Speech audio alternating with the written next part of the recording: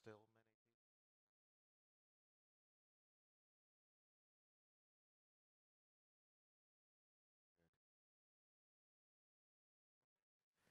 many people. Labrīt. Good morning, dear ladies and gentlemen, friends and excellencies.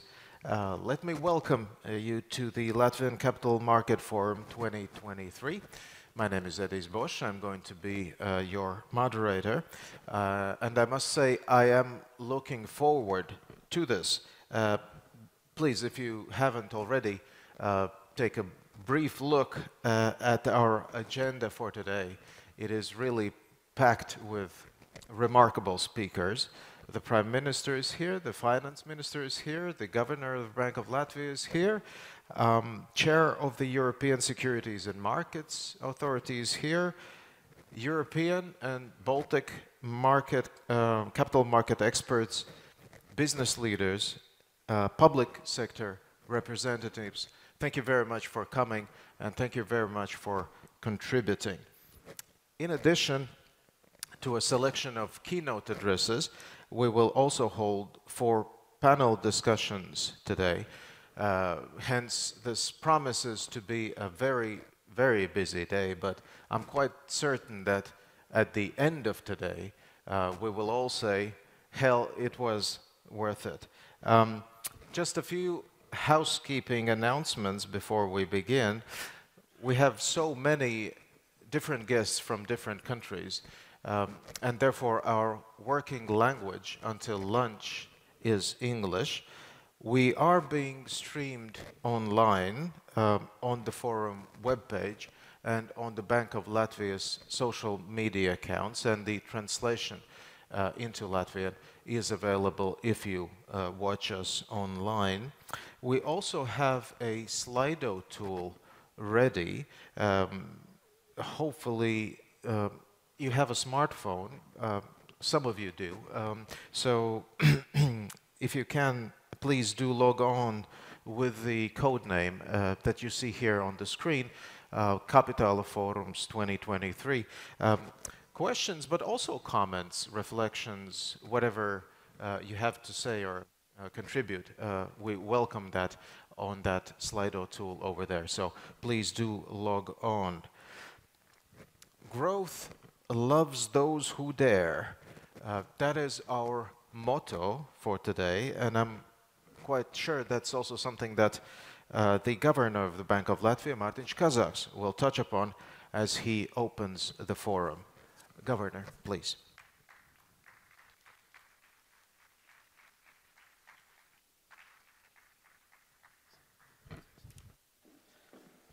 Labdien! Prieks jūs visus redzēt. Man gan grūti jūs redzēt, jo gaisma visu acīs, bet prieks tiešām jūs redzēt šajā pasākumā. Tas ir ikgadējs, un mēs tā arī turpināsim, jo šī ir ļoti svarīga joma. Pārējot uz angļu valodu, ladies and gentlemen, Your Excellency, Prime Minister Krišjāņa Kariņa, Minister of Finance, Arvila Ašeradena, dear colleagues, ladies and gentlemen, I am truly honored to open our annual Capital Markets Forum. And as you can see, this year it's very ambitiously titled, Growth Loves Those Who Dare, and it certainly does. And we do dare. I like the ambition, because ambition is what drives growth. Previously, this forum was organized and spearheaded by FCMC.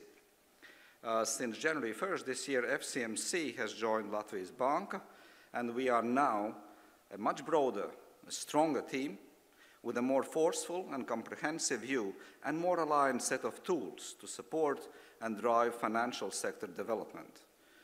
My former FCMC colleagues are now my current colleagues at the bank, and Santa Purgaile, as you will see her in the front row, as decisively as ever, will continue to spearhead both this forum and our work to grow and develop Latvian capital markets. Why are capital markets so important? It's because it's all about health, dynamism, and resilience of our economy. Ultimately, of course, it's about the incomes, well-being, sustainability, and quality of life of our society. Incomes, productivity, economic growth are all driven by investments. Unfortunately, we see that investment activity in Latvia has been falling behind that of our peers. And as a society, we must do better than that. Richer, more developed, more dynamic, and more diversified capital markets is one element which has been so far grossly underutilized. It hides great potential to reinvigorate investments and grow the Latvian economy. And not only the Latvian economy, we think much bigger. We think bigger. We think that it's about the Baltics and it's about Europe. In 2021, we started the tradition of organizing this Latvian Capital Markets Forum by bringing together industry professionals, entrepreneurs, public administration, and investors to identify and address the issues that must be resolved to realize the untapped potential of capital markets. In 2020, FCMC, together with the Latvian capital market participants, developed a 10-step program for development of the Latvian capital market. This 10-step program consists of 3 key building blocks which interact with each other: issuers, investors, and the government. We paid careful attention to those blocks, and together with our public and private sector partners, derived concrete action plans to be included in the National Financial Sector Development Plan for 2021-23. Our partners have assessed our work so far on the 10-point scale with 8.5. I can truly say, well done. Well done. It's good, but clearly it indicates potential for further improvement. More work is needed to open possibilities for domestic and foreign capital flows, to fund business investment, to provide investors with an opportunity to invest in the development of the Latvian economy. The size and liquidity, of course, is very important for the capital market. Unfortunately, so far we see that it is still very small, and there is a long way to go. It's clearly, the glass is clearly, in this respect, half empty rather than half full. The need for stronger and deeper, truly dynamic and diversified capital markets is acute in all of Europe. Capital Markets Union is a no-brainer. Yes, we all would benefit from stronger and more integrated capital markets. It has clear political support, yet technically it's a very complex project to deliver. There's lots of nitty-gritty. It involves a very broad set of participants. For instance, it does not suffice that the Ministry of Finance cooperates with the central bank. It requires coordinated involvement of Ministry of Justice, Ministry of Economics, and many others. And therefore, I am especially glad to see among us today Prime Minister Krišjāņa Kariņa, since the creation of a vibrant market requires support and participation across all parts of the government and across the countries. Ladies and gentlemen, let me thank you for participation in today's forum. I am sure that we shall have insightful and productive discussions, and these discussions will be followed by resolve and implementation of the action plan. Thank you very much.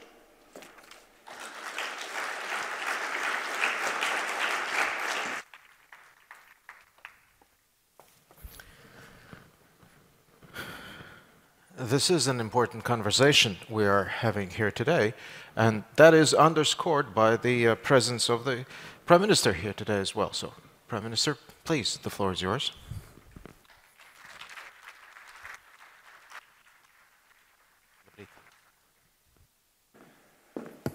Paldies, labrīt visiem. Good morning. I have to say that this is, for me, the highlight of my day. I'm not saying the rest of the day is planned to be not so good, but I have, from the day Mārtiņa Kazāka invited me to come speak, I was very excited because the topic of developing capital markets is, in my mind, one of the central bits of the puzzle that we need to solve to enliven or to bring to be the economic transformation of our economy that my government has set out to do. Our country has been through quite a lot. I'm sure any prime minister of any country in Europe can say those same words, and they're completely true. Who hasn't? In our case, after the long Soviet occupation and the privatization process, although necessary, left in the taste of many people in our country a feeling that it was not quite a very fair process, and it involved elements of less than honest action taken at the time by various politicians, some of whom were very high standing in government even. And that legacy is like a ball in a chain which is not letting us move forward. If we want to develop capital markets in Latvia, we have to start with what are always called the low-hanging fruit. So we have some fantastic companies which are growing, which have the turnover in a few hundred million, which are medium-sized companies on a European scale, but they're completely modern, they're competing around the world, all in high-tech and very high value-added exports. But they are still rather small to go to the market. But what we have is a whole bunch of state enterprises that are also huge, have a tremendous growth potential outside of this country. And for political reasons and emotional, sentimental reasons, I tried in the last government. I have to admit this is one of the regrets I had. For 4 years, I tried to convince my colleagues that we have to change our thinking. And for 4 years, my colleagues in government disagreed with me. And so here we are again. I'm at the start of a new government. I don't have 4 partners, I have 3. That is 2 other partners I need to work with, a little easier maybe. And I'm trying to convince them that allowing a state enterprise, almost any state enterprise, to be partially floated on the stock exchange does not mean stealing or privatization in the old 1990s sense of the word. We have our big energy giant, and the energy giant, together with our big forestry giant, created a joint company to develop wind farms. This is a new company which will need to raise close to €1 billion in order to generate the kind of cash needed to put up the wind capacity that our nation needs. And there are 2 ways to do this. One is that the company, as a fully state-owned entity, will slowly gather up the steam and put the project into play. Another is to let this company tap the potential of investors to maybe go above and beyond what they're looking at today. I'm, as a prime minister, as many people in my country, I'm always looking around, what are other people doing? And incidentally, politics is one of the fields where cheating is actually good. We're taught in school, don't cheat. It's very important that you learn algebra yourself. And I agree with that sentiment. I told it to my kids as well. But see, in politics and in nation building, why reinvent the wheel when you can just look at how the wheel is made and then take the wheel and see if you can make it a little better? It's a little bit like programmers thinking. You don't write code from scratch. You take the best of what exists and you improve on it. And when we look around, we see that one of the companies which is competing in Latvia very effectively is Enefit Green, an Estonian company, floated on the stock exchange. This company has the potential far beyond Estonia's economy to grow far beyond Estonia's borders. And I want our companies to answer in kind. We have private companies which are competing, which are buying assets abroad and expanding their market share. Fantastic. But we need our state companies to be unleashed. It's like this tremendous potential that I see. And politically speaking, the decision-making is difficult because of the ball and chain of people falsely thinking that going to the capital markets is equivalent to stealing, as it was sometimes in the 1990s. And if we can break this thought process, we can unleash a fantastic potential for these companies to open the door for other companies to go into the capital market. I was speaking with the governor of the Bank of Latvia just before the conference, and I said, do you know how large our capital market is relative to GDP?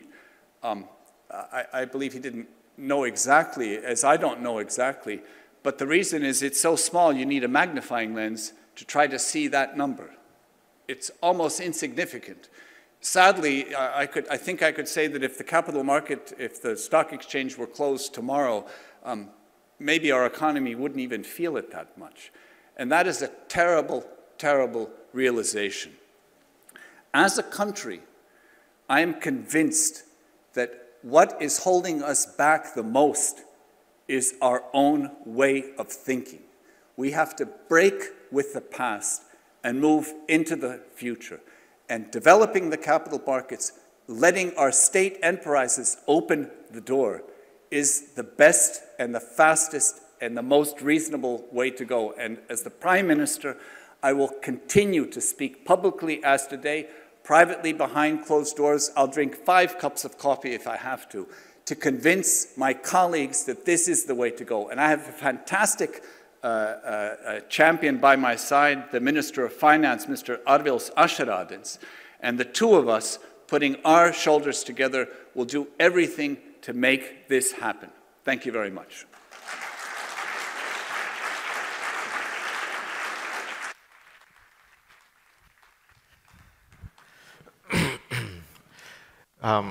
We'll note the promise of the 5 cups of coffee, and, and then we'll look at you. How do you feel? All right, thank you very much, Prime Minister. The Finance Minister, Arvila Ašeradena, is here as well, and I don't know what his calendar says for today, but in line with the Prime Minister, I'd like to think that for him, this event is also the highlight of his day. Hopefully so. Minister, please.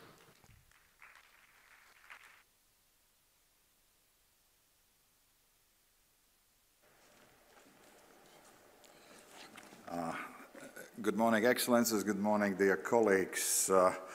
What I should say after those 2 brilliant speakers. But of course, I have something to add, but a little bit restructure my thoughts. Well, number 1, Prime Minister says that is his highlight of today. I have 2 highlights, actually, a little bit more than that. Prime Minister is happy. Yesterday, government voted for budget, and that's it.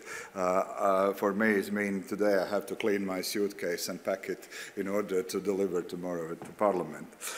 But regarding today's topic, it is very important, and this is one of my top priorities in this political cadence to being Minister of Finance. And if we look on the stock market capitalization in Latvia, it's really extremely low, and it's just around 2% of GDP.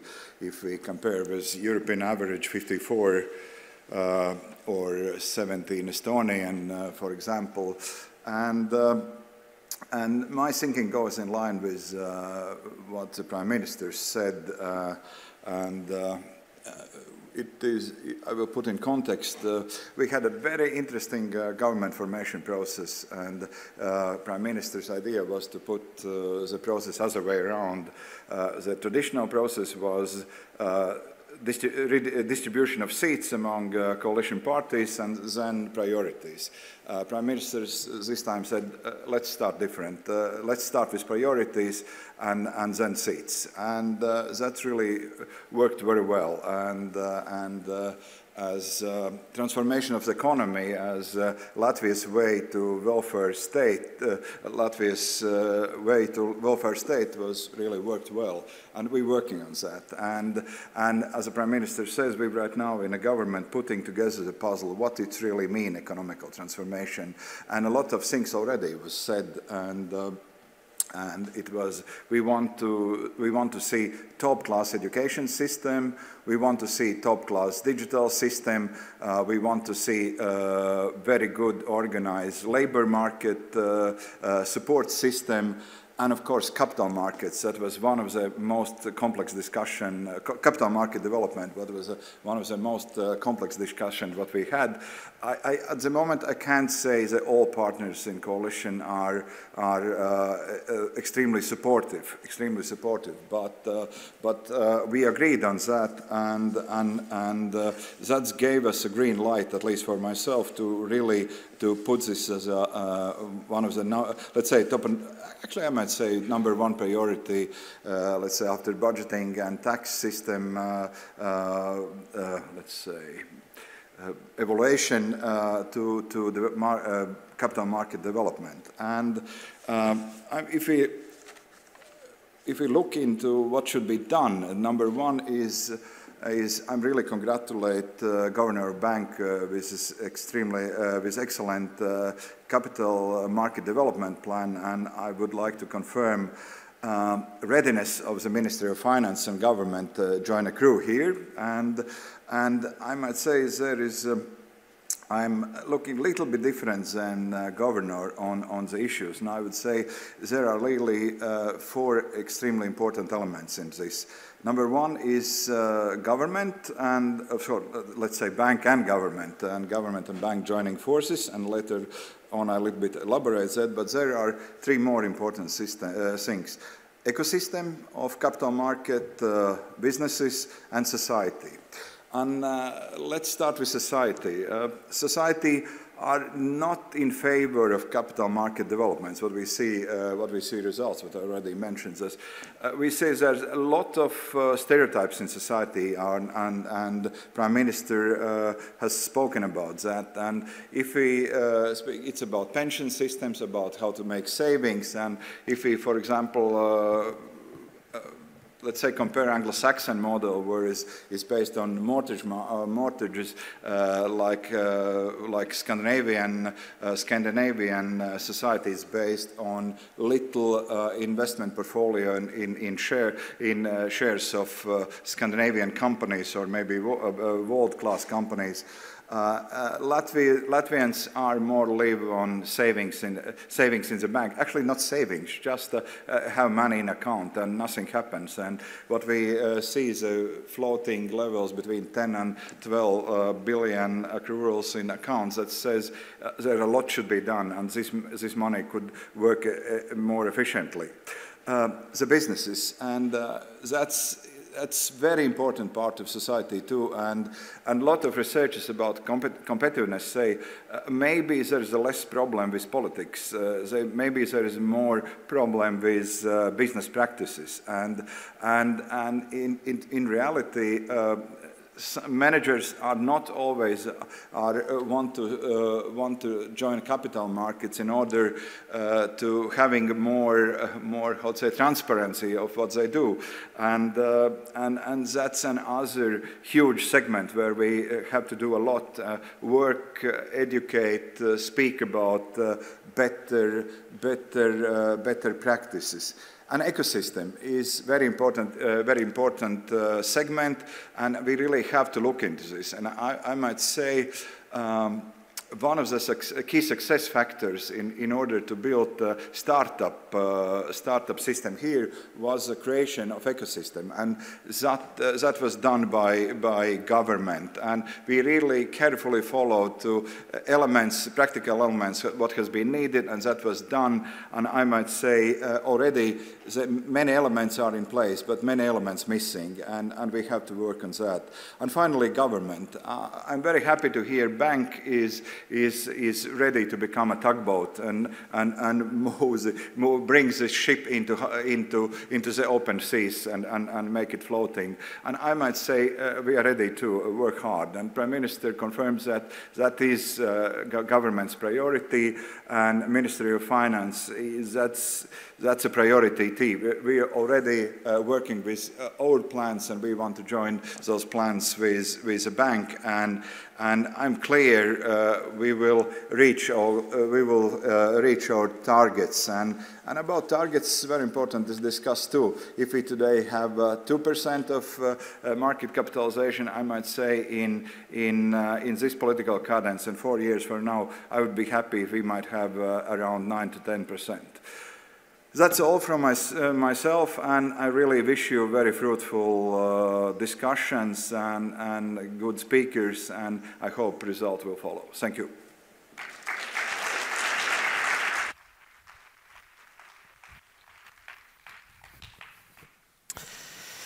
Very well, thank you very much, Mr. Ašeradens.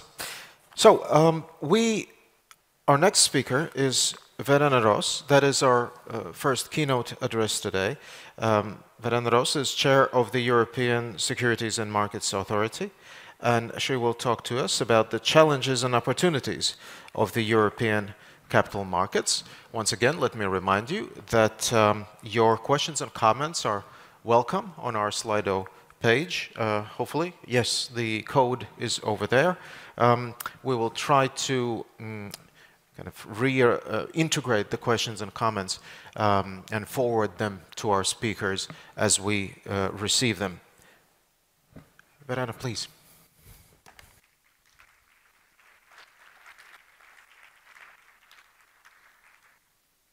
Thank you Morning. very much. Nice to see you. Morning. Good morning, ladies and gentlemen, excellencies. It's a wonderful occasion to be here with you today at the Latvian Capital Markets Forum. And I should say it's not only the highlight of my day, because I'm in Riga especially for this purpose, but it's the highlight of my week to be here with you. And I want to thank the governor and Santa Bugalev and her whole team for organizing this very important conference. Let me take the opportunity to also acknowledge the important move and change that took place at the 1st of January in your country when it comes to the supervisory structure, with the integration of the Financial and Capital Markets Commission into the central bank.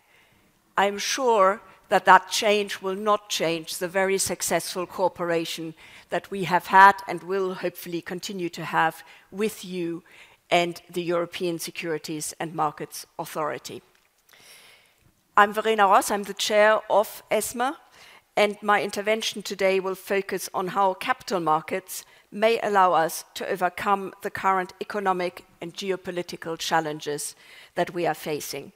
And in that, I will talk about the work that ESMA is doing at European level, but very importantly also how we cooperate with the national supervisors in the individual countries, including here in Latvia. Hopefully, my remarks will spur on some insightful discussions that will help to take you through the day. Before I proceed with my remarks, let me start by setting the wider context. The environment we are currently living in is one of growing inflationary pressures and soaring prices. Inflation has been on the rise across all countries to levels last seen decades ago.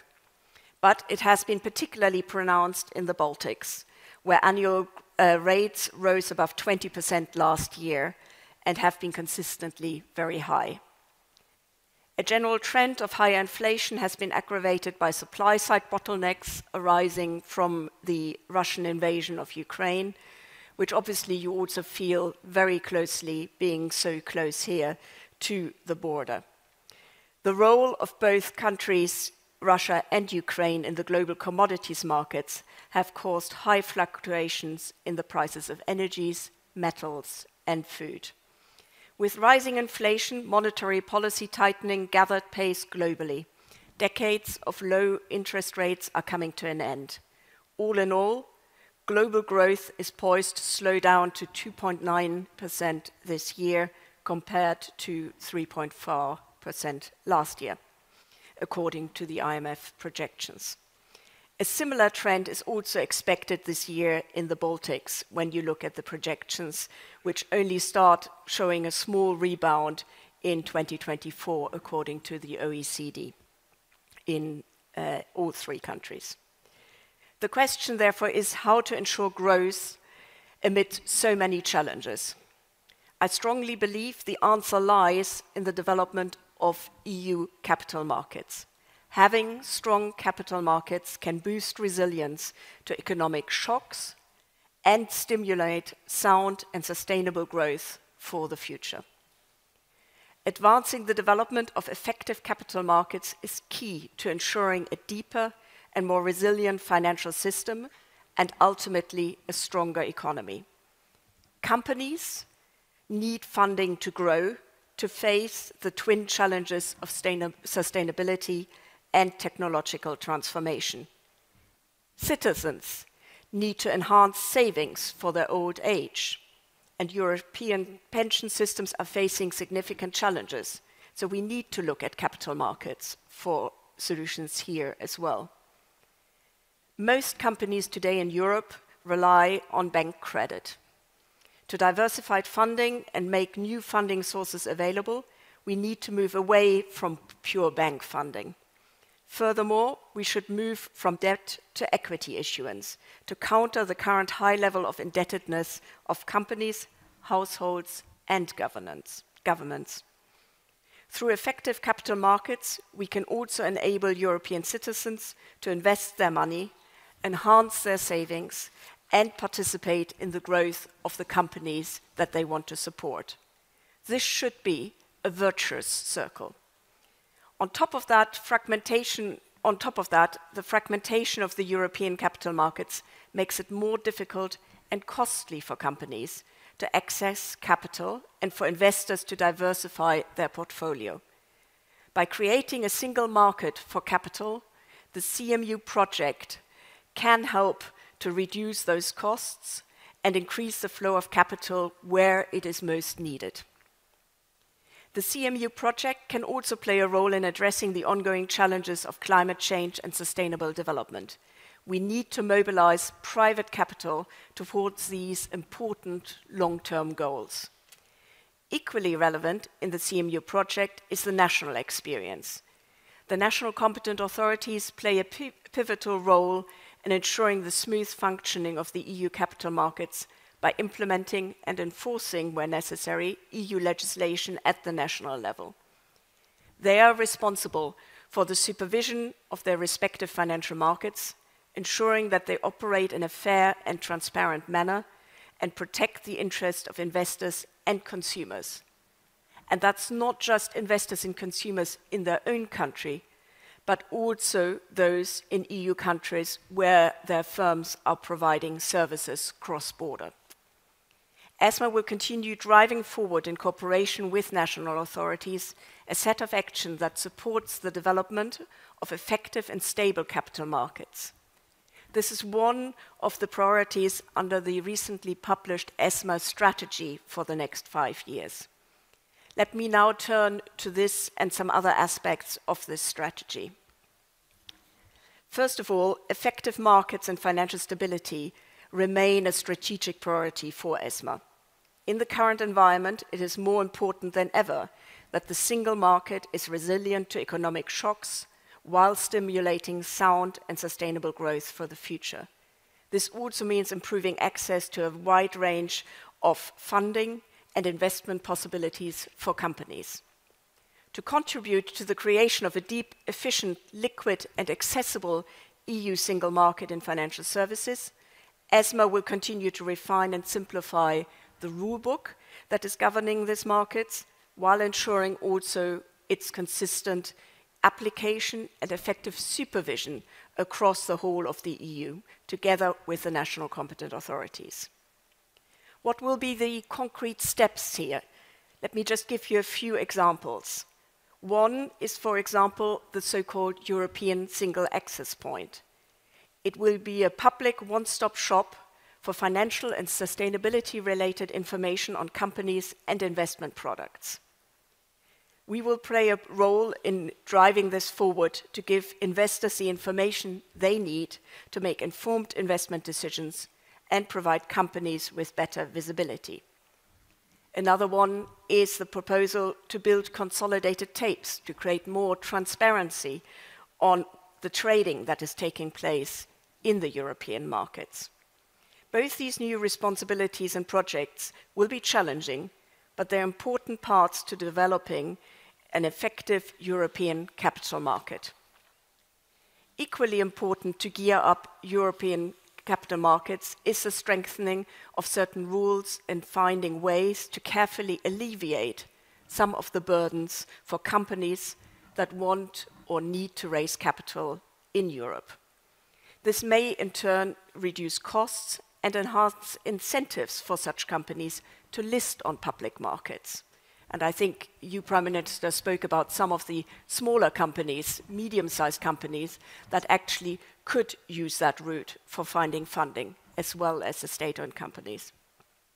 In this sense, we welcome, as ESMA, the listing package proposal, which was recently published by the European Commission, and its ambition to improve the ability for small and medium-sized enterprises and other companies to access public markets.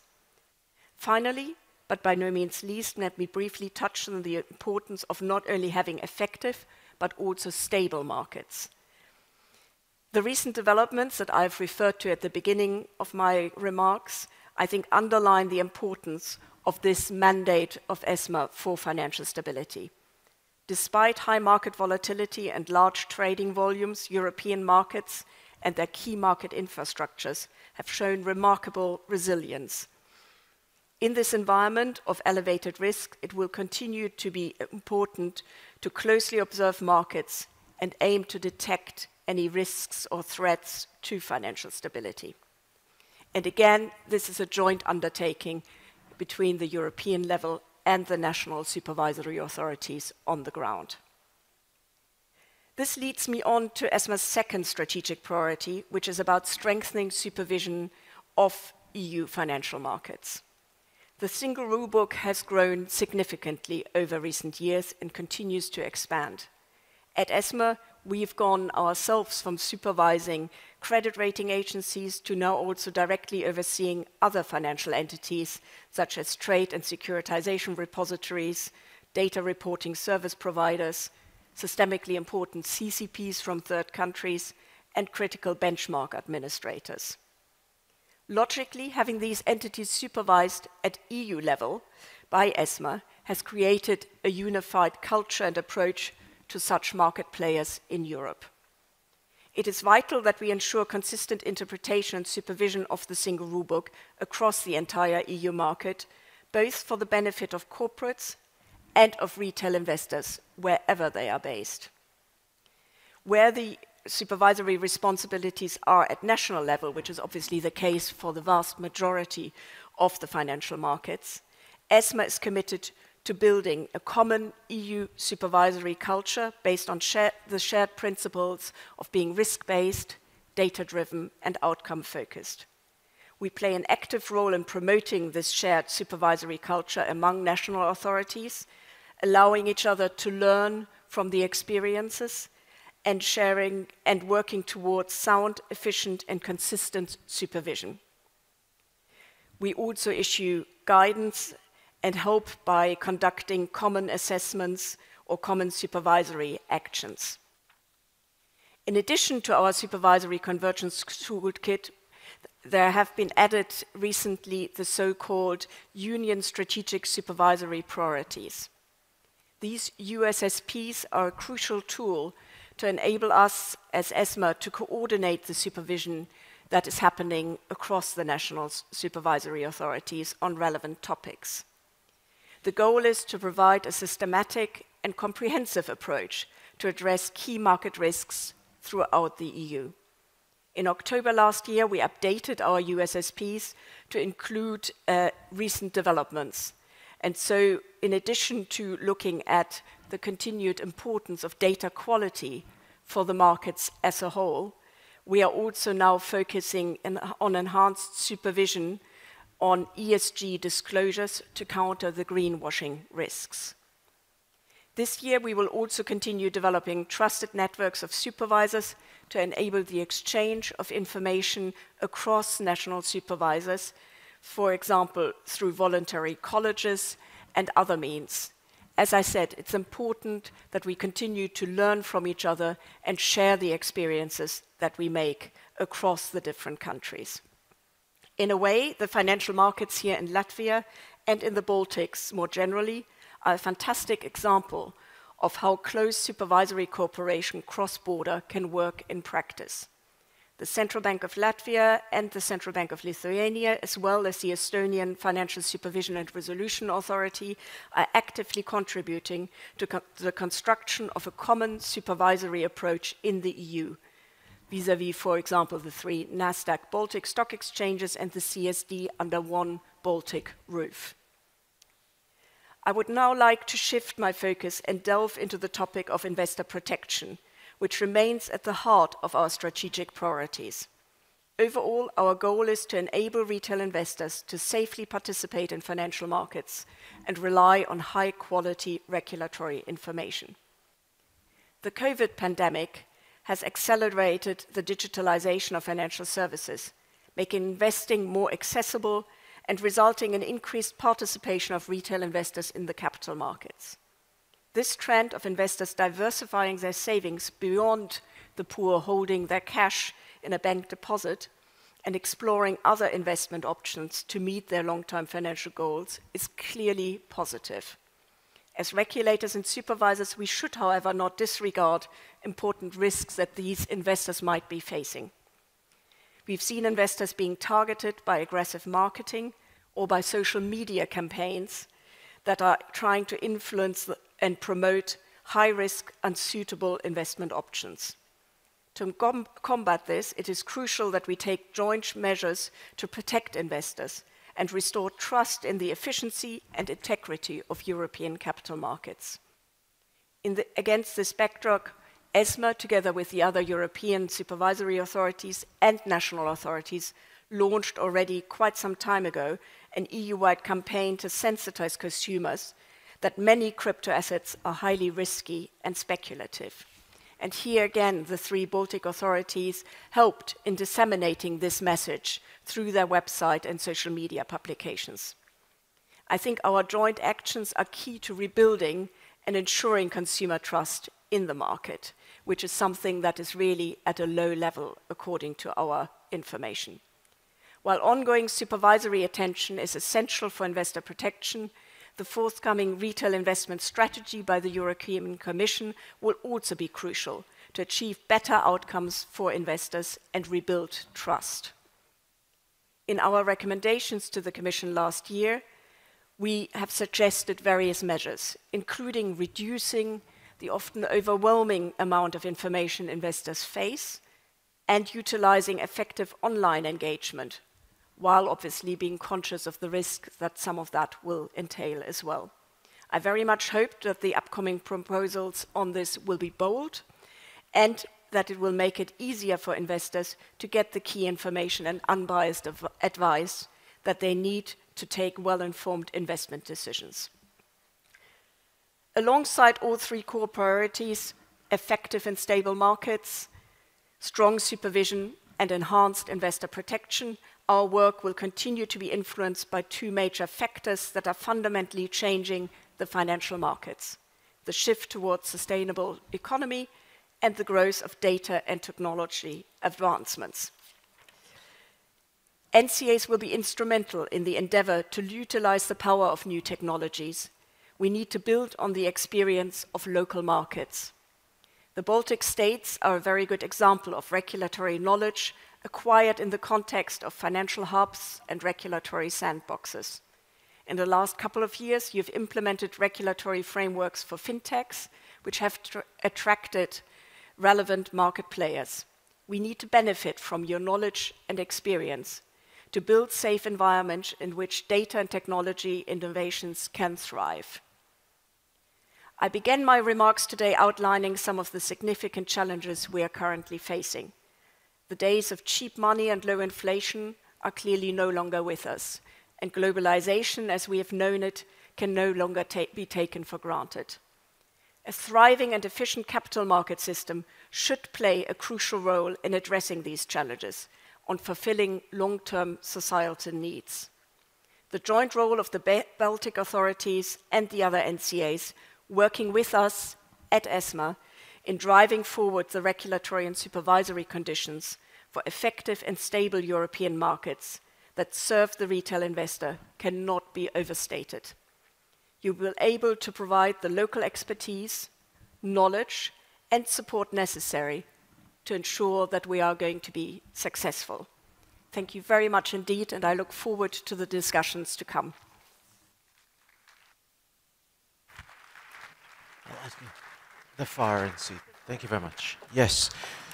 Madam, thank you very much for these very important remarks. I'll ask you to take a seat here on the stage just to facilitate the logistics, because we have our first panel coming up. And by the way, before I invite to the stage the rest of the panelists, let me just say thank you for the participation we get on Slido. There were a few questions addressed regarding Latvian government's policy with regard to capital market development. We will have an opportunity to integrate those questions in a later panel where the government representatives will come back. So thank you very much for those questions. Your speech, Madam, also resonated with a part of our audience. We have questions coming in regarding what you said, follow-ups, and this is something we can do during the panel as well. So once again, thank you very much for participating. Continue doing that. The Slido thing is open for you. Please do log on and participate. Having said that, our next panel Verena is already on the stage. Let me invite Santa Purgaila as well, the Deputy Governor of the Bank of Latvia. Jella Benner-Heinacher, President of the European Federation of Investors and Financial Services Users. Jella, thank you very much. Jella.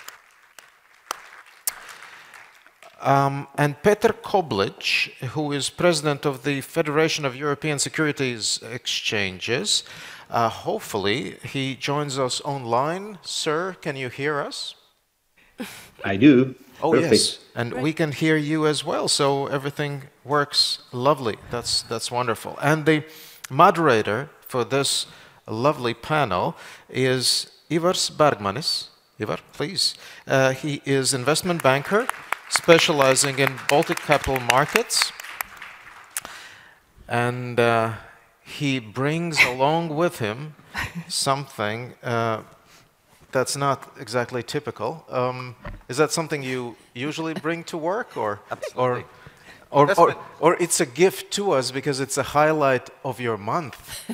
Well, let's look at it this way. Investment bankers who work on developing capital markets are like gardeners.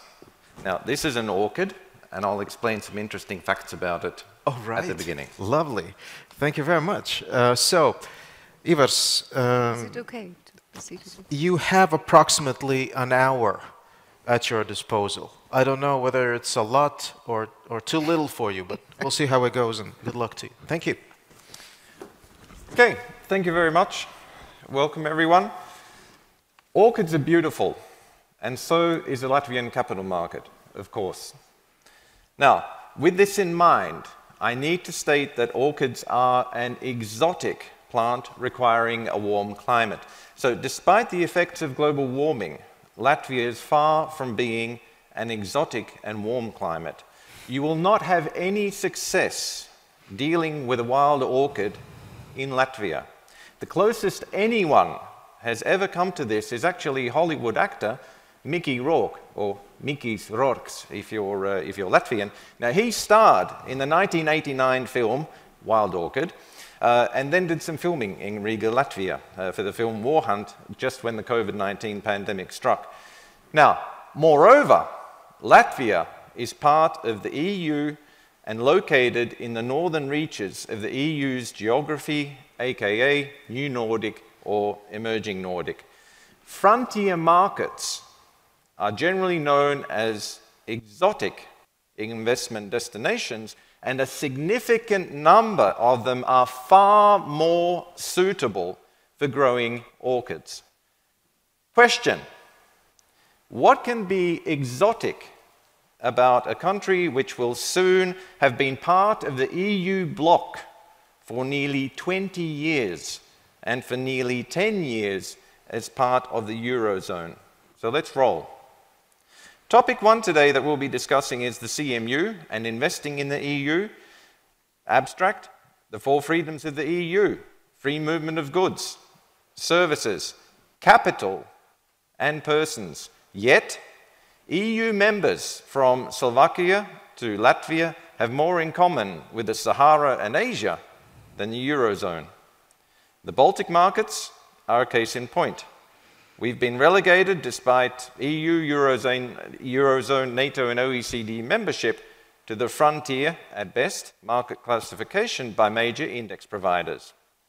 And it's mostly about small companies, SMEs, which are a very important part of our economies here.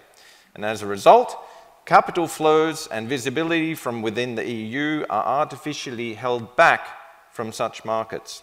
So if the aim of the CMU is to have smooth cross-border capital flows together with consistent legislation, then surely there is a need to at least provide an EU-wide consistency also for investors. So we'll be addressing that today. We've already heard today about the relatively small number when it comes to the Latvian capital market and capital market development. No need to go into that, other than to say that from where it is today, comfortably, there's room to grow 5 to 10 times, and only then would we be reaching average or median levels. So what can be done about this? And what about elsewhere as well in the European Union? The second topic, we'll be talking more about offering documents, applicability, and other commercial realities. And here we're talking about, well, again, smaller markets, documentation requirements in the EU perspective, and would there not then be some opportunities in streamlining and helping cross-border investment to take place, not only for investors elsewhere within the EU, but for these smaller companies, SMEs, nano-caps, doesn't matter how you want to describe them, to be able to tap their capital within the EU more efficiently. Thank you very much for the panelists for joining us today. Let's get moving with the first topic. And the first question then is for Jelle. So, Mrs. Watanabe is a fictional Japanese household retail investor in the foreign exchange market. Now, is there a Frau, Fräulein, Herr equivalent in the EU German retail investor world? And if so, what are their typical habits, please? Thank you, Ivar. Before I answer your question, let me say thank you very much for the invitation. Thank you for being here. Riga is a beautiful city that I've never been to, and congratulations to this impressive conference.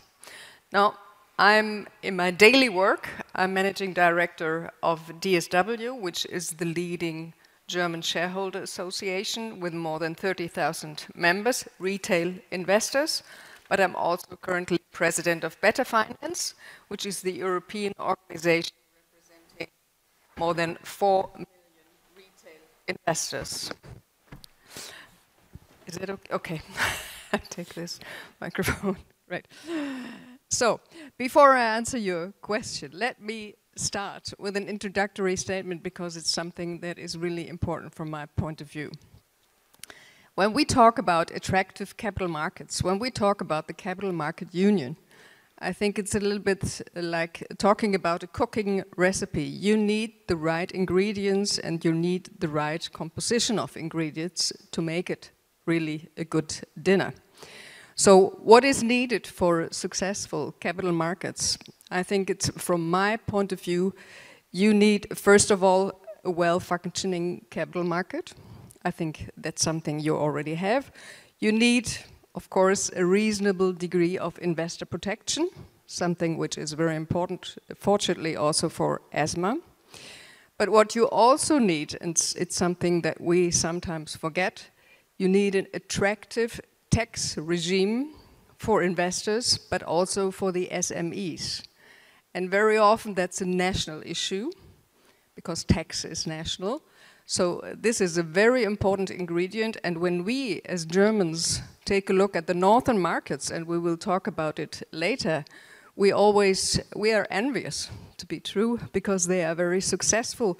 They have a high proportion of shareholders, but if you look behind the scene, it's very often also the tax regime and the tax incentives that are so attractive. Of course, you also need attractive companies, which is extremely important. So if I take a look at Germany, I just want to give you an example, BioNTech. I think a lot of you know this company because they produced some of the vaccines in the COVID-19 pandemic. This is a successful company, I would say. It's an SME, now already medium size, I would say. But the question is, we have this wonderful company, we have everything around it, and we asked the company, why didn't you choose the IPO in Germany? Why didn't you go public in Frankfurt, or in Europe at least? They went to NASDAQ. Well, I think we spoke to them, we go to the general meeting, and the answer was very clear.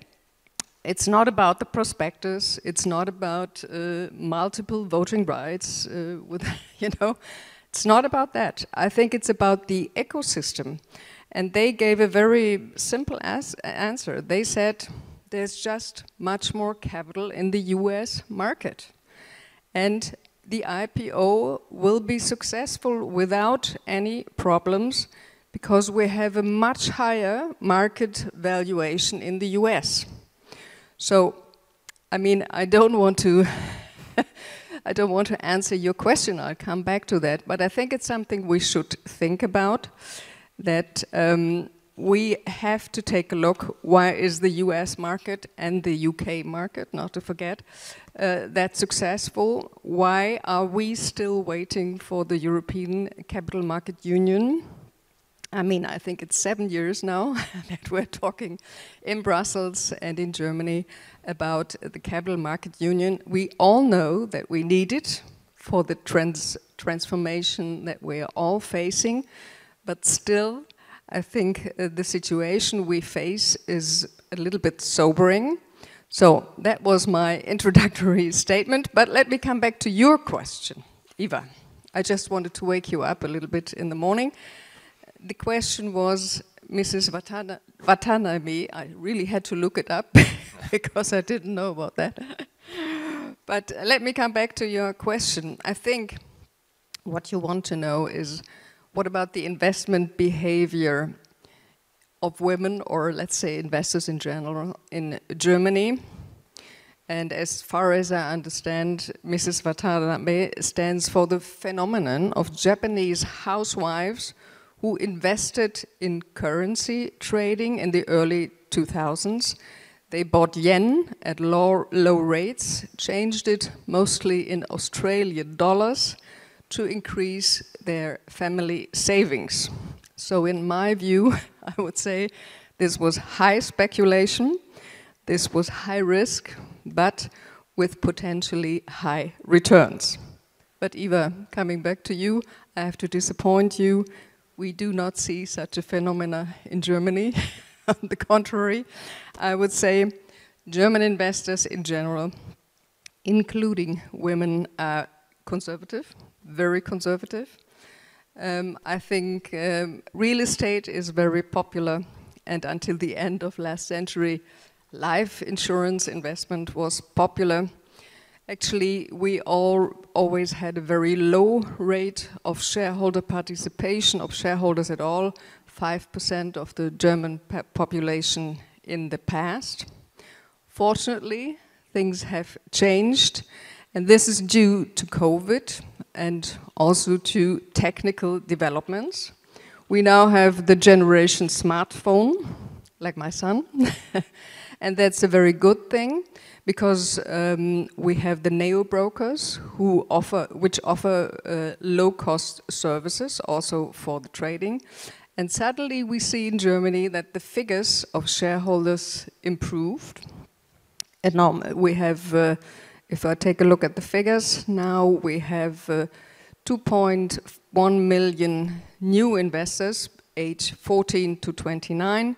We have another 2 million new investors, group 30 to 39. Of course, 87% of all of them are male. We should also take a look at that. And we also had a close look, do they invest directly or indirectly? Well, 93% of them invest in ETF funds. So it's not the story of Mrs. Watanabe, but it's more the story of Thomas and his friends. That's how we call it in Germany. Now we have 18.3% of the German populations as direct or indirect shareholders, and we are actually pretty proud on that new figure, and we hope that this development will continue. Lovely. So how much of a challenge then is overall EU market access, as well as, say, custody for German retail investors? Well, let me start with this nasty topic, custody, because the availability of custody is still a problem. And I would like to give you a very recent example. Better Finance, our European organization, together with DSW, we just published a new study 2 weeks ago on cross-border voting in Europe. Actually, it's all based on the Shareholder Rights Directive 1 and 2, and we just wanted to find out how does it work in reality. So our member organizations, they bought shares in other European countries, and they tried to exercise the most important right of the shareholder, the right to vote. Now, voting cross-border is quite challenging, I can tell you. So the outcome of this study was, I would say, it was devastating, because only in the minority of all the cases our investors were successful in receiving the voting card and successful in voting at the general meeting. Now, why is this the case?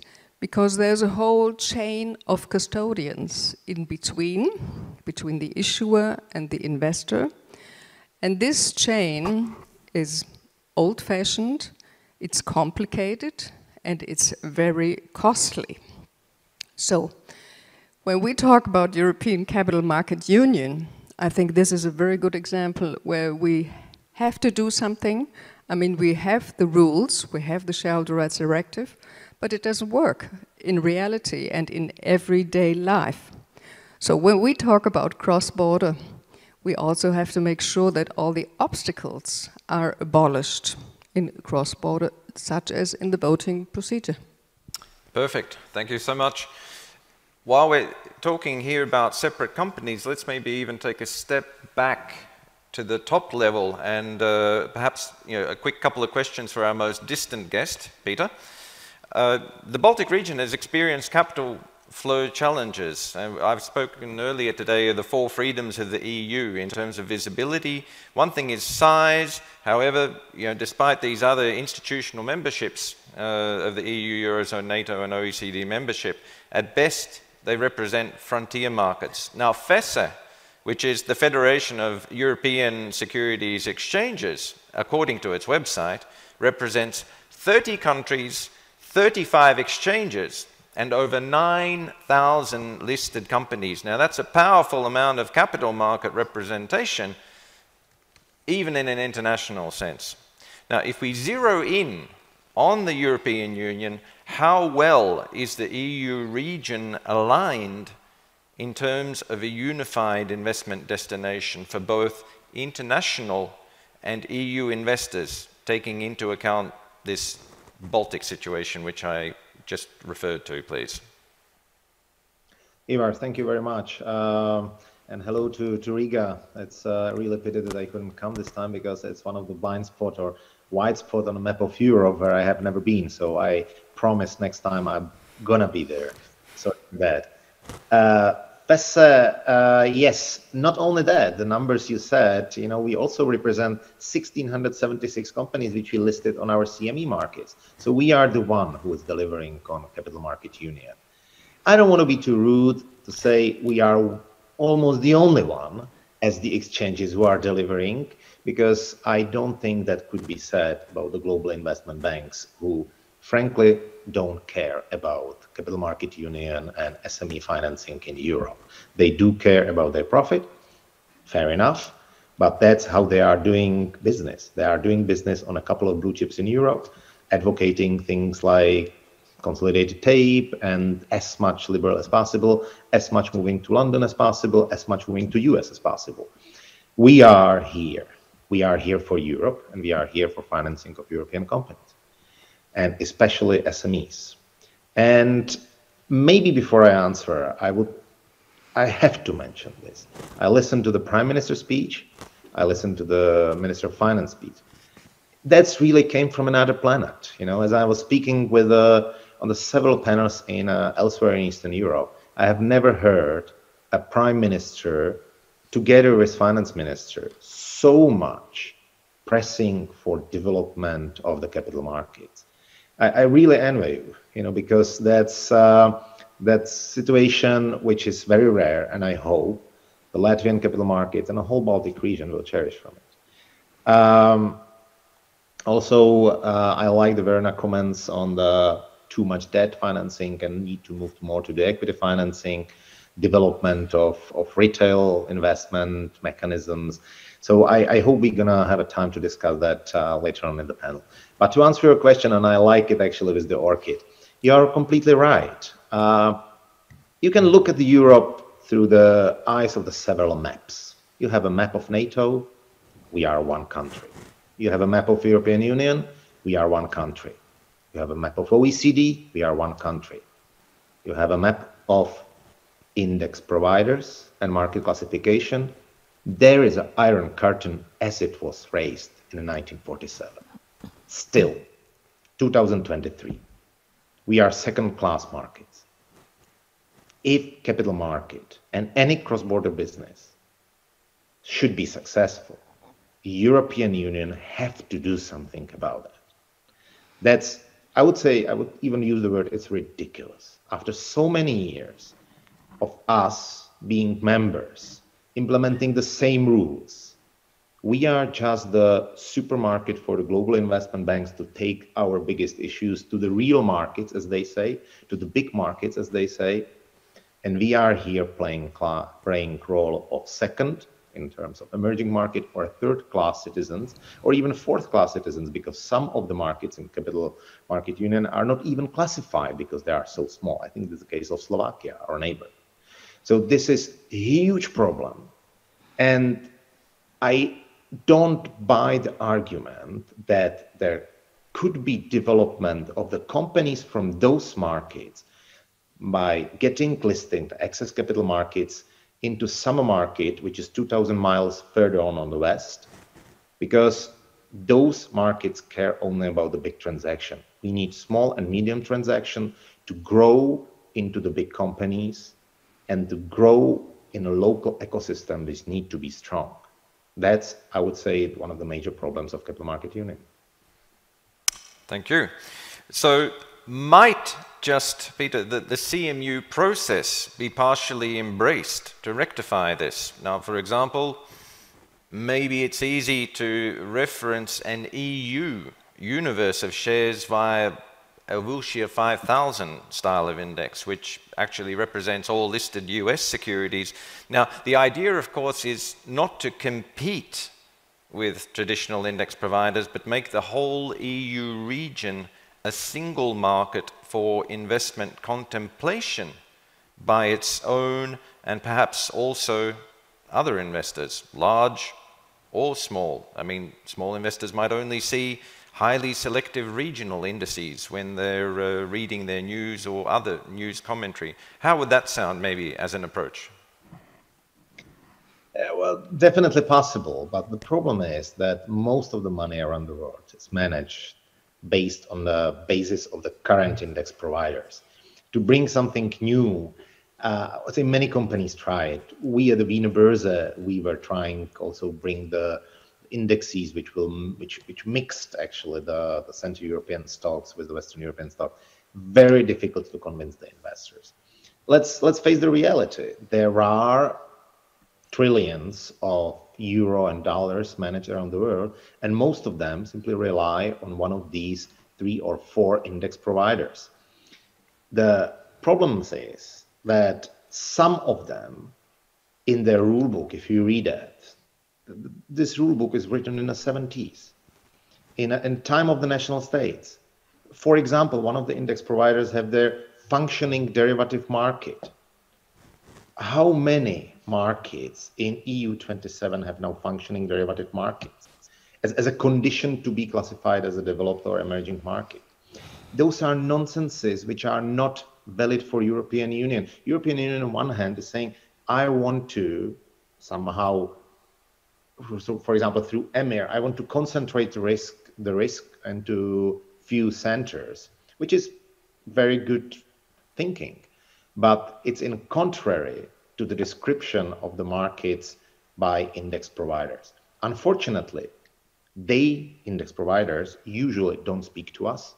They don't speak to local players. They do speak only to their clients and biggest customers, which is the biggest asset managers in the world. And that's where I'm saying we are serving them, nobody else.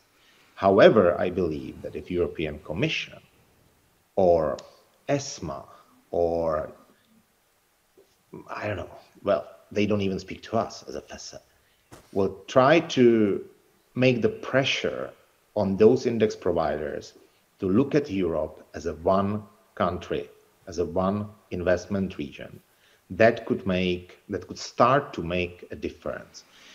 EBRD is making some efforts in that respect. The efforts are half successful, I would say. They have been successful, I believe, in Western Africa, where they unified a couple of capital markets and convinced the index providers to unify them in one investment zone, and the classification then increased. But I would say we need pan-European move in this matter.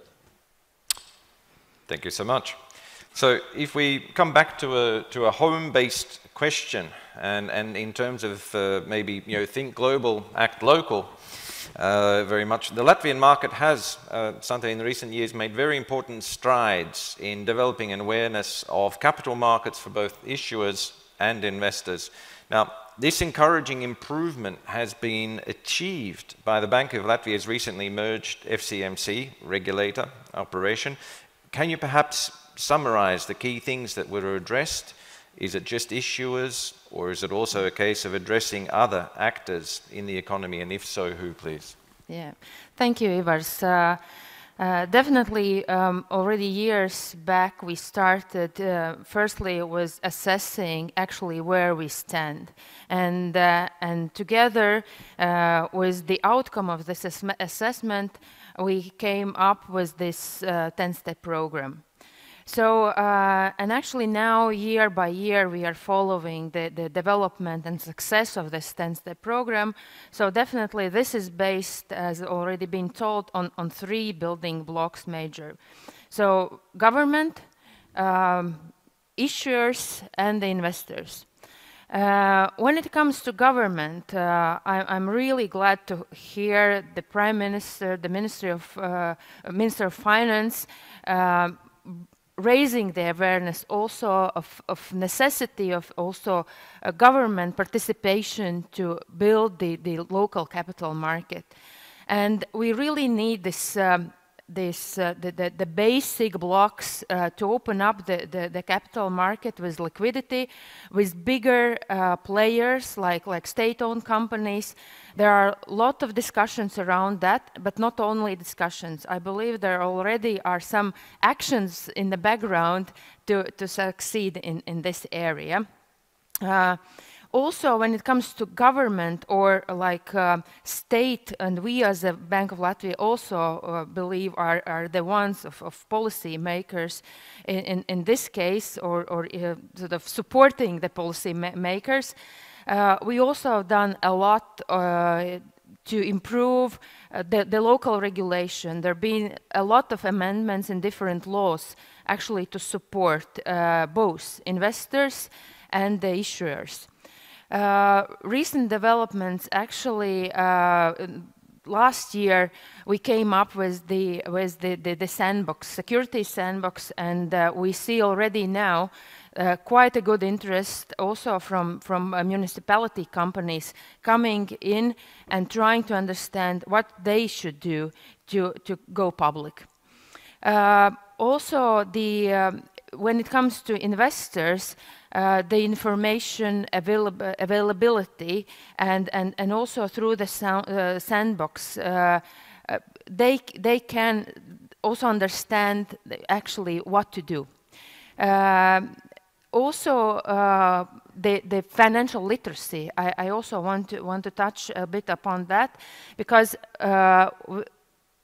very well-informed and knowledgeable investor will be the one actually also participating and giving the input into the capital markets. So we've done a lot by informing in different channels. We have made a lot of different conferences, seminars, smaller groups, bigger groups. Our colleagues actually done the tremendous job by creating the radio series called Pelnīt prasme, addressing all those issues actually in both for investors, for issuers, what to do, and actually how we all together can develop the capital market. Also, in terms of investor protection, I should mention that we've been very closely working together with the law enforcement agencies. Also, we made a lot of learning programs for them to actually excel in their ability to understand where the crime actually happens and how to tackle those situations. So. Yeah, I believe that all those different already discussions started and different private and public parties involved in those discussions and creating those action plans, both for ministries, for us as the regulator, and I think that this common work together will bring us to some next steps and maybe some successful next steps. Perfect. Thank you so much. So reflecting back to our keynote speaker, maybe a question for Verena. So we've heard today, and not just maybe the Baltic states, smaller markets, considering that they might not be attracting enough capital as opposed to other EU member states, what measures could perhaps be implemented at the EU level to increase their attractiveness or accessibility, please? Thank you, Ivars, and wonderful to sit around this table as well to discuss these important topics. And I think it is clear that the importance of ensuring good understanding of what the companies in Latvia, in the Baltics, actually can stand for, what they can bring to the wider economy in Europe and globally, is one of the key aspects. And I think some of the developments at the European scale for looking at more transparency around company information, about putting on the same platform the companies that are the blue chips, which everyone knows, with some of the companies that are not well known, will really help. And being able to compare information, whether it's financial information, whether it's sustainability related information, to allow the investor to actually see companies across the whole of Europe in the same framework, I think will be extremely important. And that is this European single access point, which I briefly mentioned earlier. But for me, that is one of the things that could really make a difference in investors' perception minds. And that's not only European investors and small retail investors, but maybe also some of the investors from outside of Europe whose capital we also need to bring into the European market. So I think from that perspective, I think that is very important. I very closely listened to what Peter said about the index providers. I can see that is a real challenge and something that, you know, belongs to the overall ecosystem of ensuring that companies are properly being part of the investment universe, which is considered by investors around the board. And then finally, I think I would very much echo what Santa said and Jella said as well, the importance of making investors aware and educating them. And I think digitalization has huge opportunities to offer there, but we also need to make sure that investors are properly informed without being overburdened by too much information. That is education, that is the right information that they need to get, and also being accompanied in their investment journey to be able to take the right decisions for themselves. So I think all of that is the package that is important to try to drive us forward. And I would very much emphasize that also only with the developments at a regional and national level, we can ultimately build a successful European single market. Of course, we need to try to integrate, to consolidate, to make sure we really have free capital flow across the European Union. But particularly for smaller companies, the regional and abilities to actually raise capital will remain important.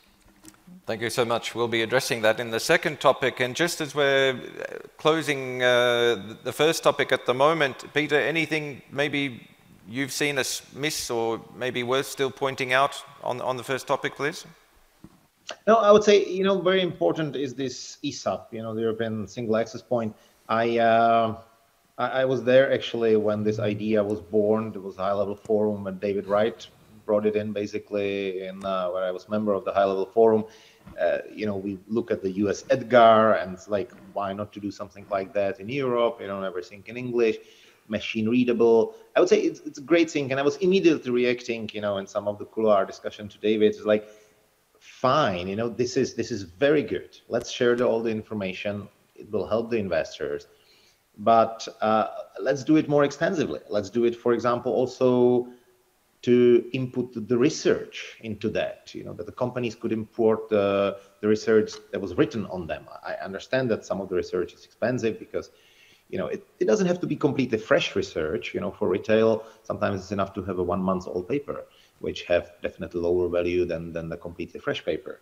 And also what I think will be still missing, and I believe it can go in the second phase, would be pre-IPO and IPO information. And that's, now I'm touching the problem with the offering in Europe. It's not that difficult, actually, for a Czech citizen or Latvian citizen or French citizen to buy a Swedish stock, to buy a Spanish stock.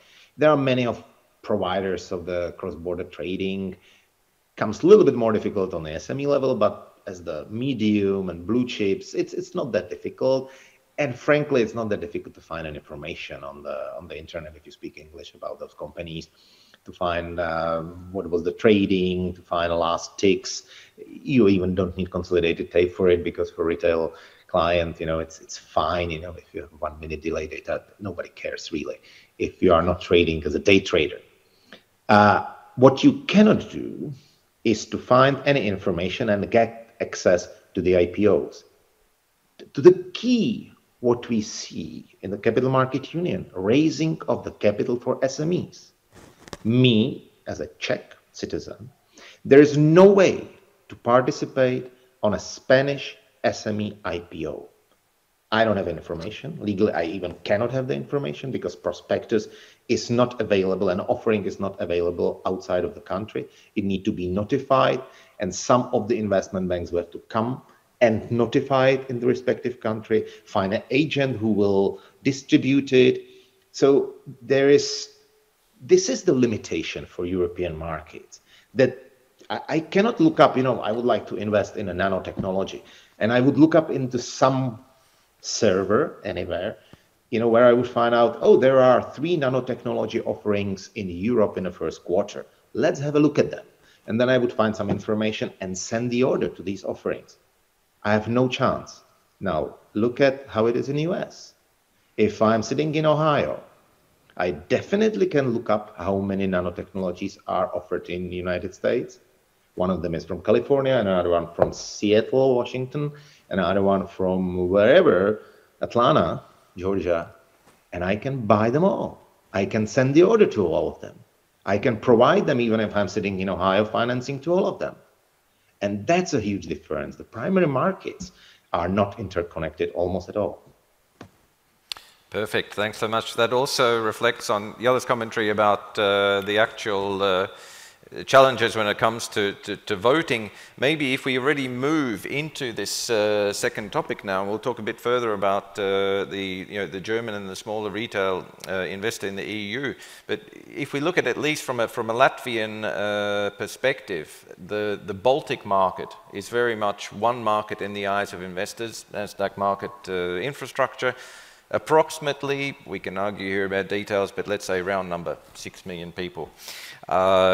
Just one of these markets on their own is very small, especially if the market hasn't really developed in terms of the retail investor activity.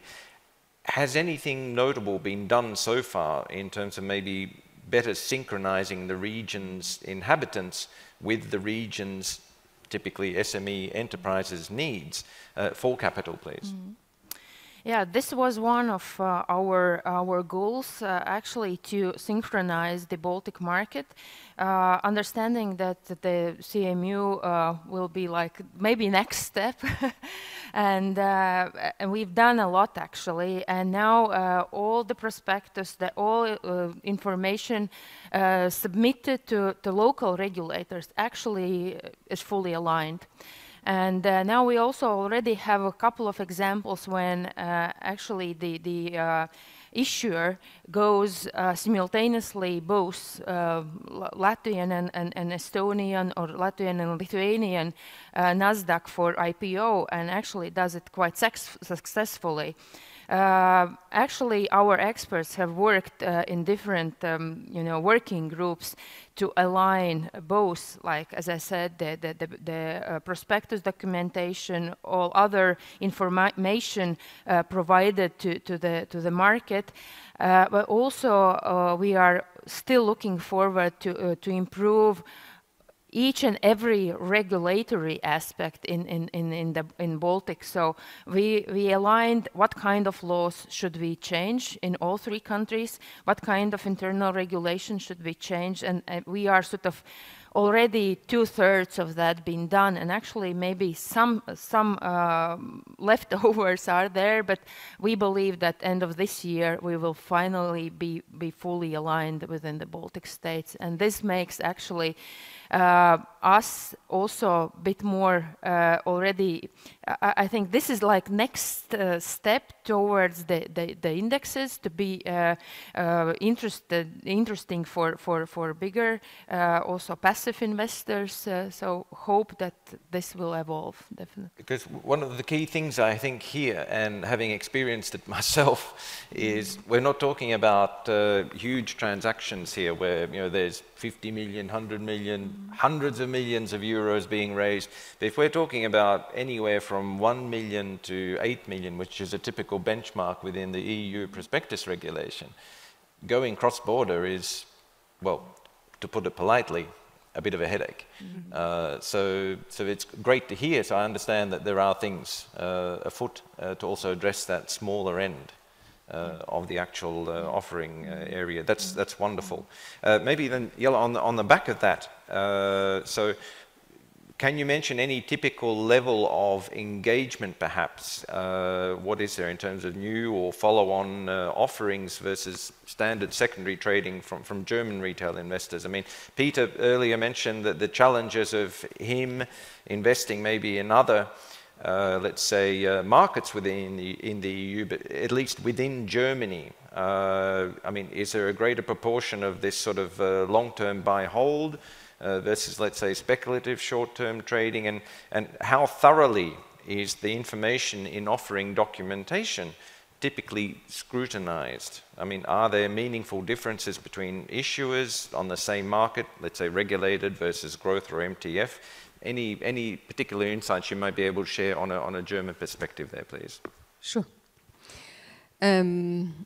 Yeah, let me start with the point of Peter. He said it's difficult to participate in an IPO in another country. Well, I can tell you it's already difficult to participate in an IPO in Germany as a German.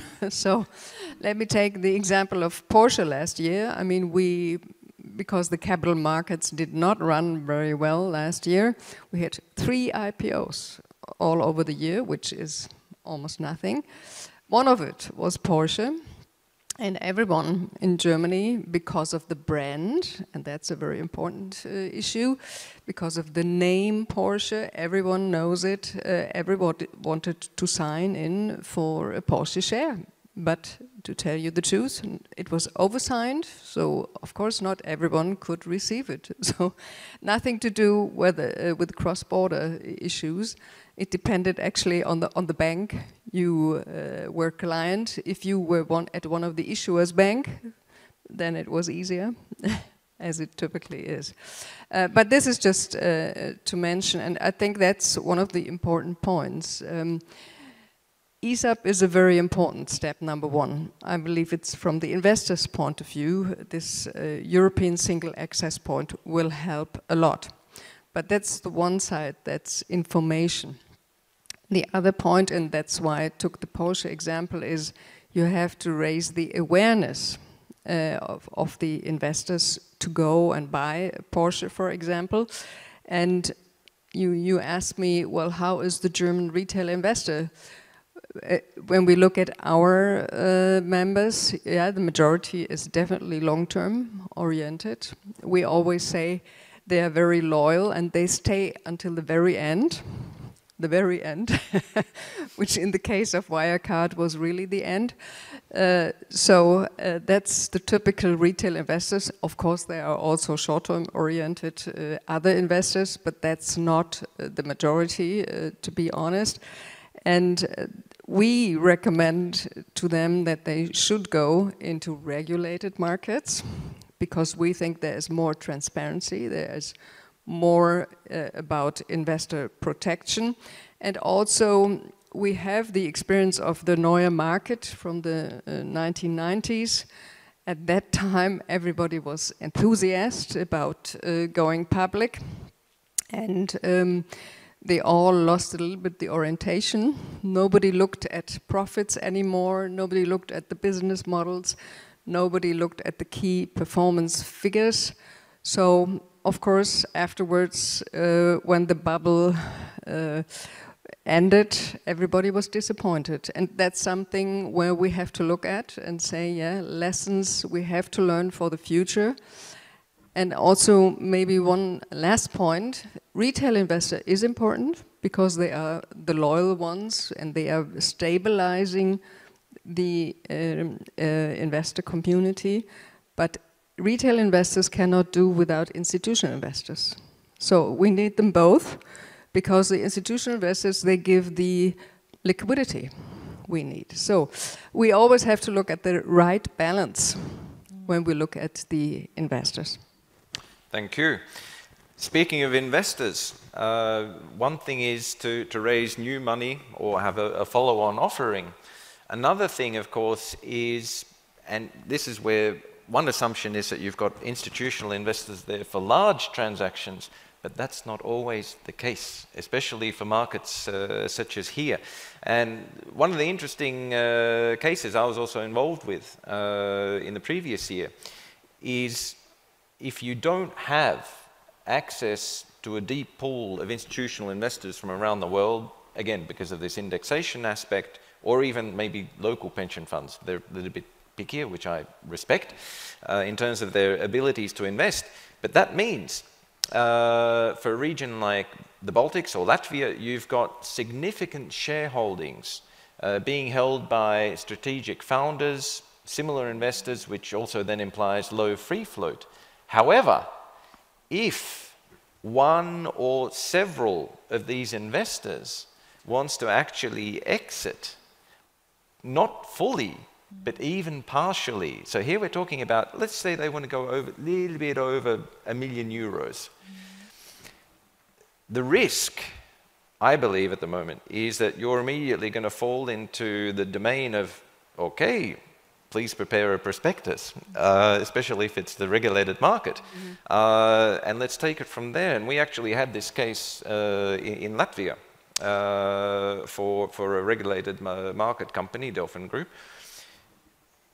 Could this maybe, and a question maybe initially for Santa, having been indirectly involved, obviously with this as being the local regulator, could something like this perhaps also be further standardized within the EU as well? Because ultimately, if we want more liquidity, if we are then relying on the smaller investor to take part, not an institutional, the documentational requirements, they need to be balanced. Investor protection is crucial as well. But if all material information has already been published, might there be a way of somehow tweaking this into a more efficient process, maybe down the road, having freshly experienced it? What do you think? Yeah, absolutely. We are quite optimistic on the way to actually standardize the processes, and with this former experience, I think that's we saw the issue, and we are trying to deal with that, and hopefully we will get there. But I think this is also a bit more global than local. And speaking of global versus local, Peter, have you had many situations like that at all that you've come across maybe some of these other markets within the EU along those lines? Yeah, well, all these discussions about the situation where I would say potential issuer is very strongly advised and lobbied, to list elsewhere, to basically forget about the local capital markets. We see it on a daily basis.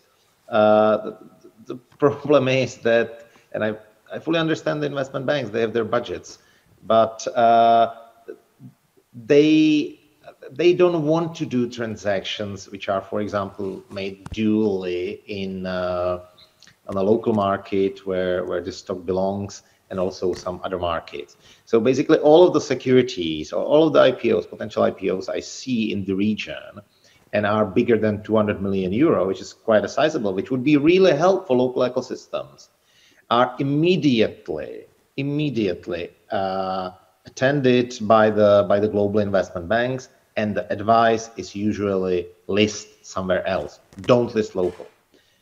And if we are approaching the companies, they are saying, oh, we get advised by this very renowned investment bank, that it's better, they have very colorful presentation and everything. Most of them end up in disaster because they find out that to be 523rd biggest company in some of the bigger markets, they don't get into any index at all. It's not that great. That it's maybe going to be better to be 7th biggest in Prague or 3rd biggest in Latvia. But they usually find it only after the deal, and you cannot do anything about that. And I would say specifically, there are 2 or 3 investment houses who are advising European companies to turn into the PLC and list in London, which I find completely ridiculous.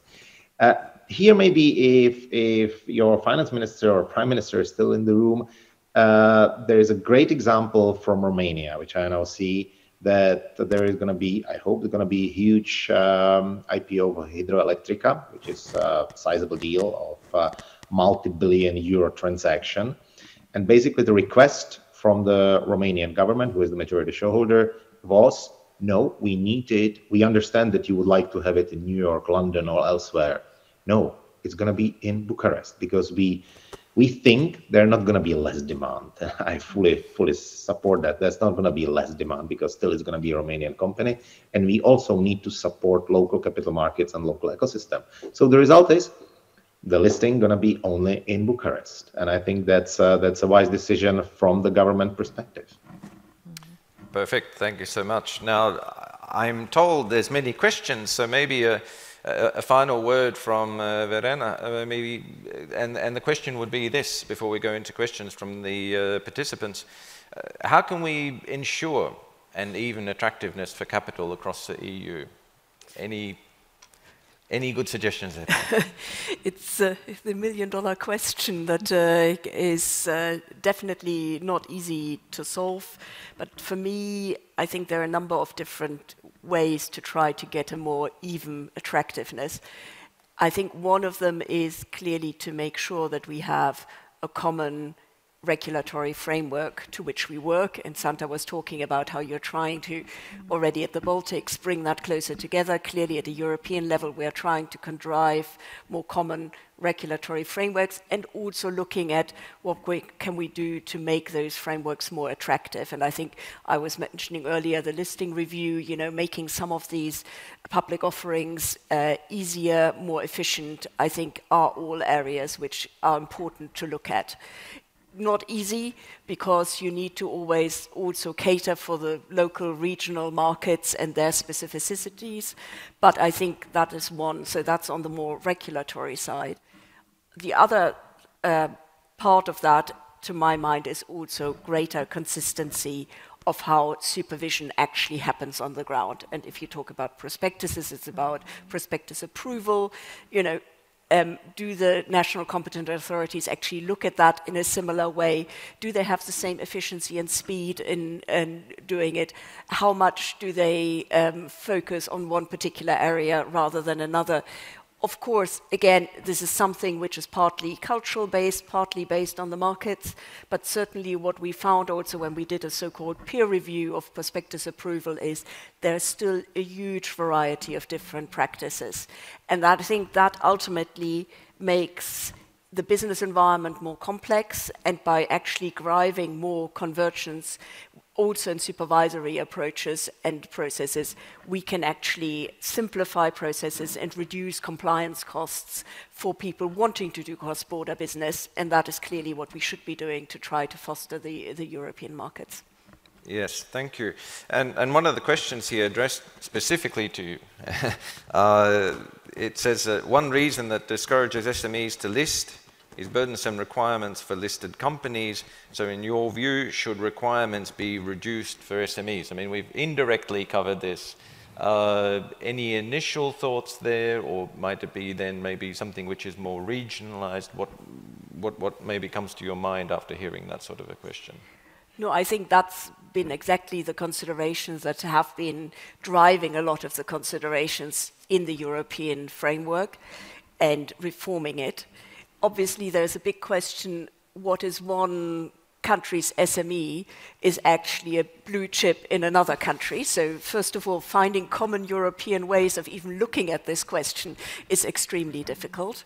At the same time, I think the main purpose obviously is to try to, on the one hand, reduce burdens and make sure that SMEs are able to fulfill the requirements in an effective and efficient way.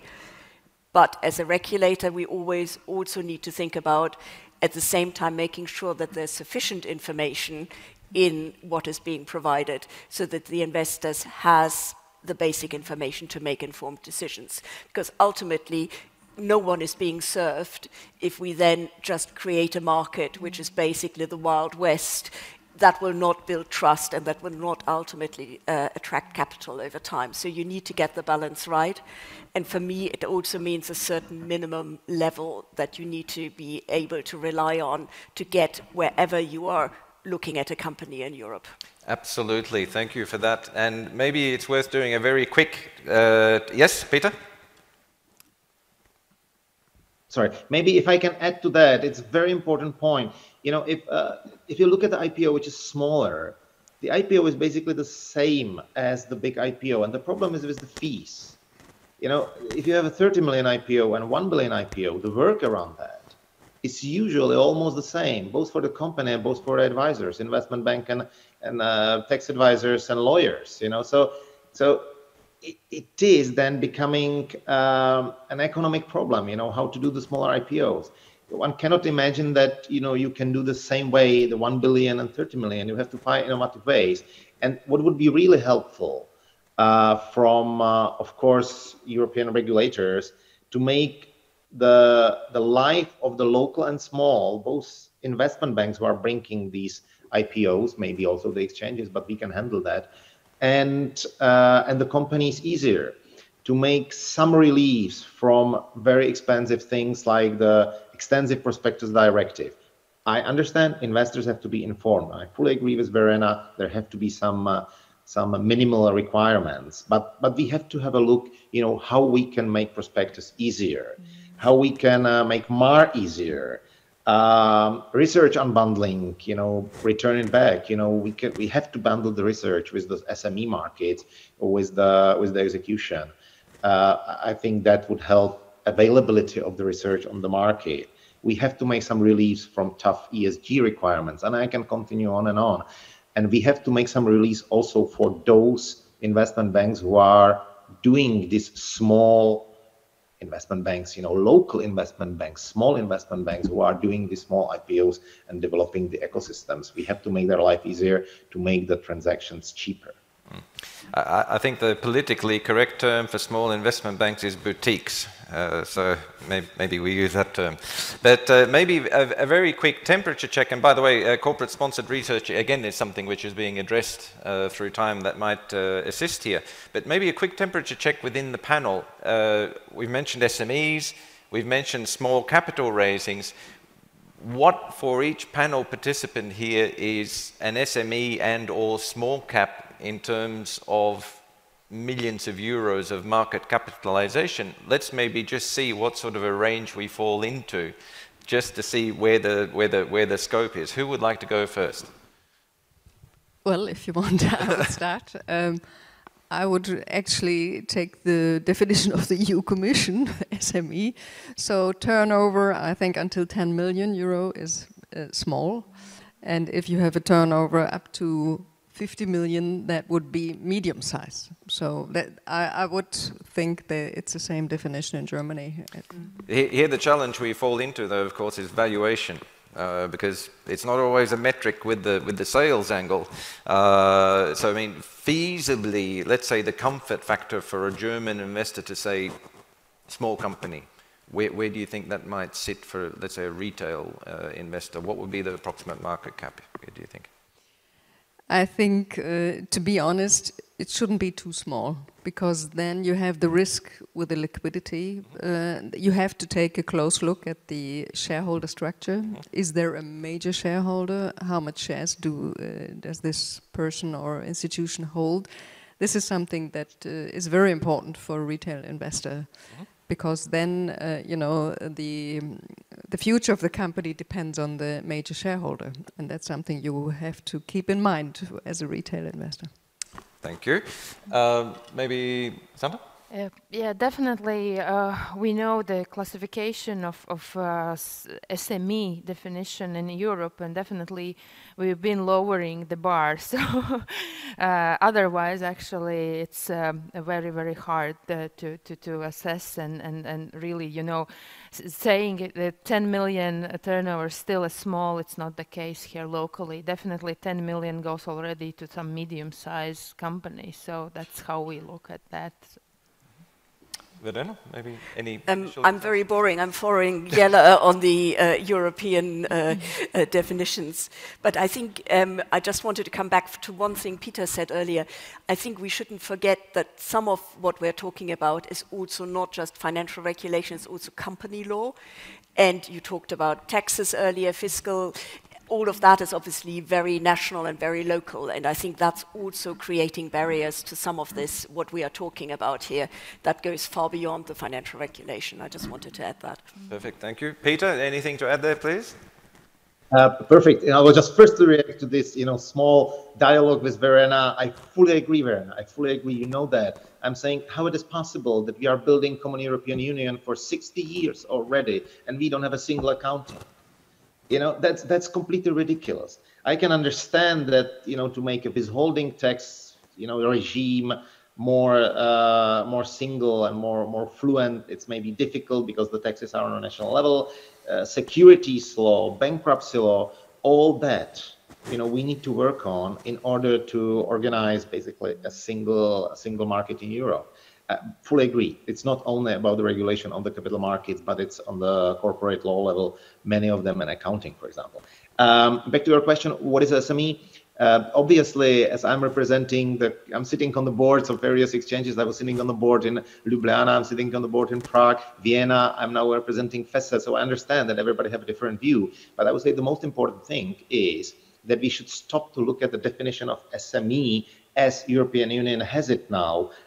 Volume of the revenues or number of employees, I don't know what is there. Capital market, there is one thing which is important, and is a market cap, is the value of the company. Ivars, you said it. And that's a difference between the small, medium, and large. And how we look at it, for example, in the Czech Republic, which is slightly different than in Austria, anything which have to be done locally or maybe regionally around, with Austria, for example, and Polish funds and whatever, are deals which are offering size usually around 150 million euro, maybe 100. You know, those are too small deals usually to involve anybody, any asset manager which is coming from abroad, from let's say Western Europe or US, UK. Anything which is larger than that can be considered as a standard deal where also the usual international investment banks are starting to get involved in, and the placement is going also to the international market, which is very different than a view of the SME for example, in Germany or in UK. You know, they consider SME anything in a couple of billions euro actually value. So, you know, it's a little bit moved, but I would say the most important thing, we should look at the market cap, not in this revenue or whatever other, that they are good for subsidies and everything, but for capital market, it is the market cap which is differentiating companies. Thank you so much. Let me very briefly chip in, right? We're approaching the end of the panel. We have less than 10 minutes left, and there are tons of questions. We've been kind of showing them here on the big screen as well. And by the way, thank you very much. I feel overwhelmed by your response and your engagement. Before I give the opportunity, can you see those questions on my computer? There? So cool. Just need to wake it up. Whoever wants to take them. But you were doing some temperature checks among your panelists. I want to do a quick temperature check within the audience. So if you could grab your smartphones and once again log onto the Slido page. We've got a question for you related to panel. This is something that Ivars already tested a little bit, introduced in his questions and discussion here. But we wanted to know what you think, being an expert audience. And so our question is, should the CMU process include creating a more investable EU by ensuring its members are jointly represented as a single region via existing or new financial market indices? This was a question on a panel, perhaps gave some food for thought to you as well. Let's very briefly check what you think about this idea, whether it would make sense or not. I think we can leave this on the screen just a little bit so that we see the trends in this voting as you do it, but because of time constraints, I think I'll give the floor back to you. There's a wide range of questions there. Maybe they can be addressed to some of the members of the panel as you approach the end of the panel there. Thank you very much. Okay, well, I think long story short, we have a pretty convincing response there. One thing which I'm missing at the moment, Edis, is I don't have your fingerprint. So maybe all right. You don't? No. Is not yet. Ain't that surprising? All right. So thank you so much. Okay, how much time do we have, by the way? We've got something like 5 minutes, I think. Okay. Okay. Can we? And I think you could use the question list there. You have the vote there. Is it the case? I'll go to the Q&A. Yep. So scrolling through here, we did address one of these questions relating to let's say, well, SMEs and requirements. One other question which comes up here is that would compulsory investments of pension funds in certain activities attract more investors to the market? Is that something, I mean, we've heard of the Polish case, but in short, are there any strong feelings or emotions from the other panel members here, please, on that particular topic? Who would like to go first? I think it is very important that you allow pension funds to go into stock markets. I know in the past that was always a problem for Germany and also for the life insurance companies because they were not allowed to invest above a certain percentage.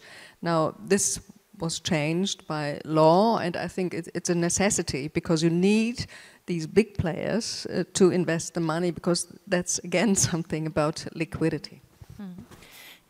Yeah, actually, we also locally has changed the regulation to allow the pension funds to increase the participation also locally. However, the infrastructure should be there. Actually, the liquidity and other, market indicators should be there to actually encourage those pension funds to invest there. And on the other hand, when investing, you can't just force invest locally, because this is about also protection of the potential pensioners afterwards if the actual returns will not be sufficient. So we should work on the infrastructure first. Very important point to my mind as well, to get pension funds ability to invest. Forcing, I think, is something you need to be a bit more careful about, but I think having pension funds active in the markets is key. But I would say it goes beyond that, because it's also for the actual pensioners. If they know that their pension is more driven by capital market outturns, it changes completely the culture of engagement with the capital markets. And I think we've seen that, for example, in the very good example of Sweden, which I think the finance minister quoted earlier. It is far more of a tradition that you actually, because you have choices in your pension system that brings you closer to making choices in the capital market, you have a completely different cultural approach to capital markets. And I think their pensions are extremely important as well. Perfect. Peter? I fully agree with the ladies. Forcing somebody to make it compulsory, no. I would say that would be a wrong approach. Although I have to admit, it helped Polish capital markets greatly in their beginnings. They were like on the steroids growing. What Verena just now said, there should be some motivation, obviously. The motivation is actually a great thing to invest, and Swedish example is perfect. To have some tax advantages if you are investing your pension money on the capital markets and helping the CMEs from your own country is perfect thing. But forcing a percentage of the pension funds, probably not. They should be allowed to invest whatever they want, but I would not force them. Perfect, thank you. Maybe one last question here for Verena. And this is there evidence that ESAF introduction has increased liquidity? The what introduction? ESAF. ESAP? Yeah. ESAP doesn't exist yet. Exactly. So I'm afraid we will have to wait for a few years before we know whether the introduction will have made a difference. But I'm hopeful that it will. Perfect. That's something I think will be certainly coming through, going forwards, but we just need time. And everything that I think we've spoken about today shows there's no one single approach which would suddenly give a solution, that everything's going to be totally fine. There's things that we need to do on a national level, regional level, international EU level, but certainly many things also combining us in, I believe, a united front, speaking from an EU, whether we're talking indices and things like that, but plenty of work to be done in many, many different locations. So I think cooperation amongst all of us is essential, and thank you very much, everyone, distinguished panel, for taking part, sharing your views today. We just finished, perfect timing, and we'll pass it across back to you.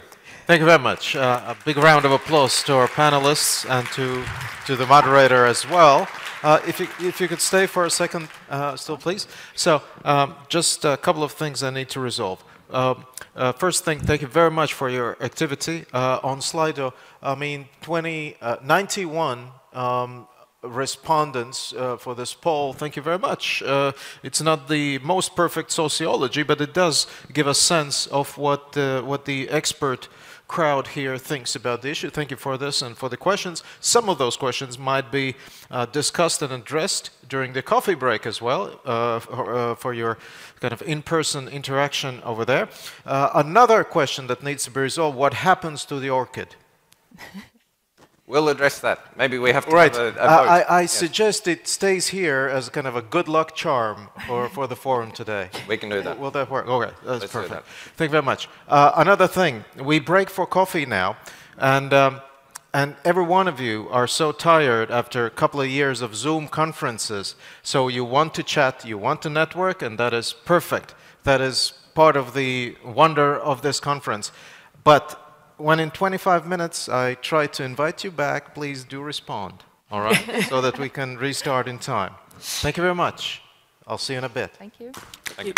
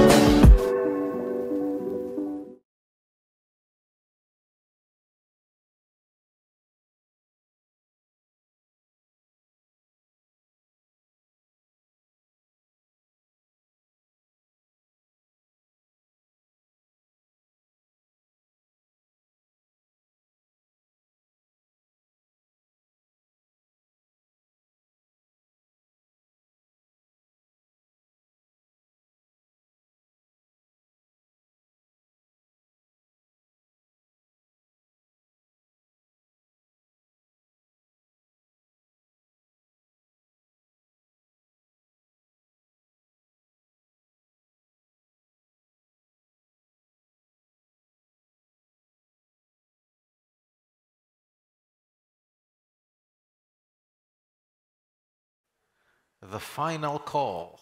The gate is closing.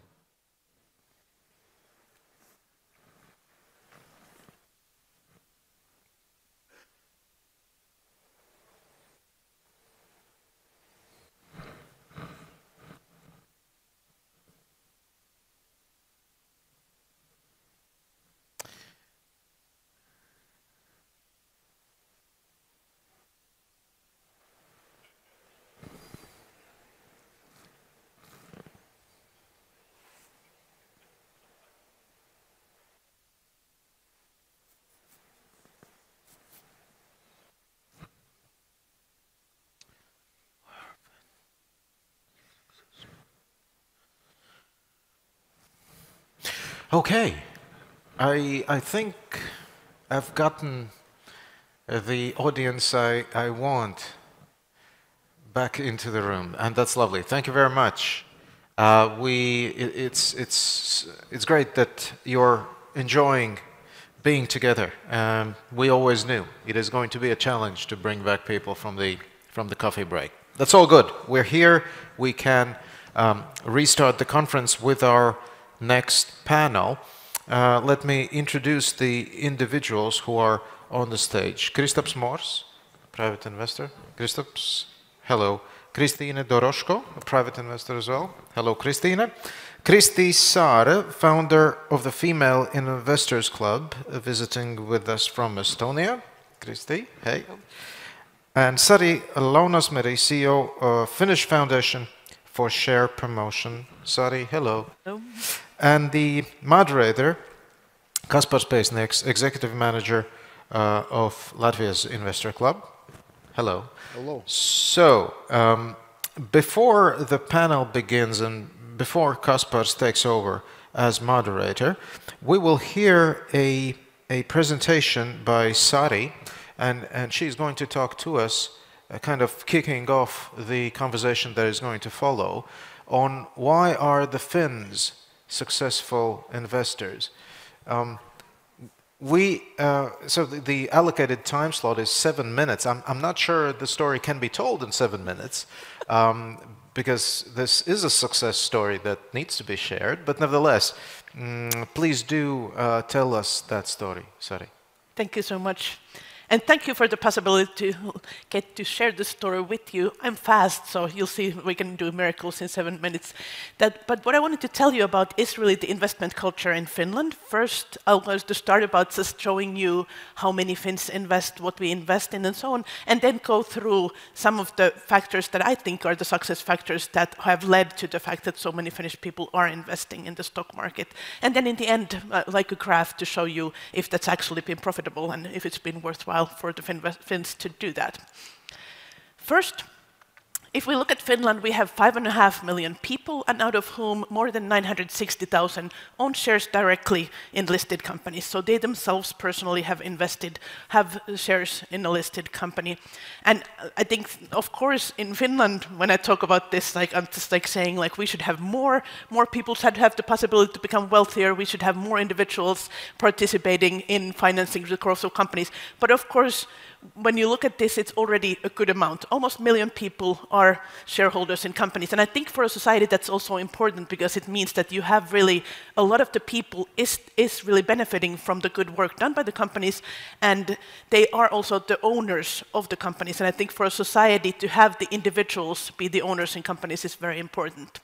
We see that 1/3 of them are female and 2/3 are male, so there's still something that we have to do. In terms of owning funds, that we have more Finns who own funds. Of course, the figures are partially overlapping. We have more than 1.5 million people who own funds, and there it's about 50-50 men and women who own those. In 2020, we got the opportunity to open equity savings accounts, which is an account where you have a certain tax benefit, meaning that within the account, you don't have to pay taxes until you take the money out. So there you can put money into the equity savings account. Inside, you can invest it into shares. If you get dividends, you're not taxed immediately. If you sell something at the profit, you're not taxed only until later when you decide to take the money out. At that point, you pay the capital gains tax. This has really been a major major signal for many people, especially for young people. Already more than 300,000 people have opened in the last 3 years an equity savings account, and majority of them are young people. We have a very, like the biggest group is people who are under 30 years old, like who have started investing in this way. They think that it's a very easy way to start. Now I have 3 slides of the reasons that I think have led to almost 1 million Finns wanting to own shares in listed companies. First, have to do with just trusting the market. I think that's hugely important, and actually when we make little decisions, little steps, we have to think of how that would influence the whole trust into the market, because trust is something that you build slowly, but you can lose it really fast, just like reputation.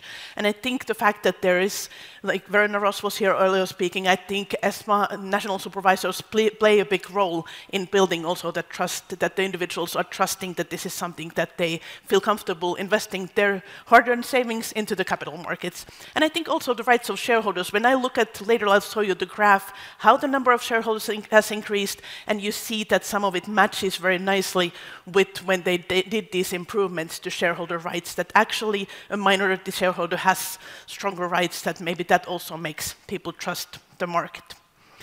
The second set of reasons has to do with, I think, like I see here, you have investor clubs, and I think having that community plays a big role in building that type of culture. That then in Finland also, in the 70s, in 1980s, they started getting organized as shareholders association, and like then there are a lot of local shareholders associations, people meeting, and of course it was physical meetings. Then nowadays it's also social media groups. There's, for example, one Facebook group that discusses investment issues in Finnish that has more than 100,000 members that are participating in the discussion, and like that way it's not only learning from home or those people who are near you, but you can actually find a lot of different people to talk about it, and that also makes people feel more comfortable and get excited about investing. Also, just basic financial literacy in Finland.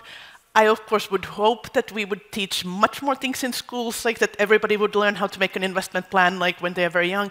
But I still think that we have taken some steps to add financial literacy items into curriculum. And we also have a lot of volunteer programs. The foundation that I work for, we, for example, have a program where we are teaching high school students about saving and investing, and they then go in pairs to talk to 9th graders about these topics, kind of from young to young, that they can really understand each other and like get excited about the idea that, because you have so many, like you're so lured into consuming a lot, but so that you would also have the actually some good people that you can look into that are actually talking about saving and investing instead of just consuming all of your money.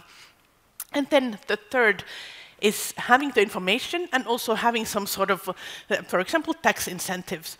But if we talk about the information, already earlier it was mentioned that you can have corporate-sponsored research. That's what we have in Finland. So it means that when the companies are paying for the analysis, then it's really available and free for all. So every investor can have the analysis available without paying anything, that where the companies are analyzed. And of course it means that the company had to pay for it, but it means that it's like accessible for everybody, and then like you're probably, as a company, more likely to reach really all individual shareholders or potential new shareholders, and that's how it has worked in Finland, and what has helped a lot.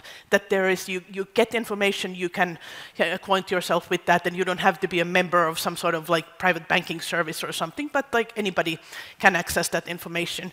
I already spoke about the equity savings accounts. I think taxation, we can see when we look at the number of investors, we see when the taxation has become made tighter, then there's basically the number gets lower, and when you get some sort of tax incentives, then Finnish people react very strongly towards that. They think that, okay, now it's more beneficial for me to do this. Of course, also investors want to have also companies to invest in. So then when you have more IPOs, you have more investors, and when you have more investors, you have more IPOs. So that's kind of a beneficial cycle. Here, I'll still show you the number of Finns as shareholders. So starting from mid-1990s, and you can see that there, basically the fact that it became more easily available, like you could invest with your computer, and also there were more IPOs, there was more talk about the market, there were increasing shareholder rights, that probably had an influence. And now in the 2020, we can really see another jump ahead with the equity savings accounts, like, and also with all the social media discussions, like people getting more excited about the topic. Has it been beneficial for people? Has it been monetarily beneficial? Have they gotten something out of it? Here is a NASDAQ made international survey or comparison for 55 years since 1966 to the end of 2021, comparing the markets, showing like that Finland and Sweden where the two top ones, like this is cleared of inflation, and there you see that in Finland it has been beneficial because most people do invest in their home market, even if, of course, in the European Union we would like with the Capital Markets Union that they would also invest into other countries. So in that way, it has been a good choice that people have done that. Sari, tremendous. Thank you for this snapshot of the Finnish experience. And I know this is a forum on the development of Latvian capital markets, but you made me wish to invest in the Finnish stock market, capital market. I don't know whether that's the purpose of this event or not, but anyways, cross-pollination is always good in any case. Nevertheless, thank you very much. And I myself developed a bunch of questions already that I will perhaps type into the Slido thing, which is once again open. We've moved along the previous questions, so it's a clean slate. And any questions coming for this panel, please do log on to Slido and join the conversation here. Having said that, Kaspars is the main kind of moderator for this here. Before I give you the floor, what is your main angle of attack? The way we can become more like the Finns here, or? And by the way, so Sari mentioned, I think, 3 things: trust in the institutions, literacy, and also the legal infrastructure that comes to facilitate all those things. So structural things. Is that going to be what you're going to, base your conversation on? Yes, of course, it's going to be part of it. All right. Good luck. Thank you. Thank you. First of all, I want to thank the Latvian Central Bank for organizing this event. I feel a great honor to be able to be here and talk as a mirror or probably a projector of retail investor. It's not that quite often there is opportunity for a retail investor to tell his or her pain points about markets to such an influential audience, right? We hear from you, what are your plans, what are you planning to change, where do you see the issues, but maybe the little guy or girl is having different pain points. First of all, second of all, I want to tell thank you to Sari for insightful presentation, and it's great to see the results of how your investment culture and involvement have been growing. But my main takeaway is that there is still room for growth, right? Definitely, I agree. Like I definitely think that there should be more. I would like a society where really everybody is involved, like not just thinking that you have to. But I think many people still think you have to already be rich to start investing. I think it's the other way around. Like just like start small, little by little, and like learn when you're doing. Totally agree with you. So what we're going to talk about today in this panel is some, I wouldn't call them exactly pain points, but some topics that I think are quite important to help the capital markets to grow. We will start out with looking at how and if the investment culture has changed in the last few years, and can we do something with financial literacy. We will move on looking at some recent IPOs in Baltic countries. Have they been helpful, or have there been a trap? We'll look into attitude towards sustainable investments and talk about ESG. And then, of course, there will be some suggestions from us to our partners here, to government and regulators and big banks and other big players. What we can see that could be done to promote financial markets and help them grow faster. I will probably kick off with a short thing that just came to my mind this morning when I was coming here. And when we think about investment culture and investment literacy or financial literacy, we always think about some, at least I have a feeling that we think about some classrooms or some lectures, some organized events. But then, every night, at least every weeknight, we have a short segment on our national television where the lottery numbers are announced. And then there's a 1 hour long show on Sunday for the Super Bingo, where you can win a car or some money. And what if we change this spot from lottery is a sure way statistically how to lose money, right? Long-term investors statistically earn money. I wouldn't say word win. They earn money statistically in a long term. So maybe first suggestion for everyone just to think about, maybe we switch off this lottery and turn on some financial literacy segments in our national TV and other media channels. And what if we don't spend 10 euros per week on lottery, but we invest in Baltic markets? I think we would have a tremendous growth. But I've been talking already for too long. Looking at perspective of investment culture and financial literacy, from Latvian side, we always compare ourselves to Estonians. And in the field of investment culture, I believe we are few or maybe a bit more years behind Estonia. And that's I'm very grateful that today on our stage is Kristi, who is, I'm not afraid to say, one of the most influential investors in Estonia. And I assume you have seen exponential growth in investment culture in the last few years. Could you please tell us more about that, and what would be the main reasons for that, in your view? Okay, hello everyone. Behind exponential growth, there's always years and years of work that in the end appears to be sudden. So we started building the investment community in Estonia about 10 years ago or so, and we started small. We had regular retail investors who shared their experience in their blogs, in podcasts. They started Facebook groups, this kind of community building. We had people working separately.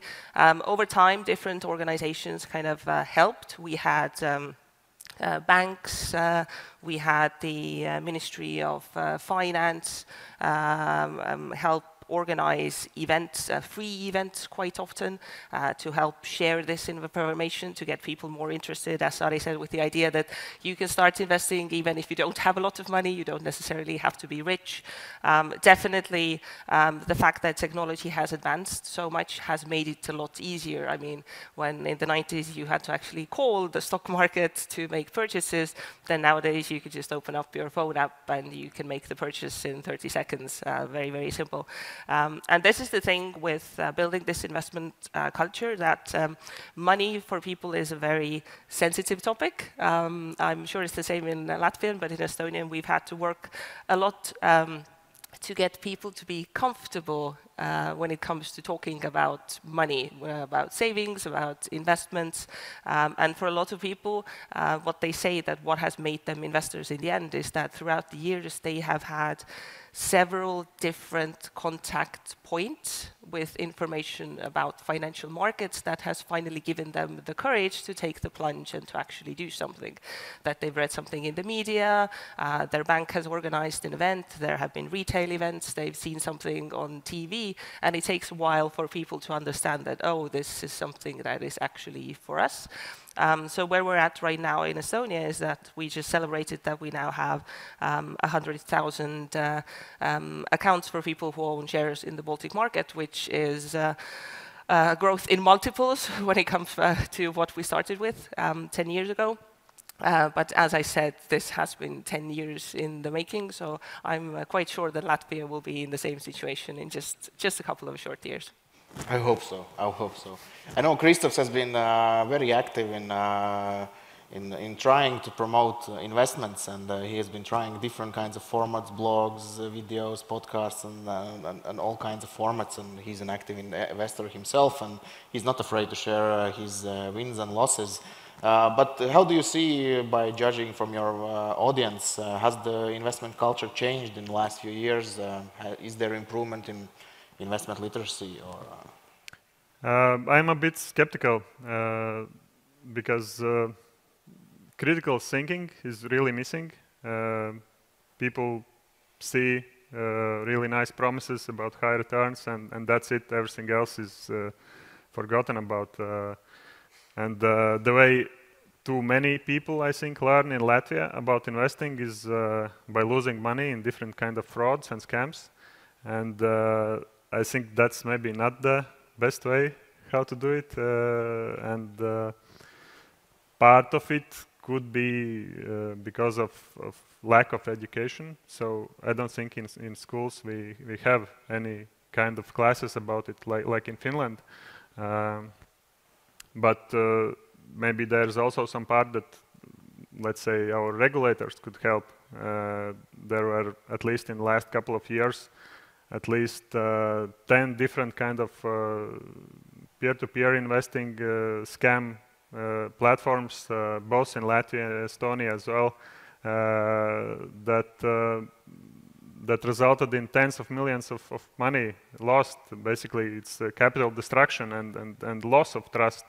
And this is the way how too many people educate themselves, by losing money. And I think that if there would be more stricter regulation, or someone would actually care about this, these schemes could be shut down faster, and not when they explode themselves, but actually when someone reports them, or when it's basically kind of quite clear that this is not something investable, this is just another Ponzi scheme. Yeah, this is a truly topical problem. Of course, not only here in Latvia, retail investors, and not only retail investors are also tired in some other countries with the regulators of being, let's say, looking at the body afterwards and dealing with the consequences, not helping to in a process before the happening.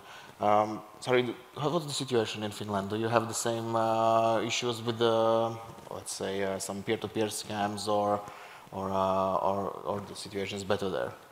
I think like some years ago there have been like some pyramid type of structures that have been scams, but like recently, like fortunately none have surfaced, but like I do recognize the problem, and I think like there it is very important, because like often the investor can't really separate between what is regulated market and what is something that they maybe should have understood, that this is like just a scam, that it's nothing. And I think that's somehow also important, is like to, and then I guess like we could somehow teach people to ask just like certain basic questions, such as if someone is telling you that there is like high reward and no risk, that then basically like everybody in elementary school should learn that like no, that's not possible, like that like someone has to be able to tell you about the risk and rewards, like both of them. Like, so yeah, like I agree that that is a big problem, and also the fact that later then like maybe the guilty people are thrown to jail or something, but the investors never get back their money, so that's also a problem.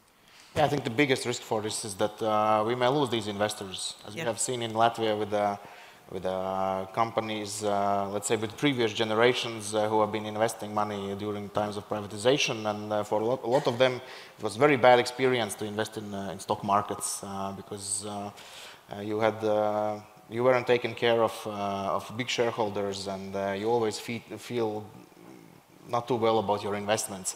But this is changing, and this is the good thing, and maybe to turn on a bit of positive side.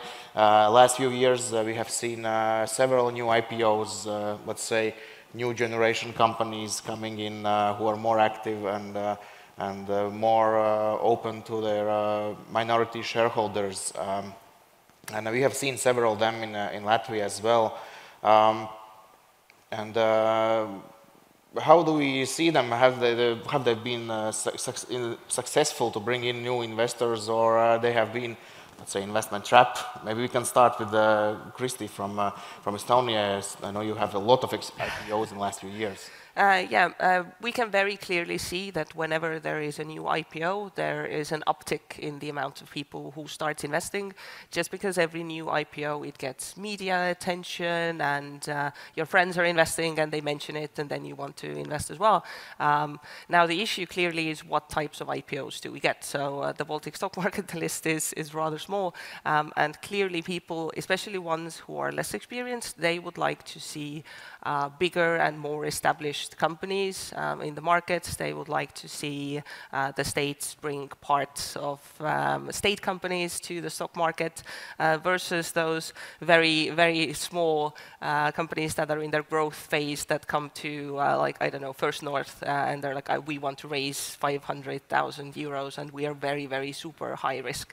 So people's experiences have varied. Those that invested into every single IPO in the past 2 years are probably very solidly in the red. But as Christoph said, a lot of people, that is how they learn that you make decisions and you lose money. And that is, to some extent, inevitable. We can't expect every IPO to be successful because that's just not how the economy works. There are risks, which means that they sometimes do realize. I think the main thing with the IPOs that has truly helped, and I see a lot of companies doing this well, is that when they have an IPO, then the kind of roadshow that follows it, that they go to the media, they try to talk to retail investors at different events, that this all helps raise both awareness and the actual level of knowledge that investors have, that when you have this prospectus that's 200 pages, then trust me, retail investors do not read this 200-page prospectus, but they do look into the information that is kind of shared and simplified. So I'm very happy that there were so many IPOs. It's currently a bit quieter, but I believe that we will get back to a regular pace once the economy recovers a bit. But would you agree that I think we have established that already, but do you see some, let's say, some companies that you can mention in the last few years who have brought in like a waves of new investors? For Estonians, clearly, when Enefit Green came to the market, then everyone and their grandmother created an investment account, pretty much. It was really that popular, and I think that's a good thing. Like, some people are like, what do you mean, like, people are investing without any experience? And I'm like, well, if you're starting investing without any experience, then the IPO of a big state company is a good place to start, because for a lot of people, the place where they start is an ad they see online or buying crypto or things like that. So I would say there's it's good to start off like that. Great. Christoph, do you participate in Latvian IPOs or Baltic IPOs, and how do you view them? Mostly now, I think I only participated in Madara Cosmetics some years ago, but yeah, it's just very small market, very few companies, and I liked previously the comments made that maybe we will have these Latvian state-owned companies doing IPOs later, so that would be something more serious. And but overall, right now, I think the liquidity is not there in at least in Riga in the companies, and it's. But do you, as a retail investor, as an individual investor, do you feel actually this liquidity issue on yourself, or it's just a mantra that we? No. It's that's my experience, because when I wanted to try to sell company shares of Madara, and that was I think I had maybe 10K or I don't know, couple of thousand, so it wasn't a large amount.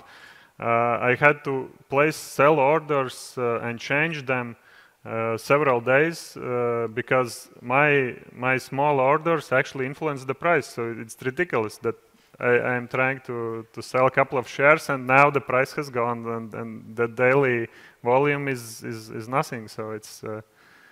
So we can agree, as with previous panel, that liquidity is also an issue, and that it is not issue only for large institutional investors, but it's also for. Yeah. It's so bad that even if you're a small retail investor, it's just yeah. Okay, and would it help you to come back to see more, to participate more in Baltic markets if there would be more liquidity?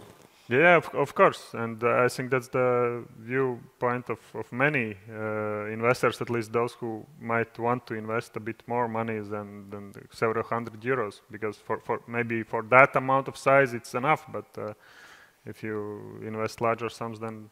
Okay, we need several thousands of those lottery players, so if they start to invest a few tens of euros per month, then we get... But also much more listings and much more companies, because it's...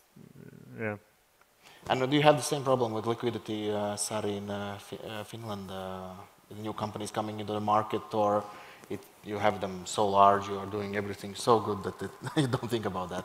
No, of course, most retail investors invest in the large companies, like, so then they don't have that problem. But like in terms of numbers, like many of the companies are small companies. In Finland, the small cap is considered companies that where the market value is less than 150 million euros. But there you do have often a large owner that already is holding a certain position that they don't trade, and like maybe some other also like holdings that don't really change owners. So in that way, yes, definitely in the smaller companies you do have that liquidity problem that you run into if you have invested even a little bit more and you want to get out of it right away. Then you are there, like you were describing, like they're sitting a week or two, like trying to sell those without influencing the price. So yes, that is an issue, and I think that's something that then it means that like really when there's been discussion and question like should it be allowed like that the free float amount would be even smaller? I think no. I think like it depends of course on the size of the company, but for the smaller companies that would be a problem.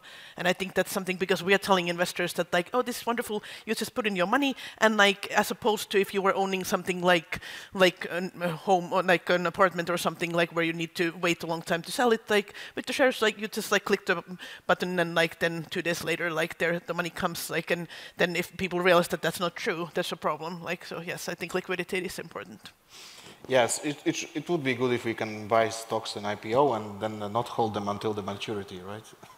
Stocks until the maturity. I hope someone understood the joke, but if not, I'm sorry for that. But moving on, there's one topic that cannot be not discussed on any panel when you talk about investments, and that is sustainable investments and ESG. And for that, I'm very happy that on our panel is Christine, who is an ESG expert. And how do you see how have been we doing with sustainable investments here in Latvia, and maybe give us a broader view of from your side? Oh, well, in Latvia, I think the understanding of sustainable investments is still rather a niche thing. I think in general, maybe finance, retail investors are not ready to jump in sustainable investing. Me personally, I'm a big fan of impact investing, but of course I won't make any change, but bigger funds and investors, of course, they can do. And so yeah, for our local population in Baltics, it's a niche, but if we look at the pension funds or the plans how to retire. So according to some studies of the local banks in Baltics, people wish that their money are invested sustainably. So around 60% of people are willing that their money is invested sustainably. There are a lot of critics of ESG, and if we now open the debate, I think we can end up very badly. But I believe if you invest in sustainable company, you can be sure that this company will survive. It has assessed, in best case scenario, it has assessed the climate risks, it's ready to face them, and it has done some homework. So I would rather trust this type of company rather than one who doesn't care about ESG. So that's my point of view. And looking at the recent years of IPOs here in Latvia as well, how have they been doing in the ESG field? Since I invest only in sustainable companies, Enefit Green is one of the leaders, and I think it's until now in Latvia one of the best, let's say, return of investment that has given us. And then some other companies, I'm a big fan of Auga Group or Madra Cosmetics, that are companies that you see abroad, that they are not going to struggle how to export their products in Western Europe or in Scandinavia. So yeah, we can question the returns, except Enefit Green, but overall I think since sustainable investments is something long-term, you see it as a long-term perspective, I think we will have some returns in 10, 15 years. Great.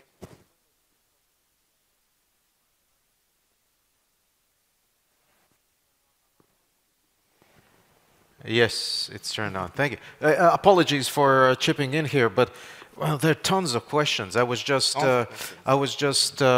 concerned that we run out of time in the previous panel, but there are tons and tons of questions from, I assume, private investors who are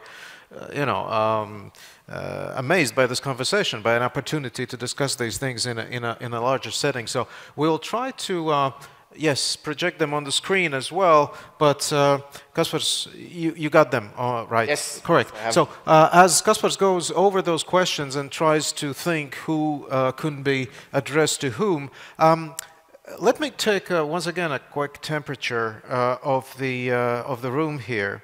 So we had a question.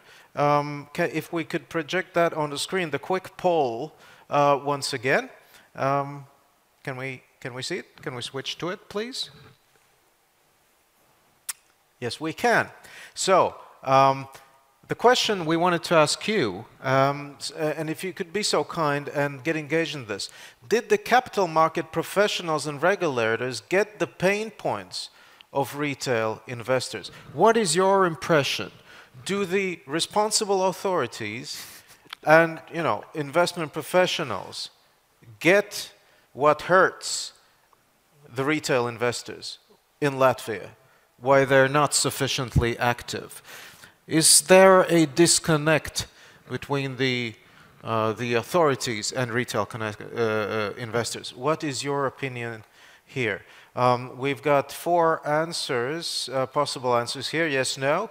Not yet. They will watch again video replay of the panel, and these aren't the real pain points of capital markets growth.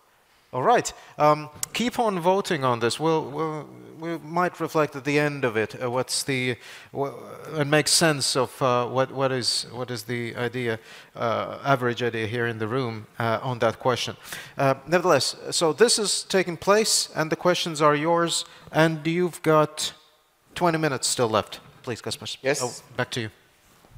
Yes, thanks for that. And I see from the results that I have to give some summary at the end, what could probably be the pain points. And so you actually can watch the video again afterwards and see them. Here are some questions, but I will get back to them in a bit. I wanted to finish with the if it's possible to finish with the ESG topic. It's not possible to finish. We're just starting out, right, in the global investment scene with the ESG investments. And we got a viewpoint from Christine. Kristaps, I know you're a bit skeptical, and maybe it is nice words to say, use the word skeptical, but how do you see it? And does the retail investor, let's say you or investors who are following you or you're communicating with them, do they care about ESG at all? No, I think it's mostly a distraction, and in some cases or industries it can also lead to actually worse results, because let's say if you have a really highly competitive industry where companies have to really care about their margins, and then there will be one company that says that, okay, let's be investor friendly, let's have good PR, let's be ESG compliant, whatever. It can lead to worse returns in the end. So I think companies should focus on what they do, and on efficiency, productivity, and if it at the same time also kind of connects with these issues, that's good, but that's not what companies should be thinking about in their daily operations. So if we want to make, I don't know, the world a better place and reduce greenhouse gases and so on, I think that should be done at a different level. So maybe burn less coal or set up a couple of nuclear power stations. But I don't think it's the company level or personal level, like, I don't know, talking about some taxes, carbon taxes on individual consumption.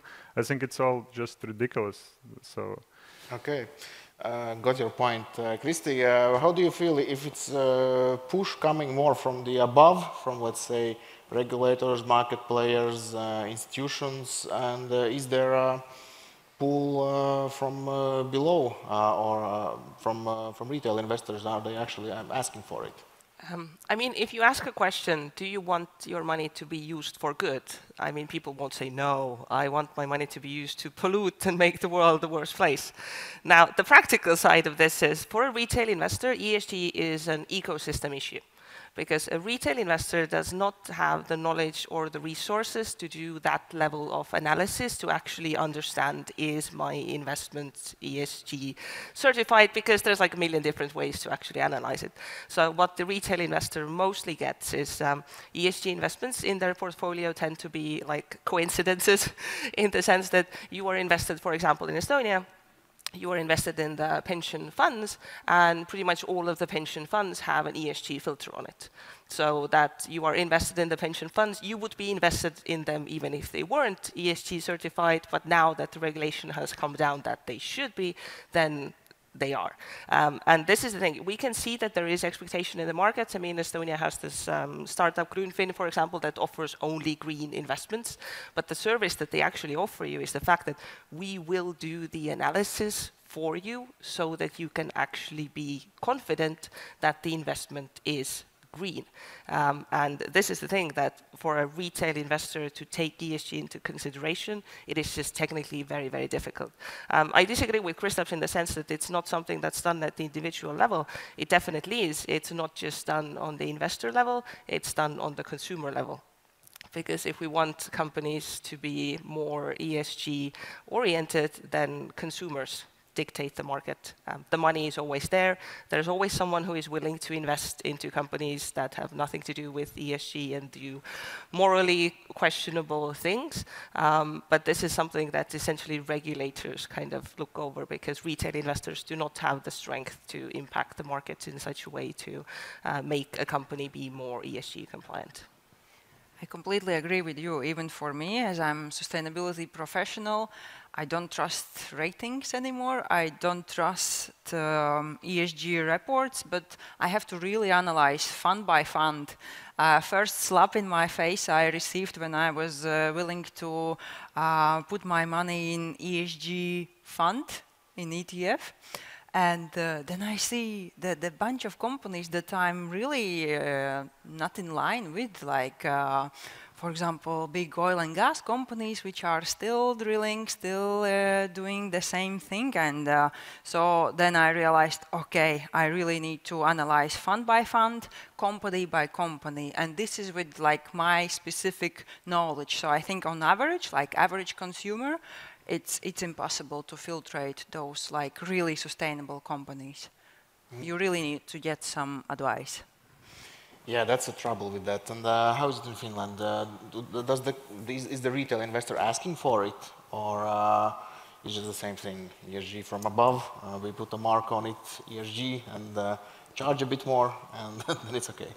Based on the surveys, we noticed that especially young investors and especially women are interested in ESG, and actually it means that the fact that there is more availability and more talk about ESG investments actually is getting people who didn't used to be interested in investing at all, that they thought that investing was something like that, like it's just not for them, like that actually makes them interested in investing, and I think as such it's already a very good topic. Then comes the problem that if you're just like selling funds with like pictures of cute baby polar bears and people are thinking like, oh, they're saving the planet, and then if they find out that that's not true, then I think they're going to lose faith in the market. And I think that's why it's very important that there is really regulation of like what is green and what can be sold and marketed as such, so that people don't get disappointed. I think there is, yes, that there is like coming from investors' interest in investing in sustainable targets, but also I think many people are also interested in like maybe impact investing, like you said, or like also kind of transition. Really, companies like in Finland we have like Neste, an oil company that were still most of their revenue comes from oil, but they've started doing like this like biodegradable fuel and whatnot. So people are like, okay, like this is black, but it's kind of turning towards like green. Or SSAB, like a steel company trying to make steel in a way that wouldn't cause, because like construction like has all those like carbon dioxide like emissions, like so trying to do it like without those, or like having a new plant, like changing how they are doing things. So I think people are also kind of interested in the change. And when we see that a lot of the pension money and a lot of the big institutional money is flowing into these, like then probably if as an individual investor you can find kind of a target that's like really at the moment doesn't fit the ESG criteria, but like you can see that there's a transition happening, I think like maybe we also fit Christoph's criteria that it's going to be something that it's going to be actually also financially beneficial. Yeah, and to mix up our panel, we have a question from audience. What information each of us as an investor, we read before investing? And I think we can tell now to the responsible parties here what information do we actually read when we make investments. And here are some examples: prospectus, key information documents, ESG reports. Maybe let's just go through ourselves, and let's start with Christoph. And then, what do you read when you make investments? I guess it depends on the product. Let's say if it's an IPO, you can read this prospectus, and there I would start with valuation at first, and the rest is almost like I would ignore. So you don't read prospectus, or no, I read it, but okay. I read like certain parts of it. I would certainly skip the ESG part. But yeah, I mean, if you touch more exotic things like, I don't know, crypto, so there is no prospectus there, or let's say different kind of stocks or ETFs that are already trading in the market, then you just also maybe I try to look at what historically has been happening there, what I expect in future to happen, and read some news and research and stuff like that. But it depends really. Thank you, Kristi. I probably read most of information that's available, but that's not representative of a typical retail investor. I do this because I know that someone will call me and ask me for my comment on it.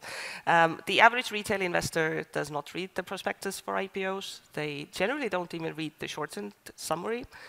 They read the expert comments that are put out in the media.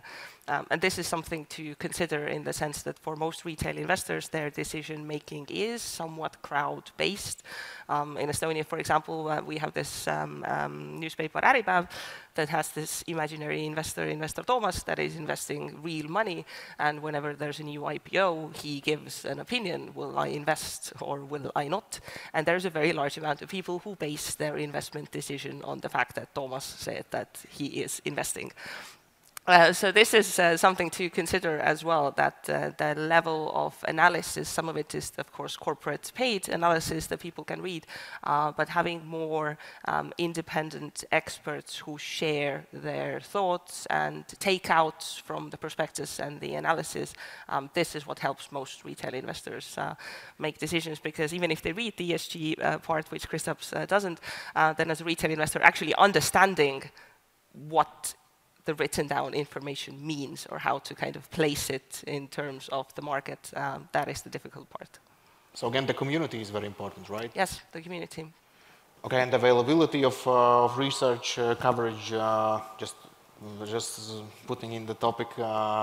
It is getting better. It is getting better. I mean, like maybe even 5 years ago when IPOs came out, you had like 1 or 2 analysis in the newspapers. But now, from like the Estonian side, we have when there's an IPO, there's at least 5 to 10 known retail investors who write out their own analysis. There's like I don't know insight research and like corporate-sponsored research that offers alternative options. So you actually get to have multiple points of view from people who are not always incentivized financially to write well about the company, but they are free to write critically about it as well.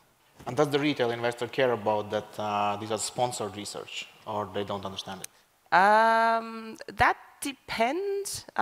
Quite often I think that it should be more clearly communicated if it is sponsored, but I think it's one of the issues with current media as well, that to understand what is actual content and what is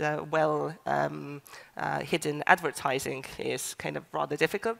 But I mean, for example, one of the things that we've requested Äripäev to do as well, for example, if they take a comment from someone about some sort of stock position, then it always has to be actually shared the information of whether or not they own a position in this investment as well, or are they tied to it in some way, which builds trust and clarity and kind of transparency, that if you have a person who owns a position in the company saying that, oh, I think this is a good investment, they might be right, but they also do have a personal stake in this company doing well. Great. Christine, what do you read when you make the ESG section? Well, for me, first of all, the room of maneuver is very narrow, because I follow those companies and funds that are in line with the, what are the global trends.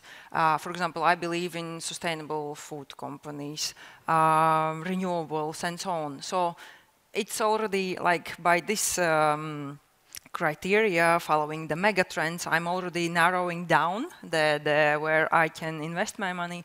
And then, of course, I check the basic balance sheets of what is the performance of the company, what is the performance of this fund in general, in the stock market. And then it comes how serious they are about their climate or sustainability commitments. Are they climate neutral company? Have they declared something officially or not? And so are they serious about their commitments, and what's the vision for the future? So those are the main things. Great. Sari, what is a typical Finnish investor looking at when they're making investments? Do they also rely on analysis by experts or comments, or they dig into prospectus and talk with their family at the dinner table, or that's just reserved for crypto? There was a large survey, and people were asked, who do you ask for advice in terms of investments? And they had choices such as the bank advisors or your family members or friends who want them. And the most common answer was the experts of the internet. So it's kind of the same that was said here. Is that people really do listen to the influencers and discussion groups. I do think that they don't just take one source. I think that they compare, that there is with an IPO, there are several people writing their analyses, and maybe that's causing discussion. So I think in a way maybe that's a good way, but it's also good to know that it's not some sort of official source, and it's not necessarily, I think it's good that it doesn't have to be everybody doing their own analysis, because I think investing is supposed to be something that's easy, that's accessible for all, everybody can do it. But I think that's important to know, that it is the experts of the internet who are the ones that people get their information from. Yeah, and we already established that a huge stepping stone for developing capital markets is huge IPOs and success stories in stock markets, as with NFI Green in Estonia. And here's a question from audience: how big is the Nokia effect in developing investment culture in Finland in the 90s? Yeah, so I think when you have a share for Nokia was first very successful and then not so yes first if there's something that people investing and it's doing really well, of course then you tell your taxi driver and your hairdresser, and they all want to get in on it. On the other hand, if it doesn't go well, then if people are not diversified, then it's of course not a positive experience. But yes, I think definitely that there are companies that people know about, that they kind of want to identify as a shareholder, that you maybe know it as a consumer, entrepreneur, like maybe it's many people's employer, and so on. I think that is important, and it's like part of building the community and getting interesting in really that you want to be an owner in a certain company. Some people like Marimekko, like a Finnish design company, and they are like, oh, like super important that like I'm a shareholder, and like they're proud of that. So yeah. Yeah, and one more technical question about your equity savings account. Maybe you can give us a short answer. Is it specifically only for shares in companies, or you can have different kinds of investments in there? Finland started with a very narrow model, so you can only have either money there, or shares in listed companies. So no other financial instruments. I know that, for example, in Sweden they have a lot of instruments. There's been talk about that in Finland. Should we extend it? But at the moment, only shares in listed companies. Just individual stocks and local ones, or whatever you want. No, it can be anything. So that's not limited. But the tax benefit, Finland makes sure that that it for sure applies to everything that's from Finland. But I think there was some mention today earlier about the source taxation of dividends. So if a foreign country takes something, then Finland doesn't necessarily give it back to you. Okay, very interesting. Thank you. And as we're approaching the end of our panel, I would like this opportunity for each of us to give us some kind of ideas or our, let's say, short feedback to government and regulators and all, let's say, very important parties attending this event. What could be done, say, more, better, or differently to improve the markets? And maybe, Christine, we can start with you. Do you have some ideas? Yes, definitely. I'm worried about our small, medium enterprises here, that they are, I think, not prepared, or also large companies, they are not prepared to face all the regulatory challenges that they are going to face in terms of carbon legislation that is upcoming. So to prepare them, to give them understanding how actually to make the reports and how actually to manage the company so that it's sustainable and it's also appealing to customers and to foreign investors and also local investors. So yeah, because legislation is pressing and they need to be prepared. And same applies to the banks, that they need to prepare those companies. And the companies that are applying for going public, they need to have their, how to say, the basics, the issues correct and ready to face. So help and guidance going through all this. Exactly, workshops and so on. Okay, great. Christy, something to add? Well, I won't emphasize the basics of the fact that you need to educate people and deal with them. And this is something that I've seen, with bigger market participants. I understand that retail investors are a bit annoying to deal with because they don't have a lot of money and they ask a lot of questions and they don't have the knowledge to understand the risks very well. It's a work in progress, but I mean, for actually building wealth of a country, you need to have this retail investor base. So you kind of need to help them to get better at it. I think one of the issues we have with regulation overall is we've created a very interesting situation where for a retail investor, there is a lot of friction to start investing. If you want to invest into the stock market, you have to do, I don't know, some quiz in your bank whether or not you're smart enough to actually invest. And there's like an AML check, and there's like a lot of friction. While with like a random crypto website, you just transfer money there and you're an investor. And the problem is, as Christoph said, this is the side that should be more regulated, and everyone's kind of just not touching it. And we've created this situation where a lot of people who want to start investing, they are so intimidated by everything that comes with investing into regulated markets that it's just so much easier to transfer your money somewhere to a website online. So this is something to take into consideration, that since there is such a barrier, that you need to kind of educate people to understand that this is a manifestation of trust, that the fact that there is regulation means that you can be, you can feel more confident placing your money there, that this actual friction there is there to protect you and give you confidence that the system is good. And overall, I would say, in the Baltics, our investor culture, I mean, we're doing good.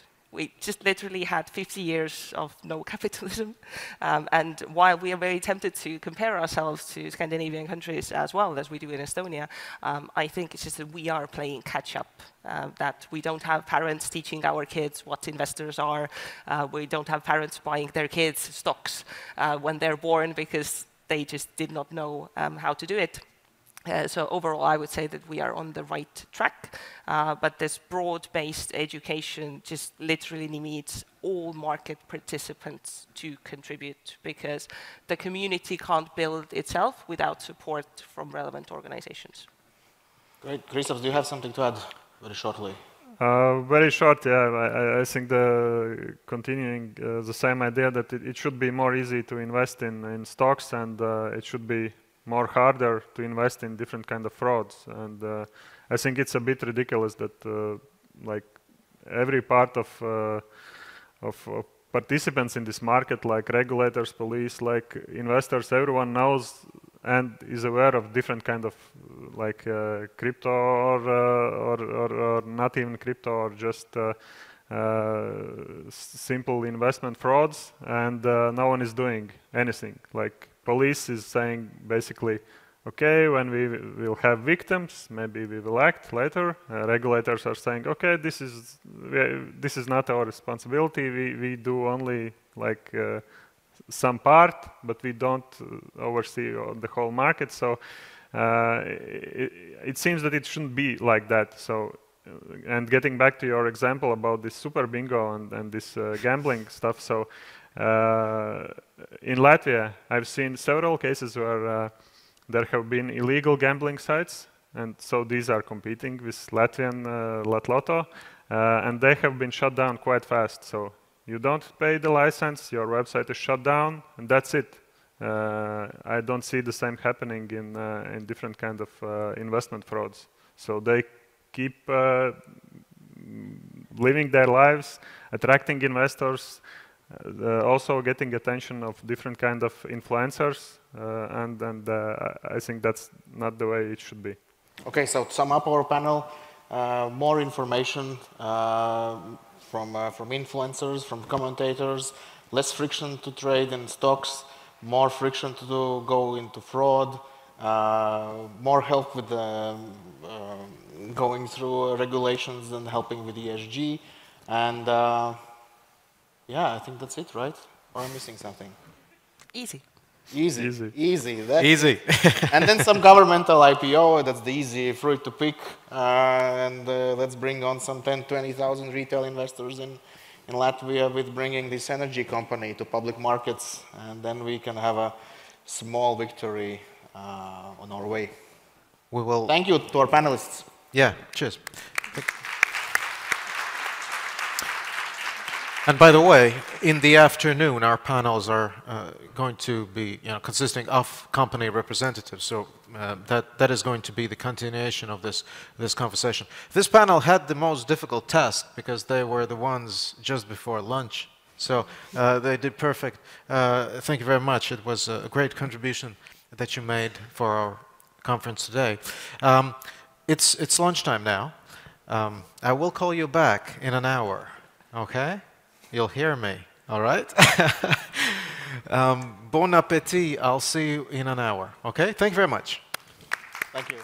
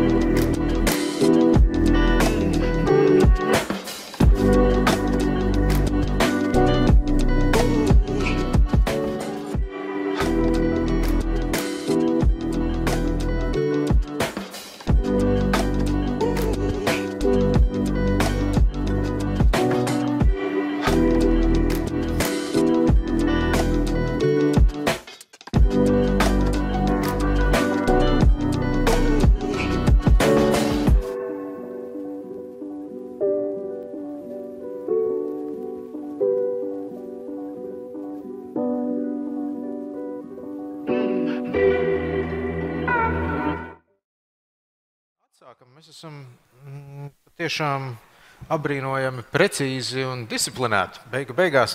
Par konferencēm ir tāds nelāks teiciens, ka ja pēc pusdienām zālē atgriežas 20% no apmeklētājiem, tad konference ir izdevusies. Man liekas, ka mēs jau pārpildam plānu, un tas ir ļoti jauki. Aplausi jums visiem. Paldies! Nu ko, man liekas, ka mēs jau esam produktīvu pirmo dienas pusi aizvadījuši un tādā pašā stilā arī turpinām, iesaistot uzņēmējus ar viņu pārdomām par mūsu šodienas tematu. Mūsu paneļdiskusija šeit saucas Kapitāla tirgus vairāk nekā finansējuma avots. Un ļaujiet man iepazīstināt ar panelistiem šeit. Mārta Andersona, akciju sabiedrība Given Jewelry, finanšu direktora. Sveiki, Marta. Sveiki. Inta Liepa, akciju sabiedrības Klīnāra grupa, valdes locekle. Inta, Labdien. sveiki. Labdien. Arturs Dombrovskis, akciju sabiedrība Hestio valdes priekšsēdētājs. Sveiki, labdien. Artur, sveiks. Krišjāns Krūmiņš, Sija Rīgas ūdens valdes priekšsēdētājs. Labdien. Sveiki, Krišjān.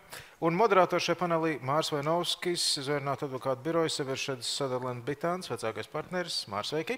Jā, sveicien visiem interesantiem, atbalstītājiem un draugiem. Tieši tā, un arī skatītājiem mūsu tiešraidē. Pasākuma mājaslapā to var redzēt un Latvijas Bankas sociālo tīklu kontos. Kā jūs varbūt esat ievērojuši, mēs esam pārgājuši uz latviešu valodu, bet pirms mēs sākam, lai šo diskusiju ievadītu, mēs vēl nedaudz angļu valodā noklausīsimies pieredzes stāstu no Džeisona Grenfels-Gārdnera, kurš ir The Molner Company dibinātājs. Paklausīsimies, kas viņam ir sakāms, tas būs video ierakstā, un tad sāksim diskusiju. Hello, I'm Džeisons Grenfels-Gārdner, the founder and CEO of the Molner Company here in Tallinn, Estonia. We founded Molner back in 2020 in order to develop new specialty generic pharmaceuticals for the markets in the United States and Canada. At the same time, we have a GMP laboratory here in Estonia for which we offer services to customers in North America as well as in Europe, including the Baltics.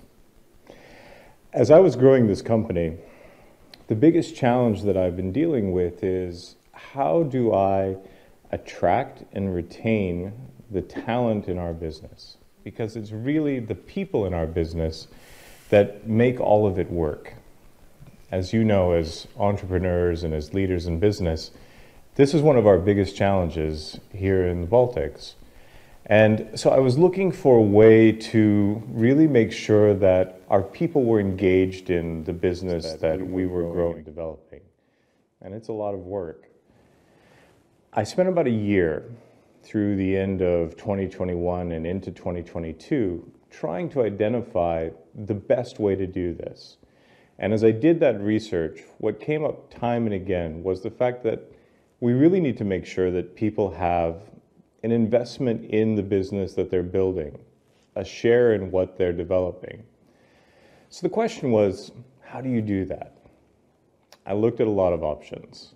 You can create phantom share schemes and different sort of stock option plans. But unless you're really trying to build a business to eventually sell it or recapitalize it or do something different, it's a little bit hard to come up with something that's meaningful. We looked at different sources of capital. Do we continue to fund this ourselves as we have, or do we talk to private equity or other sources of capital? For me, I think the challenge is that with private equity, I don't know, I have a different timeline. I'm building a business for the long term, not for the next 4, 5, or 6 years, as long as it fits into a private equity model. So I needed something that matched our timeline, our investment horizon, as well as provided that tool for employee growth and retention. That's when I started to look at what was happening on the First North market. Now, I've been the CEO of a NASDAQ public company. I've been the chairman of a New York Stock Exchange public company. I have to be honest, it wasn't my dream to be in another public company role, far from it. But if I am going to continue to grow and develop this business, I needed something that would be meaningful to our team and also allow us to really root ourselves in what we were doing in the communities that we work. So we started actively exploring the First North option. Here's what I like about it. It allows us to create those stock option programs for our employees that have real meaning, with values that are set by the market rather than arbitrarily through a scheme that I develop or something that a transaction or a private equity person would develop. It's the market that is driving that price, and the market is reflecting the work that we're doing. I think that's hugely powerful. And of course, because of the way that our stock option programs work in the Baltics, it's been able for us to do that in a way that's economically efficient for everybody, for the company, as well as for the employees, as well as for public market shareholders. Now, as I went down that path even further, of course, you start to get some anxiety, right? You know, how am I going to have to manage reporting? What are my requirements for corporate governance? What does this restrict the company in terms of our ability to act and so on? So what I did is I spent a lot of time talking with investors, with advisors, as well as with other companies who have gone through this journey to see how it impacted their business and the work that they were doing. I have to admit, I was surprised. I expected this from the outside to be a bit more challenging, a lot more constraining, and more difficult than it actually turned out to be. Now, don't misunderstand me. There's work to be done here if you want to go down this path in terms of making sure that you're ready to do this as a company, as well as prepared to put in the work and the transparency that's necessary for this to work. For us, the timing decision, to some people, seems odd. You know, we were in 2022 in a time that probably many people would say is not the time that you would want to take a company public. But here's the thing. There's never a good time to take a company public. I think if any of us could choose the markets and time them that well, we'd probably be better off to be stock traders than entrepreneurs. The reality is, I think that companies should make the decision to go public when they're ready. And what does that readiness look like? It means that you have some better visibility on your medium-term plan. When I say medium-term, I mean knowing what the market is going to look like as you develop your services, your business, your revenue streams, and your team over the coming 12, 24, 36 months. For Molner, that transformation really started to happen in the early part of 2022 when we had better visibility on our drug pipeline, our drug launches, and what that would do to revenue and margins in the coming years. It was much easier for us to predict that and tell that story, even if I'm sure there will be variability along the way. So your preparedness as a company, I think, is what drives your ability to go to market, not necessarily what those external market conditions look like.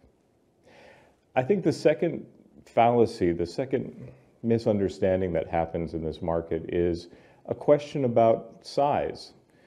I've heard from friends in Latvia and in Estonia who say, oh, you know, we're not a big enough company to do this. We need 100 million euro in revenue. We need, 10 million euro in EBITDA. We need some sort of magical metric. And I'm here to tell you that that's not true. I think if you have a business that has a plan and a reasonable projection of the future that you can reasonably tell to other people and excite them about what you're building, then this is an interesting source of capital, and it allows you to bring other people into your story in our markets. And that has a lot of power. So just because your company is small, emerging, or medium-sized doesn't mean that you can't be a public company. And I think the last part for me of this was really how much time is this going to take? Because I think we're already all busy people. The reality is our reporting requirements in the First North list are probably good corporate governance. Obviously, we have our corporate advisors in the form of our law firm. We have our auditors, which I probably wouldn't have had to have my accounts audited if I wasn't a public company. But actually, getting them audited makes us stronger as a team. It holds us more responsible to each other. And so we have that transparency as well. And then when it comes to the ongoing reporting, well, there's some things there that when you think about it, you have to be prepared for. Managing your inside information list, making sure that you are being very transparent with the things that are price sensitive to the market. That has to happen. And that can feel a little uncomfortable at first. But I think you get used to it. And the reality is, with the benefits of the market, you can continue to grow. The one last thing I want to say before finishing today is I want to say thank you to our investors also in the Latvian market. When we executed this, we had a choice of whether we would only do this offering in Estonia or whether we would include Latvia as well. We chose to include Latvia because we see two things that are important to us. The first is that Latvia has a tradition in the pharmaceutical industry that's relevant to the work that we do. There are thousands of people who know what it is to produce a pharmaceutical product and know what it means to take those products to other markets in terms of opportunity and growth. So we're excited to be able to tap into that local knowledge base. The second is that I think that the investor community in Latvia is growing increasingly strong. I'm excited to see all of the things that have happened over the course of the past 2 years as this enthusiasm continues to grow. My hope is that more companies like us will join this market, will continue to share the work that they're doing and the opportunities that they have with investors in Latvia and Estonia, as well as Lithuania, so that we can continue to grow a vibrant capital market here in the Baltic states. Thank you for your time, and if anyone ever has a question about whether they should do this or what this looks like, you're always free to reach out. I'm always on LinkedIn. You can always send an email. Best of luck, and thank you for your time.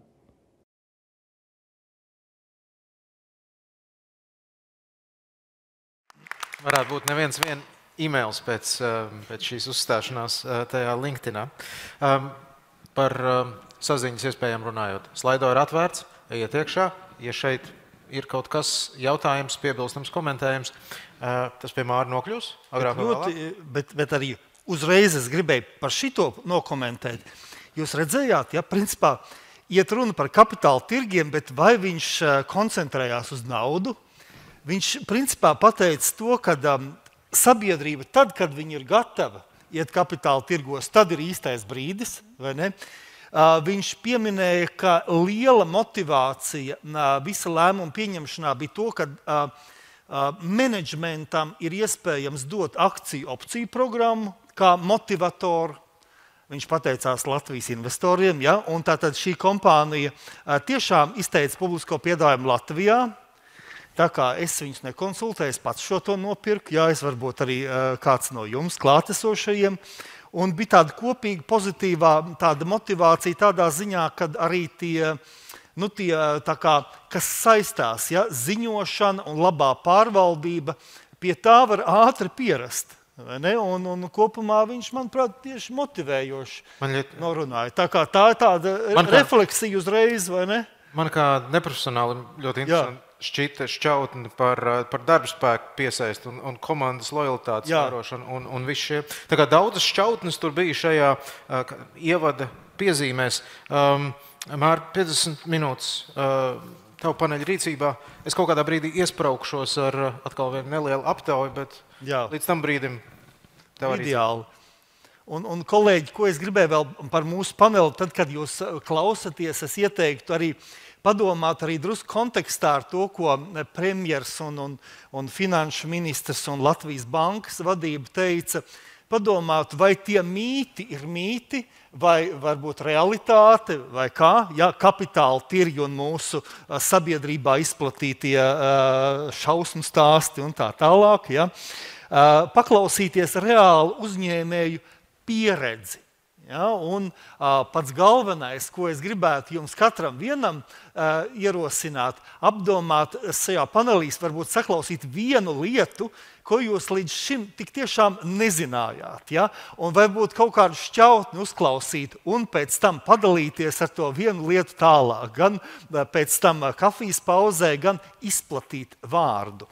Lūk, tad principā tas ir tas, ko es gribēju dot tādu noskaņojumu, bet vēl pavisam īsi, zin kā tādā drusku sirds ir pilna tādā ziņā, kad tā kā drusku svētku notikums, vai ne? Šodien ir kapitāla tirgiem jau 3. gads, kad notiek konferences, un mums varbūt tā tirgus kapitalizācija vēl nav tik liela, bet gribās šādos brīžos drusku arī pateikties un atgādināt tos, kas visvairāk ikdienā strādā pie Latvijas kapitāla tirgu celšanas. Un šeit ir milzīgs paldies Latvijas Bankai par to, ka ne tikai plāno, bet arī reāli dara ikdienā.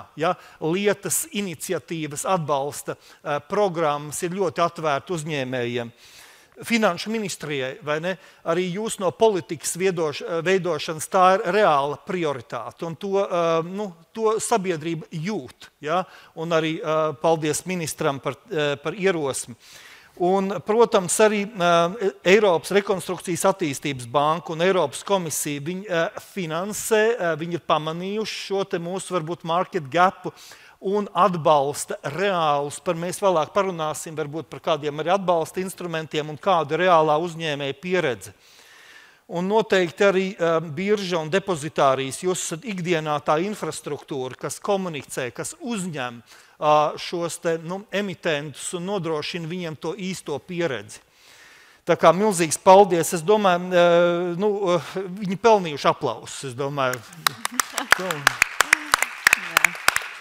Tā kā tas ir, bet tomēr galvenās zvaigznes, par ko tas viss ir, esat jūsu uzņēmēji, un arī jūsu investori. Tāpēc uzreiz ķersimies lietai pie ragiem, apspriedīsim aktuāls jautājumus, un visiem šiem uzņēmējiem tieši pēdējā gada laikā ir bijusi pieredze un saistība ar kapitāla tirgiem. Lūk, un tāpēc es gribētu pavaicāt uzņēmēju pārstāvi, jūs ziniet, jūs ejat uz veikalu, jūs gribat iepriecināt kādu savu mīļo vai tuvo, jūs kaut ko foršu nopērkat, un līdz ar to mums ir uzņēmuma Given Jewelry pārstāve Marta Andersona, tieši par finansēm tuvs cilvēks, finanšu direktori.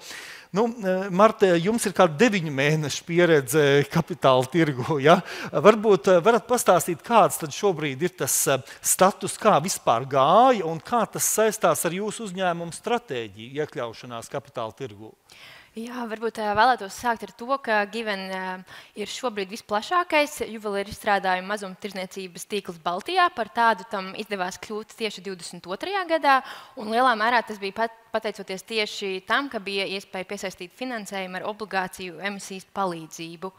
Jā, šī obligācija emisija vēlāk tika arī iekļauta biržas sarakstā, kas ir bijusi visnotaļ pozitīva pieredze un lielā mērā arī pateicoties Nasdaq komandai un mūsu konsultantiem, kas šo pieredzi tiešām padarīja uzņēmējiem draudzīgāku. Es domāju, ka izvēle tieši veikt obligāciju emisiju bija saskaņā ar uzņēmumu ilgtermiņa stratēģiju. Uzņēmumam bija skaidrs, ka tas vēlas īstenot strauju izaugsmi, un tieši tas bija, obligācija emisija bija īstais finansējuma avots. Un tad jūs jau to sākāt plānot, cik iepriekš apmēram, kad tā pirmā doma dzima? Es domāju, ka tā doma bija prātā mūsu investoriem jau kādu laiku, es domāju, vismaz kāds gads pirms šī procesa uzsākšanas, bet varbūt šī pati emisijas procesa ilga 2 mēnešus intensīva darba, tas prasīja. Un tātad tas potenciāls arī, es izpētīju, ka jums ir 41 veikals Latvijā, bet arī 5 jau Igaunijā, un 3 Lietuvā, ja es pareizi. Jā, tā būs nedaudz novecota informācija. Šobrīd ir 10 Igaunijā, 10 Lietuvā, esam vēl paspējuši izaugt, un 44 Latvijā. Fantastiski, un tas arī, principā, arī tie kapitāla tirgi, tad tas iet kopā ar jūsu stratēģiju izplatīties Baltijā. Jā, noteikti. Skaidrs. Lieliski. Es gribētu arī stādīt priekšā Intu Liepu, Klīneru grupas valdes loceklī. Lūk.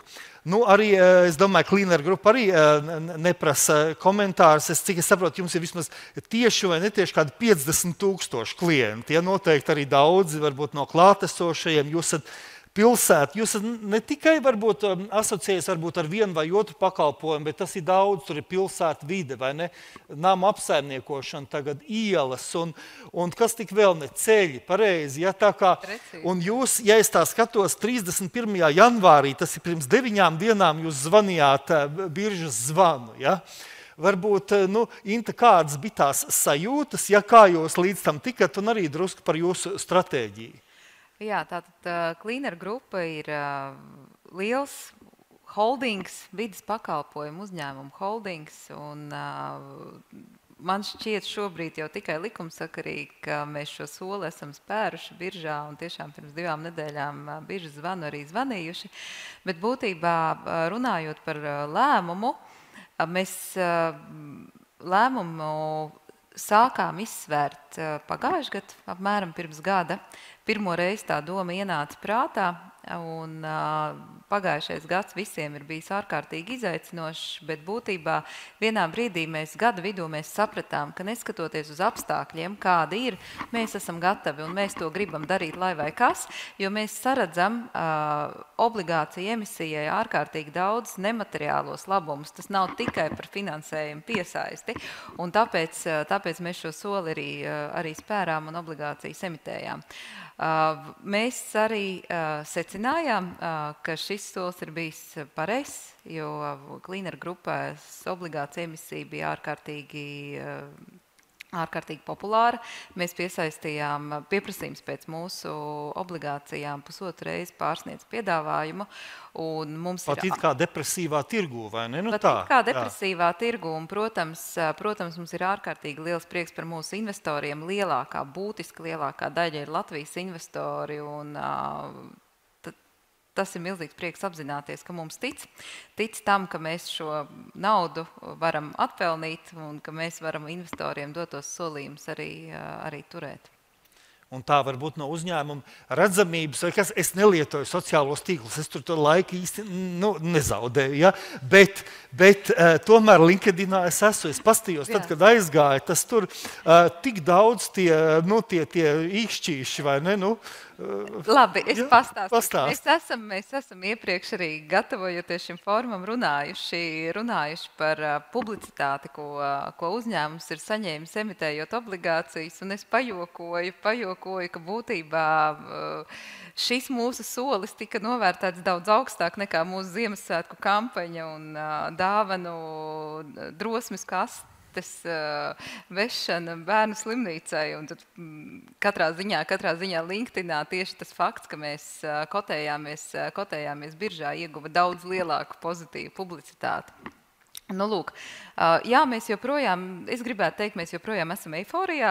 2 nedēļas, nepilnas 2 nedēļas tikai ir pagājušas, un tas savā ziņā ir no vienas puses, tās ir kāda posma beigas, jo tas sagatavošanās posms ir diezgan intensīvs, jo tajā brīdī, kad tu to lēmumu pieņem, tad ar viņu ilgi garumā nevajag. Investori gaida un viņi sagaida, ka tā mūsu reakcija būs ātra, bet tajā pašā laikā tas ir tikai ceļa sākums, jo vēl 2,5 gadus mēs ļoti intensīvi strādāsim pie šī piesaistītā finansējuma, investēšanas un arī atpelnīšanas. Lieliski pieredze, vai ne? Man te pa labo roku sēž Artūrs Dombrovskis.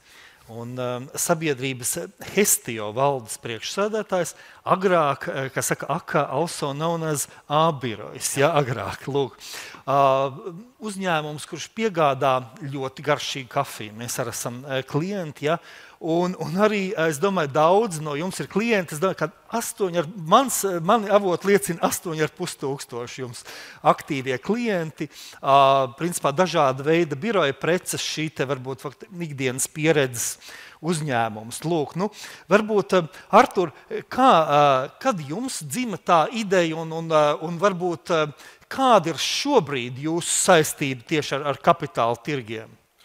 Jā, mums tā pieredze ir salīdzinoši nesena. Tātad Hestio rūpēs par darba vidi Baltijā. Nodrošinam uzņēmumiem kafijas risinājumus, paši ražojam kafiju, nodrošinam biroja tehnikas, nomu, apkalpošanu, telpu uzkopšanu, citus arī biznesa pakalpojumus sniedzam. Tā doma radās pagājušā gada sākumā. Tad mazliet priekšvēsturi mēs kompānijas stratēģiju paredz arī cita starpā uzņēmuma izaugsmi, veicot tirgus konsolidāciju un citu tirgus dalībnieku iegādi. Un pagājušā gada sākumā mēs noslēdzām šādu pirmo darījumu, ja, un tad lūkojamies, kā šo tālāk attīstīt stratēģiju. Sapratām to, ka banku finansējums īsti šādu tipu projektiem mūsuprāt nav labs risinājums, jo ir paaugstināts prasības attiecībā, gan šie nosacījumi nav pietiekami labi.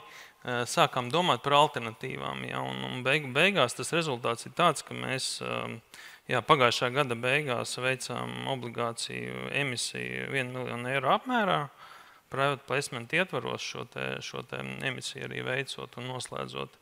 Tā ir pirmā kārta. Un kā jūs raksturot, kas jums šobrīd tie galvenie varbūt obligacionāri? Tas ir Altuma kapitāla fonds. Jā. Tad šobrīd principā viens ir, ja? Jā, uz doto brīdi ir viens. Jā. Un jāatzīst arī pēc šīs veiktās obligācija emisijas arī pilnīgi noteikti, teiksim tā, mēs arī esam aktīvākā komunikācijā arī ar citiem investīciju fondiem. Šī atpazīstamība kompānijas arī ir būtiski pieaugusi. Tā kā es tā vērtēju kopumā pozitīvi. Ja mums tas process viss aizņēma, es teiktu, paralēli citiem attīstības projektiem, mazliet vairāk kā pusgadu, jo saistīts ar daudziem šiem izpētes procesiem, kas tika veikti kompānijā. Beigās tāda kopumā laba mācība stunda arī visai menedžmenta komandai.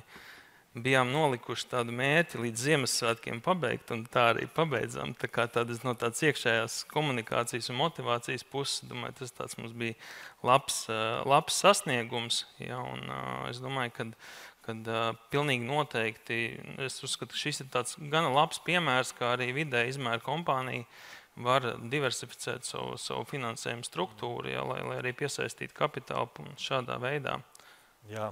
Un ar domu, ka to pēc tam tālāk jau varētu arī tirgot biržā sekundāri iekļaut. Ja? Jā, tieši tā. Jā. Mēs arī redzam dažādas pieejas, ja nav jau tā, ka jābūt obligāti vairākiem šiem te kreditoriem. Katrs kapitāla tirgus var arī pielaikot pēc savas konkrētās varbūt vajadzības un stratēģijas, un tieši tā. Un tāpēc es skatos arī šobrīd uz Krišjāņa Krūmiņa pusi, ja, kurš ir viens no tiem mūsuprātām lielajām cerībām. Ja. Krišjāns Krūmiņš ir Rīgas ūdens valdes priekšsēdētājs. Mēs esam dzirdējuši, ka Tallinna Vesī, Tallinnas ūdens jau ilgus gadus ir publiska kompānija ar ļoti, ļoti labu pieredzi. Bet, Krišjāni, varbūt pastāstīt, kā tad īsti uz Rīgas ūdens menedžmenta galda varbūt nonāca tēma kapitāla tirgi un kāds ir šobrīd status un kādi varbūt ir jūsu plāni, cik tālu tos var atklāt? Jā, labdien! Teicis milšs, ka te paspēlēsimies. Te es esmu šobrīd. Jā. Faktiski humors ir humoram, protams, bet ir ļoti svarīgi tomēr, kad tirgū tiek pamanīti tie pirmie drosmīgie, kas iet šajos kapitāla tirgos. Manā gadījumā, kā piemērs, ko dzirdēju, bija augstsprieguma tīkli. Faktiski tā doma vēl jo vairāk sāk materializēties arī pēc tikšanās ar viņu vadību, kāds viss notika, un tad, protams, loģiski nāca smilškaste, kas fantastisks līdzeklis, kur tik sapulcināti savas jomas profesionāļi, baņķieri, advokāti, kas izvērtēja faktiski Rīgas ūdeni no A līdz Z, ilgtspējas pārskatus, gada pārskatus, risku vadību, iekšējās kontrolas sistēmas, budžetēšanu, projektus, gada pārskats un tam līdzīgi. Un faktiski mēs vienkārši esam nonākuši līdz loģiskam solim, kad pēc būtības mēs esam gatavi. Un šī gatavība nav tāds viens dienas jautājums. Šī gatavība ir daudzu gadu garumā, jo visi mani nosauktie dokumenti, ieviestās procedūras, sistēmas, instrukcijas, sistematizēšana un tam līdzīgi, tas nav izdarāms vienā dienā, tas nav izdarāms vienā gadā. Tas ir tāds krājums, kas gala rezultātā materializējās. Un pats svarīgākais, protams, kad Rīgas ūdenim ir Rīgas mēra atbalsts šajā jautājumā, izpilddirektora atbalsts. Premjers šodien teica uzrunu, kad ir jābūt šiem uzņēmumiem, kas veicina šo finanšu tirgu attīstību Latvijā. Un ņemot vērā, ka mēs esam pilsētas kapitāla sabiedrība, tad faktiski mums ir arī pienākums dot savu pienesumu šajā nozarē.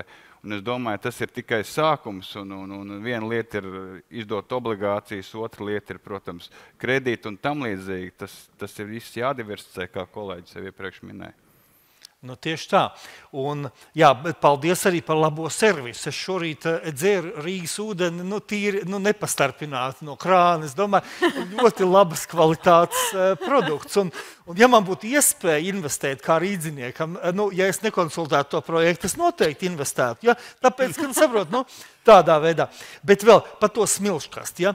Lūk, tātad, principā, varbūt vēl var drusku pastāstīt, kāds tad bija tas gala rezultāts, ja, kad iziet cauri, un varbūt var drusku vēl noraksturot tātad varbūt šo procesu, un ko tad jūs galā dabujāt ārā?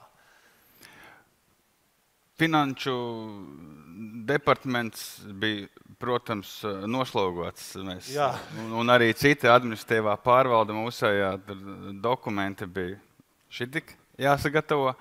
Tas tika arī veiksmīgi viss izdarīts, visi man nosauktie dokumenti tika sūtīti, profesionāļi to izvērtēja. Gala rezultāts jau, protams, mums bija ļoti, ļoti labvēlīgs. Secinājām to, kad ir atsevišķas lietas, tāds sīkums, kā angļu valoda, protams, ir mums jāievieš gan mājaslapā, gan pārskatos daudzajos, kas mums ir, kas mums līdz šim nebija aktuāli vienkārši. Un plus vēl jāliek uzsvers arī uz finanšu risku pārvaldības sistēmas tādu izveidi, faktiski pilnveidošanu.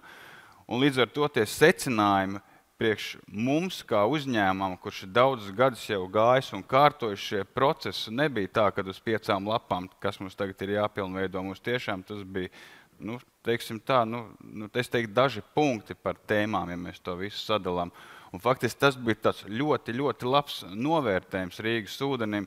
Paldies visiem darbiniekiem, tiem, kas vērtēja. Tas ir tiešām tāds gods un prieks saprast, jā, kad mēs esam gatavi.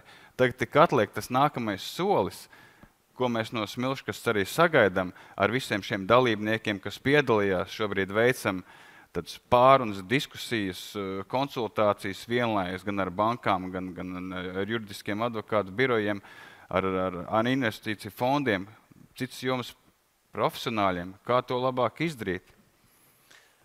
Skaidrs, un cik jūs samaksājāt, kāds bija rēķins par to? Cik nulle, ja?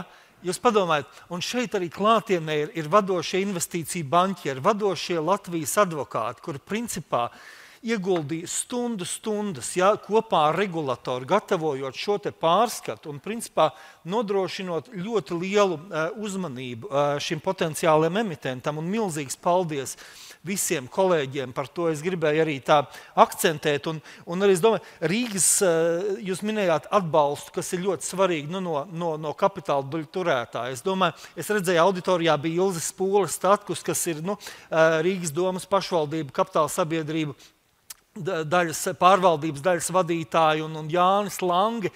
Tur tiešām var just to reālu atbalstu. Tāpēc Smilškastē jau ir bijuši 3 uzņēmumi, kurai sāks ar Rīga.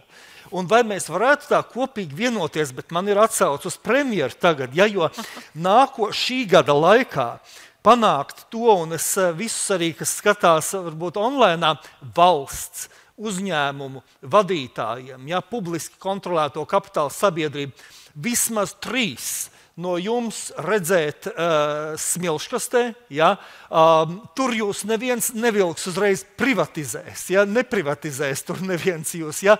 Tā varbūt, ka jūs atklāsiet papildus iespējas, skatu no malas, no vesela ekspertu kopuma. Varbūt, ka jūs saskatīsiet iespējas, kas ir vēl papildus tieši naudas piesaistēji, kādas iespējas dod kapitāla tirgi. Tā kā, es domāju, mēs varam vienoties par tādu kopīgu uzsaukumu tieši valsts kapitāla sabiedrībām piedalīties Latvijas Bankas vērtspapīru Smilškastē vismaz 3 šajā gadā. Lūk, tā kā tas būtu ļoti, ļoti konkrēti, ko varētu darīt. Bet ja mēs ejam tālāk, es dikti gribētu dzirdēt arī to pieredzi. Vai tiešām viss ir tiešām tik labi? Ja es gribētu uzdot jautājumu par tādiem, kā varbūt barjerām, ja? Vai varbūt kaut kādiem šķēršļiem, vai kur sāka buksēt, vai varbūt iestājās vienbrīd tāds darījuma nogurums, ja? Vai varbūt tas pa daudz vadības laiku prasīja. Piemēram, Marta, varbūt tava pieredze, ja? Kā tieši varbūt, ja es uzdodu jautājumu, vai bija kādas barjeras vai šķēršļi, un kā viņi tika pārvarēti, vai varbūt netika pārvarēti? Jā, viena lieta, ar ko es gribētu padalīties, Given izvēlējās veikt slēgto emisiju. Tajā pašā laikā mēs apzināmies, ka tieši izvēle veikt slēgto emisiju sašaurināja potenciālo investoru loku, jo veicot slēgto emisiju, minimālais investīciju slieksnis ir 100 000. Attiecīgi, tas ir diezgan daudz privātam ieguldītājam. Jā, mēs apzināmies, ka veicot publisku emisiju, tad tās būtu gan lielākas izmaksas, gan arī lielākas sagatavošanās darbi un lielākas prasības. Tajā pašā laikā, protams, Given būtu arī interesants šāds scenārijs, tādā ziņā, ka mūsu esošie klienti varētu kļūt par obligacionāriem un kļūt vēl par mums tieši lojālākiem klientiem. Tā kā tas ir kaut kas, kas jāņem vērā varbūt tādam vidējam. Tad jūs izvēlējāties to, es iztulkošu vēl mazliet tā vienkāršāk, tas principā šo te, to diskrētāko ceļu, kas sauc privātais izvietojums, proti tas arī mazliet tāds, tas ir drošais variants, jo redziet, par publisko piedāvājumu tas tiek ļoti izreklamēts, visi zina. Ja neparakstās, ja nav, tad par to viss izdzird, bet, teiksim, uzņēmumiem varbūt ar sākotnējo pieredzi jūs izvēlējāties iet to, kad vai ir, vai nav. Ja tas ir, acīm redzot, sadarbība ar Finanšu konsultantu, ar Investīciju banku un, principā, aptaujājot šos te potenciālos kreditorus, tad jūs izvēlējāties to ceļu. Bet tāpat laikā, kā barjera, varētu būt tas, ka tiešām privātiem jūsu tādam potenciāliem pircējiem, es jums novēlu daudz tādus pircējus jūsu džuvelerijā, kuriem 100 000 ir tāds normāls tēriņš. Bet tāpat laikā, vai ne, jūs redzat, ka varbūt nākošais solis jau ir publiskais piedāvājums, kur tas ir, varbūt mazāka tā lote. Jā, attiecīgi attīstības fāzē arī to mēs noteikti izskatītu kā labu scenāriju, arī veicinot atpazīstamību un šo te lojālo klientu loku. Jā, bet varbūt ne tieši pašā sākumā. Es uzdošu tādu pavisam uzvedinošu jautājumu Krišjānim tagad. Jūs vēl neesat emitējuši obligācijas, bet ja jums būtu tā iespēja, uz ko jūs iet, uz tādu kā privāto izvietojumu, to diskrēto variantu, ka neviens nezin, kas notiek līdz biržas zvanīšanai, vai tomēr jūs ietu, tā teikt, drosmīgāk ar visu savu stāstu, ar savu ilgtspējas stāstu un tā tālāk. Galu galā arī dot iespēju zināmā mērā jūsu klientiem, Rīgas iedzīvotājiem, atstāt savu naudu savā pilsētā, vai ne, un piedalīties varbūt jūsu biznesā kaut kādā ziņā, tādā ar domu, ka dabūt atpakaļ to naudu ar procentiem, bet kādu laiku, ja. Krišjāņa, kā šķiet, jūs, es zinu, ka nekāda lēmuma nav pieņemta, bet kurš variants? Privātais izvietojums vai publiskais piedāvājums? Atbildēšu īsi. Es domāju, ka šī nebūs vienīgā reize, kad mēs emitēsim obligācijas. Tas nozīmē, ka būs abi varianti. Jautājums secībā vai kopā, tas ir tāds finanšu stratēģijas jautājums, jo faktiski, lai sadalītu gan uz fondiem, gan uz privātiem, tad šim obligāciju portfelim ir jābūt gan lielam, kas tiek izdots, lai pietiktu visiem un viss būtu apmierināti, tad faktiski ir jāizdomā, kā pareizāk darīt. Vai pirmajā reizē tad mēs ejam uz investīciju fondiem, liekam uzsvaru, un tad nākamajā reizē uz rīdziniekiem, uz Latvijas iedzīvotājiem. Tas ir jautājums vēl atklāts, kā pareizāk ko kā darīt. Pie tā mēs strādājam. Jā, bet iespējas ir. Jā, es esmu diezgan pārliecināts, ka ja jūs emitētu obligācijas, ja turklāt vēl tās būtu ilgtspējīgās un kur vēl tās zilās obligācijas, tur būtu kārtīgi grūstīšanās, ja? lai parakstītos, jo principā caur finanšu sektoru taksonomiju tagad tiks ieviest, un viņiem visiem pēc Corporate Sustainability Reporting Directive būs jāziņo, cik tad ir tās investīcijas labajos, ja, ilgtspējīgajos finanšu instrumentos, un ja jūs investētu, es domāju par tādu popularitāti, tur lielām šaubām nevajadzētu būt, bet to neviens nezina, to mēs redzēsim. Lūk, skaidrs. Man vēl jautājums varbūt, Inta, kāds varbūt arī, ja mēs runājam tagad tieši par to, varbūt ieguldījumu kaut kāds par tēmu barjeras, šķēršļi. Ir kāds komentārs? Jā, pirmkārt, neliela remarka par iepriekšējo diskusiju. Grūstīšanos var panākt arī privātajā izvietojumā, un viņa ir gana liela, un mēs to arī pieredzējām. Attiecībā uz barjerām gana sarežģīts tas process. Protams, redzēt, Cleaner grupa ir uzņēmums ar senu vēsturi, un nav jau tā, ka mēs no tukšas vietas sākām. Nav tā, ka līdz brīdim, kamēr mēs pieņēmām lēmumu emitēt obligācijas, mums nebija korporatīvās pārvaldības, mēs nedomājām par ilgtspēju. Tā jau nebija. Līdz ar to mums bija ļoti laba bāze, balstoties uz kuru attīstīt šos jautājumus. Tomēr vienlaicīgi, protams, ka tas prasa papildu resursu no komandas. Protams, tā ir arī savā ziņā tāda liela apņemšanās sevi parādīt un atklāt publiski pat varbūt ierobežotam un iepriekš zināmam investoru lokam, bet ejot roadshowā un rādot informāciju par savu kompāniju, vienmēr tāda nelielas bažas, ko viņi par mums domā un kā tad īsti ir, kā mēs izskatāmies citu acīm raugoties uz mūsu biznesu. Un tad mums, protams, šīs informācijas sagatavošana, sākotnējās informācijas sagatavošana prasīja gana ilgu laiku, arī roadshows un saziņa ar investoriem, protams, mums pašiem iekšēji bija izaicinājums. Savukārt tagad kopš kotēšanās biržā, protams, jebkas, kas saistās ar informācijas atklāšanu. Mēs sev esam definējuši, ka mēs nebaidamies atklāt informāciju. Mēs jūtamies droši savās tirgus pozīcijās, mēs jūtamies, ka šī informācijas atklāšana nevar mūs aizskart vai ievainot kā uzņēmumu. Līdz ar to, manuprāt, tas būtu jebkuram svarīgi saprast, ka tā informācijas atklāšana būtībā nav stāsts par slēpšanos, tas nav stāsts par paslēpēm, bet gan par to, ka mēs esam gana droši savās pozīcijās. Bet pie tā ir jāpierod savā ziņā, pie tā ir jāsāk, jā. Jā, ir jāsāk, protams, ir ļoti daudz iekšējas diskusijas, vai par šo mēs ziņojam, vai par šo mēs neziņojam, un tad, protams, arī stāsts par to cilvēku sarakstu, kam ir pieejama iekšējā informācija.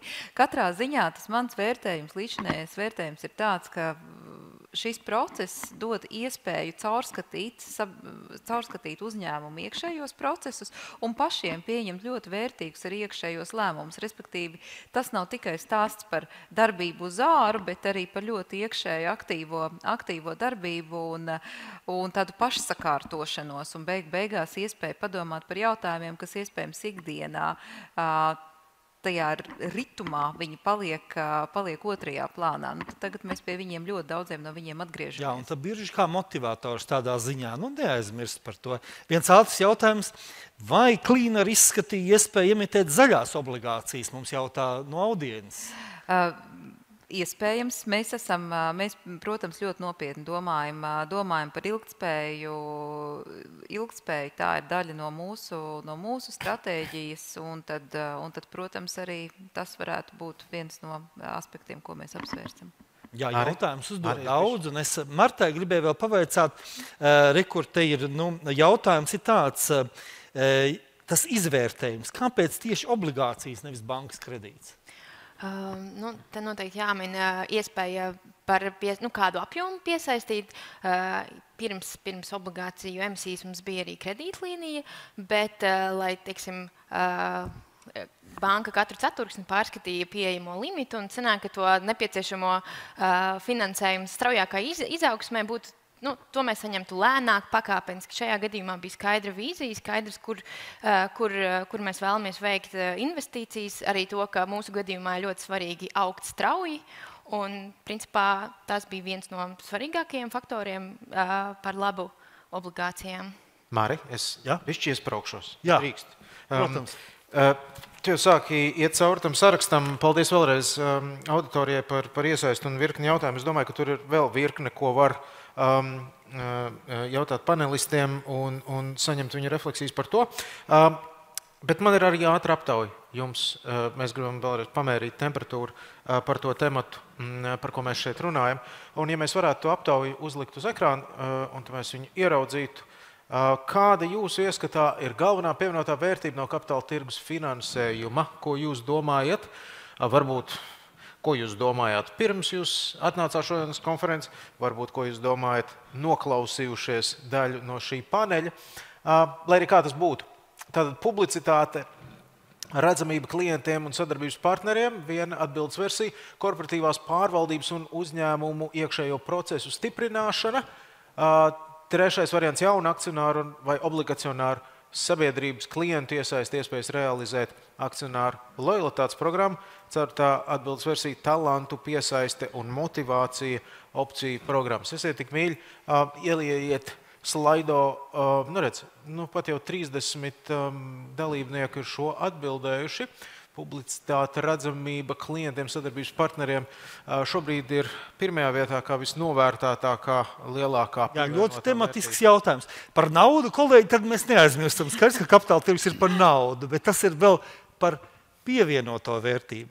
Es te vēl ātri, pavisam, vai Vērtspapīru smilškastē var pieteikties arī privātā kapitāla MVU uzņēmumi. Protams, jūs esat ļoti laipni gaidīti, vai ne? Tā kā tas ir tik tiešām jebkuram uzņēmumam, kuram ir interese, ir pietiekoši sabalansētas prasības, un jūs esat ļoti laipni gaidīti. Ja? Man interesē tas, vai tiešām talantu piesaista motivācija, kas bija tik būtiska mūsu sākotnējiem runātājiem, tiešām 0% paliks. Labi, pabalsojam. Rekur, kāds atsaucās jau ļoti labi.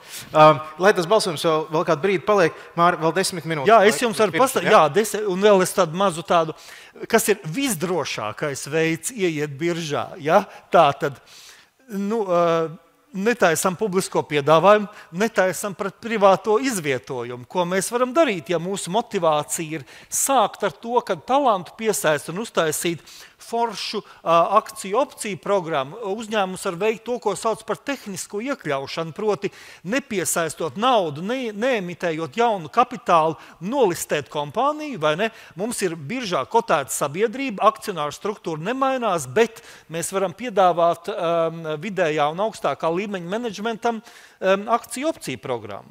Lūk. Nu, bet tagad es domāju, vēl, es gribēju, Artur, tev paprasīt, lūk, tādu lietu. Ja? Man bija tāds arī insights man bija iespēja parunāt varbūt ar taviem kolēģiem, un viņi saka, ka mums uzņēmumā ir viens brīnumdars. Ja vajag kaut ko, izdarīt tādu, ko visiem šķiet, tas nav reāli, Artur, tad, principā, viņi tā kā skatās uz tavu pusi, kas, principā, būtu pareizi uz valdes priekšsēdētāju skatoties. No visa šitā es zinu, ka tev ir pieredze, ja, ar mazo un vidējo uzņēmumu atbalsta programmu. Jūs esat pieteikušies tur. Tu vari pastāstīt drusku šo te pieredzes stāstu, ja, ko mēs saucam par CFLA administrēto atbalsta programmu. Tas būtu ļoti interesanti. Un kur tas brīnumdara efekts ir? Uz ko tev kolēģi īsti varēja novērst? Pārspīlē, Māri.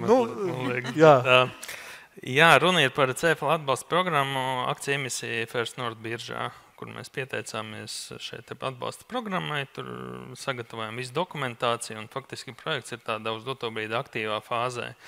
Un, protams, ka projekta realizācijas gaitā mēs saskārāmies diezgan ar daudz lietām, kas bija operatīvi jārisina sadarbībā arī ar Centrālo finanšu līgumu aģentūru, lai ievērot visus šos te nosacījumus, ko uzliek normatīvi akti. Un vienā brīdī šajā projektā sapratām to, ka mēs neiekļaujamies noteiktajos projekta termiņos. Tas saistīts ar audita procesiem, ko mēs nevaram pabeigt saulaicīgi, jo ir jāauditē šie pārskati atbilstoši IFRS standartiem. Un faktiski tas nozīmē to, ka mēs projektu noteiktajā termiņā realizēt nevaram. Ja, un faktiski tajā brīdī sākās no mūsu kompānijas puses, manuprāt, ļoti aktīva, korekta komunikācija ar konkrēto valsts iestādi par to, kā mēs varam kopā šo te situāciju risināt. Jo viens ir tas, ka līguma termiņa pagarinājums neparedz šie normatīvi akti un programmas nosacījumi, no otras puses ir uzņēmējs ar savām teiksim, tā vajadzībām un vēlmi tomēr šo te projektu realizēt.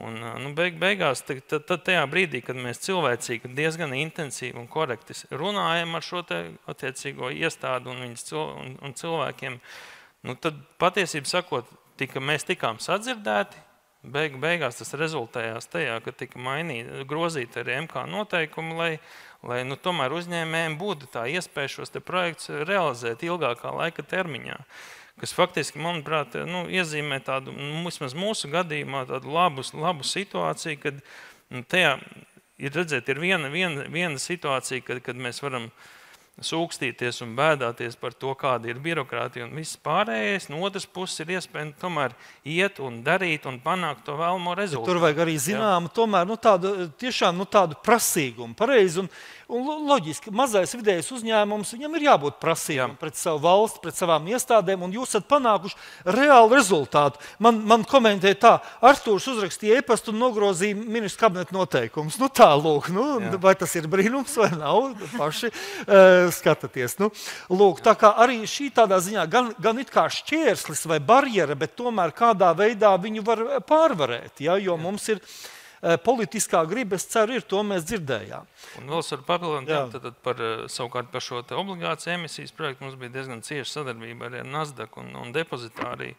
Es biju patiesībā sakot ļoti patīkami pārsteigts. To, ka cilvēki, mēs faktiski jūtam tajā komunikācijā to, ka cilvēki nevis vienkārši izdara kaut kādas noteiktas lietas, kas viņiem deleģēts, bet viņi arī reāli vēlas, lai šie projekti sanāk. Meklē risinājumu. Jā, tieši tā. Atbild uz e-pastiem un ceļ telefonu. Un mums ir uzņēmumi ļoti dažāda pieredze darbā ar valsts institūcijām, labāka, netik laba. Šajā gadījumā es tiešām biju ļoti patīkami pārsteigts. Jā. Redzēt, jūs pilnīgi reāli pieredze. Mums ir palikušas pāris minūtes blitz jautājums uz beigām par nākotni. Inta, ir nākotne vēl jūsu uzņēmuma kapitāla tirgos vai pietiks ar šīm obligācijām? Mēs plānojam būt mūžīgi, un, protams. Tas tā tad ir uz ilgo termiņu. Uz ilgo termiņu, jā, un mēs arī paši ļoti ceram, ka obligācijas ir pirmais solis kapitāla tirgu, kāda būs nākamie, to mēs redzēsim, bet mēs arī neliksim uz sevi ilgi gaidīt. Jā, nu, Krišjāņa, ies tā lieta uz priekšu vai neies? Protams, kad ir jāiet, ja tik ļoti liels darbs ir ieguldīts gan no šīs smilškas, gan mūsu pašu darbinieku un šie te procesi. Un, protams, mēs skatāmies vienīgi tikai uz zilo vai zaļo obligāciju izdošanu. Tas ir tas virziens, kurā mēs ejam, un milzīgs darbs inženieriem būs jāiegulda, sarēķināt ekonomētās kilovatstundas, ūdens zudumus rēķināt. Tik sarežģītam uzņēmumam, kāds Rīgas ūdens ar tik daudz dažādiem atzariem, ir precīzi jāspēj sarēķināt, ko mums prasa arī regulas, lai nebūtu zaļmaldināšana. Jā, tas ir svarīgi. Nu, un kā, Marta, kā izskatās jums? Tos lietuviešus un igauņus mēs arī mēģināsim uzrunāt, varbūt vēlāk ar kādiem vērtspapīru piedāvājumiem no jūsu puses? Jā, Given noteikti skatās šajā virzienā un domā, ka arī ilgtermiņā varētu izmantot kapitāla tirgus dotās iespējas. Tieši kā, tad jau redzēsim, bet katrā ziņā mums šobrīd ir ļoti labi iespēja saprast, kā tas ir būt biržā un kas būtu vislabākais scenārijs nākotnē. Un Artur, obligācijas vai arī varbūt kaut kas uz akciju pusi? Skatīsimies, Mārtiņ. Skatīsimies, ja? Nu, lūk, ir pareizi, zin tā. Nu. Lūk, tā kā es domāju, tas bija fantastisks panelis, es domāju, veltīsim aplausus. Un kas ir tāds takeaways? Es domāju, ka jūs redzējāt, ka katrs uzņēmējs var principā piemērot un pielāgot. Visiem nav jādara viens un tas pats. Pastāv dažādas metodas, stratēģijas, ja, risinājumi, ko var realizēt. Un tik tiešām arī publiskais sektors ir ļoti laipni gaidīts. Un es vēl gribēju ar tādu pavisam tādu izaicinājumu, tas man pat kā atklāt sakot ienāca prātā, ja, bet redz, kā var vēl motivēt, ja, nu, par to pašu, ja mēs skatāmies uz to motivāciju opciju programmām, nu, kurš teica, ka no politikas plānošanas viedokļa arī tīri, varbūt no normatīvā regulējuma izmaiņu viedoklis nevar apsvērt iespēju tiem pašiem valsts un pašvaldību kapitāla sabiedrību uzņēmumiem kā daļu no kompensācijas, ja dot arī menedžmentam tās akciju opcijas, nu tad celiet vērtību un iegūstiet arī tā kompensāciju. Tas taču nav nekāds tāds tabū. Un padomājiet, ja valsts tādā veidā arī varbūt risinātu valsts un pašvaldību uzņēmumu vadības atalgojuma politiku. Ja? Es domāju, ka tur būtu daudz lielāka grūstīšanās tajā priekštelpā. Ja? Tā kā varbūt, ka tas tāda politikas veidotājiem un likumdevējiem tāds varbūt vēl novēlējums apsvērt arī šo jautājumu. Paldies liels! Milzīgs paldies un milzīgs paldies visiem, kur piedalījās 70 dalībnieku šajā aptaujā un arī faktiski tas diezgan līdzīgie balsojumi dažādiem variantiem arī jau rāda, ka tās iespējas ir ļoti dažādas un droši vien kā atkarīgs, ko nu katrs uzņēmums sev redz parocīgāk un vērtīgāk. Nu ko, panelim mēs jau pateicam paldies ar aplausiem, bet es, Māri, biju šokāts dzirdēt, ka tu neesi sociālos tīklos. Jo sociāli ir liela zaudētāja, es uzskatu. Un ņemot vērā, ka Māris nav sociālos tīklos, varbūt ņemot vērā viņa tāda pozitīvas enerģijas pildīto moderēšanu šim panelim, varbūt mēs varam Mārim dot to, ko cilvēki, kuri labi ir padarījuši darbu, saņem sociālos tīklos. Ko viņi saņem? Tos īkšķīšus, pareizi? Nē. Īkšķīšus saņem pareizi. Mēs varam Mārim tos nodrošināt. Paldies liels! Paldies! Palieciet vēl. Mēs uz 15 minūtēm pārtraukumu iestrēbjam tās 5 tasas kafijas, ko premjers apsolīja darīt, lai visu to lietu virzītu uz priekšu. Mēs sekosim viņu piemēram, bet 15 minūšu laikā. Un tad mūsu noslēdzošais panelis, esiet atpakaļ, kad es jūs saukšu. Labi, pēc 15 minūtēm. Tiekamies pēc brīža. Paldies!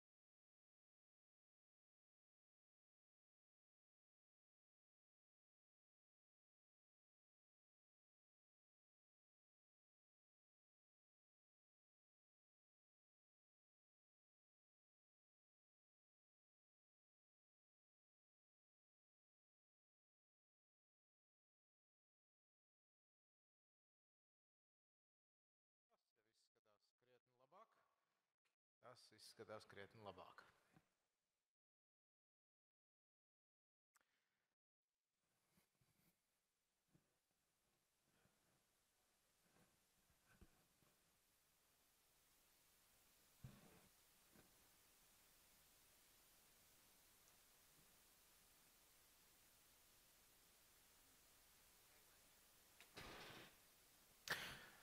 Nu ko, diena ir bijusi gara, bet saldais ēdiens vēl priekšā. Mēs esam gatavi mūsu pēdējai sadaļai. Mums ir atlikusi viena uzruna un viens diskusiju panelis. Un mūs uzrunās Latvijas Bankas monetārās politikas pārvaldes vadītājs Uldis Rutkaste par tematu, kā finansēt uzņēmumu attīstību augsto procentu likmju laikā. Temats tieši pareizajā laikā un tieši kontekstā arī ar kapitāla tirgus attīstību. Uld, lūdzu.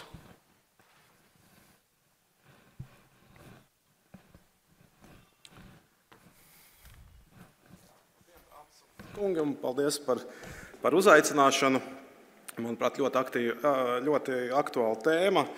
Un tātad šodien mēģināšu iesildīt pēdējo paneļdiskusiju, varbūt nedaudz paskatoties no makroekonomikas viedokļa, kā tas izskatās, kad procentu likmes pieaug pēc ilgstoša laika, kad tās ir bijušas ļoti zemā līmenī vai pat negatīvā līmenī atsevišķiem tirgus dalībniekiem, un kāda varbūt izskatās perspektīva kopumā no uzņēmumu finansēšanas viedokļa.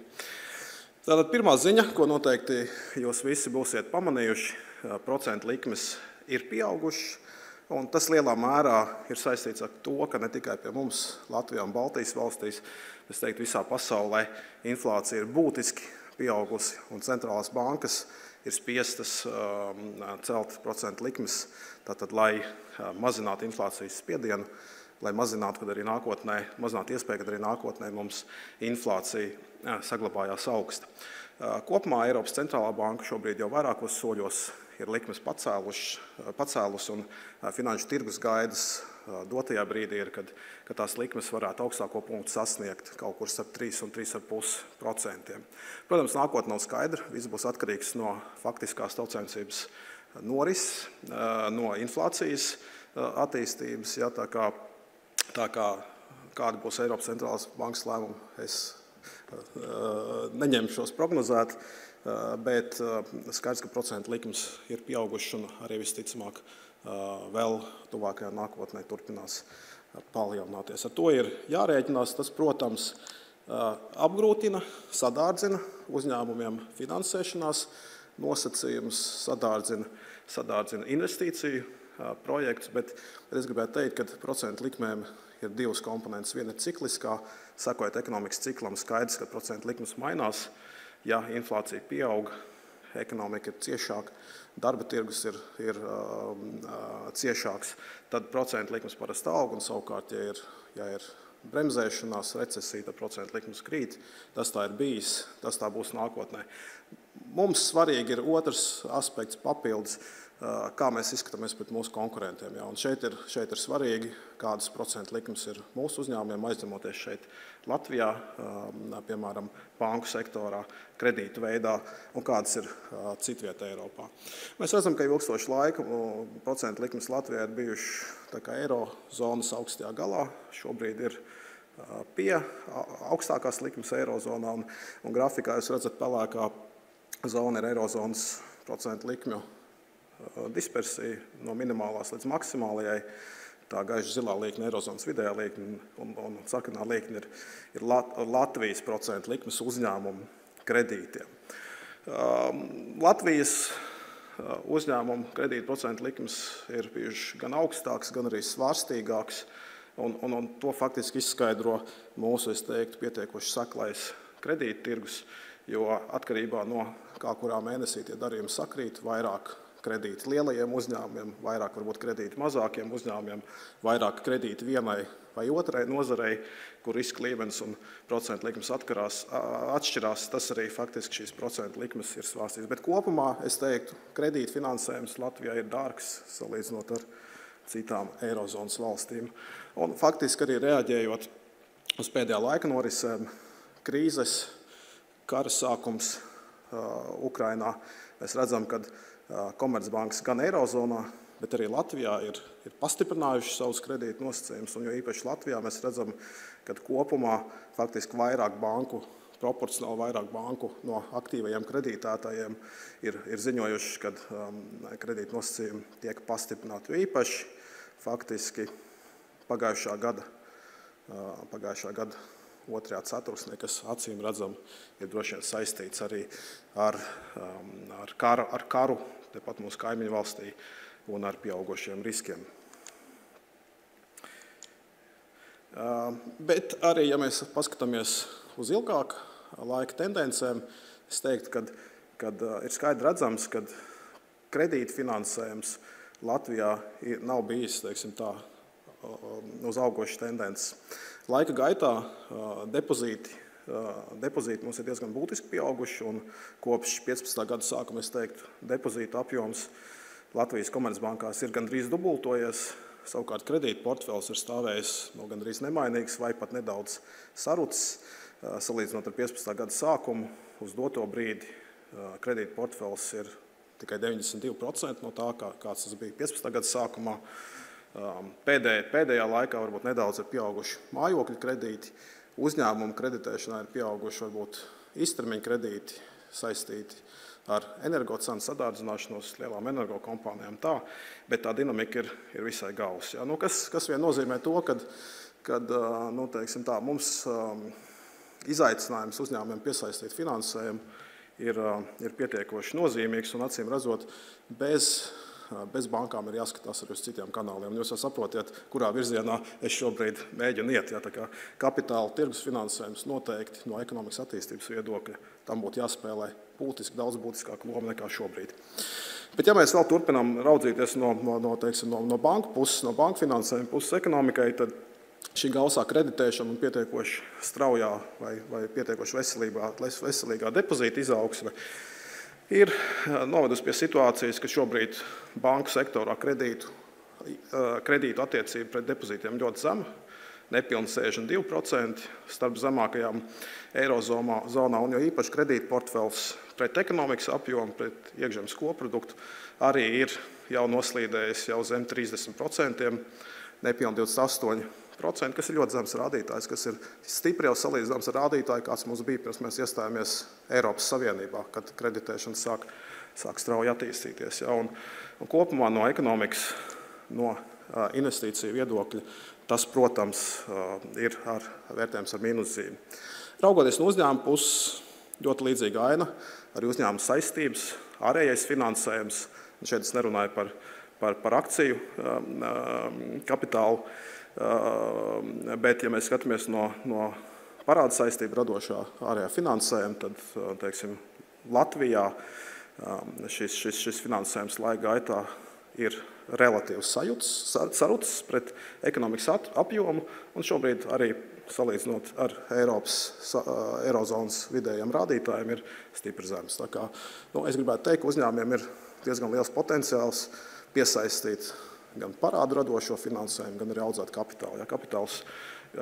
Akciju kapitāls šeit nav, bet arī, ja mēs paskatāmies akciju kapitalizāciju, tad tur mēs arī tikpat būtiski, gan vēl būtiskāk atpaliekam no Eiropas Savienības, Eirozonas vidējiem rādītājiem. Tās implikācijas ekonomikā ir acīm redzamas. Es negribētu teikt, ka tas ir tikai ka finansējuma pieejamība ir vienīgais faktors, tur ir droši vien virkne citu faktoru, bet fakts ir tāds, ka investīciju jomā mēs jau kādu laiku diezgan būtiski atpaliekam no mūsu kaimiņu valstīm, kā mēs redzam kreisās puses attēlā.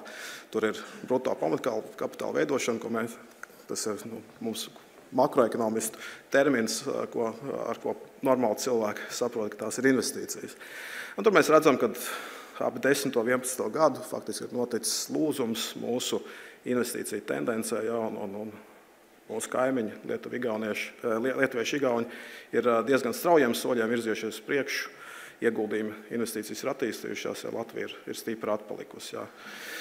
Bet finansējumam tur ir loma, un tur mēs esam arī savulaik ar kolēģiem mēģinājuši izmantot mūsu rīcībā esošos instrumentus, Latvijas makroekonomisko modeli, un faktiski sarēķinājuši laika posmā no 16 līdz 19 gadam, 4 gadu laikā, ko nozīmē kreditēšanas pieauguma atšķirības Baltijas valstīs. Ja, mēs paņēmām vidējo kredītu portfeļu pieaugumu Lietuvā, Igaunijā un salīdzinājām ar Latviju. Un sarēķinājām, par cik investīcijas, vai cik mums būtu augstāks investīcijas un lielāka ekonomikas izaugsme, ja arī mums šī kreditēšana būtu pieaugusi līdzīgi kā Lietuvā, Igaunijā.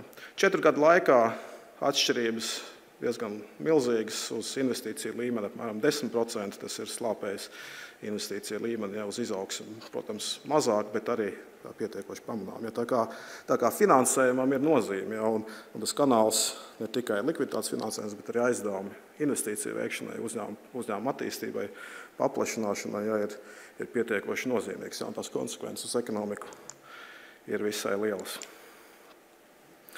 Un šeit mēs nonākam faktiski jau pie manas stāsta beigām, ko tad darīt.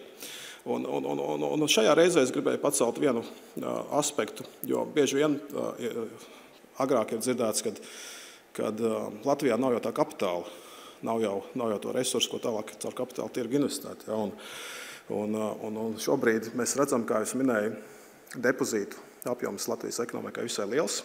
Kredītu apjoms netiek līdz 62% no banku piesaistītajiem depozītiem tiek novirzīti tautsājumniecības kreditēšanai. Ja mēs skatāmies no banku aktīvu puses, tad pārējie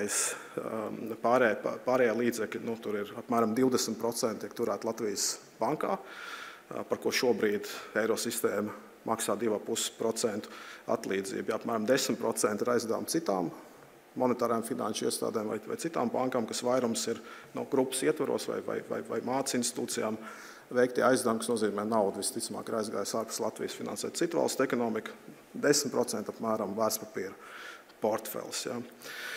Bet skatoties no depozītu viedokļa, Latvijā diezgan būtisks depozīta apjoms, kā es minēju, depozīta struktūra pamatā pieprasījuma noguldījumi, kur procentu likmes tiek maksāts visur zemes, daudz zemāks nekā, ja tiek veikti termiņu depozīti vai krājkonti, kur mēs redzam Eirozonā, šo pieprasījumu noguldījumu apjoms ļoti mazs, un depozīta likmes arī Latvijā, Baltijas valstīs ir visai zemes. Ja neskatoties to, ka šobrīd procentu likmes pieaug, depozītiem likmes ir zemes, un arī visticamāk saglabāsies zemes, jo ņemot vērā mūsu depozītu pieprasījumu struktūru, pamatā termiņu depozīti vairāk 80%, 90%. Ja, tātad šī nauda depozīta īpašniekam nepelna papildus procentus. Un šeit es atļāvos uzlikt tādu ļoti provocējošu virsrakstu slaidam, mājsaimniecību pieprasījumu noguldījumu naudu, kas nestrādā. Ja? Tā nav, ka pilnībā nestrādā, bet varētu strādāt labāk. Un šeit, man liekas, ir saskatām tāda diezgan būtisks resursu apjoms, ko varētu caur kapitāla tirgiem ieguldīt Latvijas ekonomikā, bet tam, protams, ir vajadzīgi priekšnosacījumi. Ja? No depozīta īpašnieku puses, protams, tā ir finanšu pratība, jo, ja mēs nesaprotam, ko mēs darām, tad investēt nevajag. Sākumā ir jāsaprot un faktiski jāsako līdzi, jāsaprot, ko tu dari. Tātad finanšu pratība ļoti svarīgs aspekts, protams, arī vēlme uzņemties risku, jo kapitāla tirgi, protams, tur tās svārstības ir lielākas nekā depozīts, tev neko nepelna, bet depozīts, protams, ir stabilāks ieguldījums. Bet kapitāla tirgos nopelnīt var un varēs daudz vairāk nekā turot pieprasījumu depozītus. No otras puses, no uzņēmuma puses ir vajadzīgs arī šo aktīvu piedāvājums, ja, ko naudas depozīta īpašnieki varētu iegādāties, ja, un līdz to arī tas, ka uzņēmumi aktīvi interesējās, aktīvi iet kapitāla tirgos, izlaiž obligācijas, piesaist akciju kapitālu, ja, tas arī ļoti svarīgi, jo būs mums vairāk šādi instrumenti, jo būs arī faktiski tas kapitāla tirgus attīstīsies un būs vairāk interesanti, kas būs gatavi ieguldīt. Tā kā zinām, vissolas problēma, pēdējos gados progress, manuprāt, ir vērojams. Iepriekšā panelī jūs jau redzējāt ļoti daudz uzņēmumi izlaiduši vai piesaistījuši līdzekļus, izlaižot obligācijas. Ir arī veiksmes stāsts ar akciju laidienu tirgu. Ja, tā kā, manuprāt, pamats turpmākai attīstībai ir, un tad atliek novēlēt tikai, lai, kā saka, tie kapitāla īpašnieki satiekās veiksmīgi ar ieguldījumu iespējām, jā, lai mūsu uzņēmumu un ekonomika var nākotnē attīstīties. Paldies!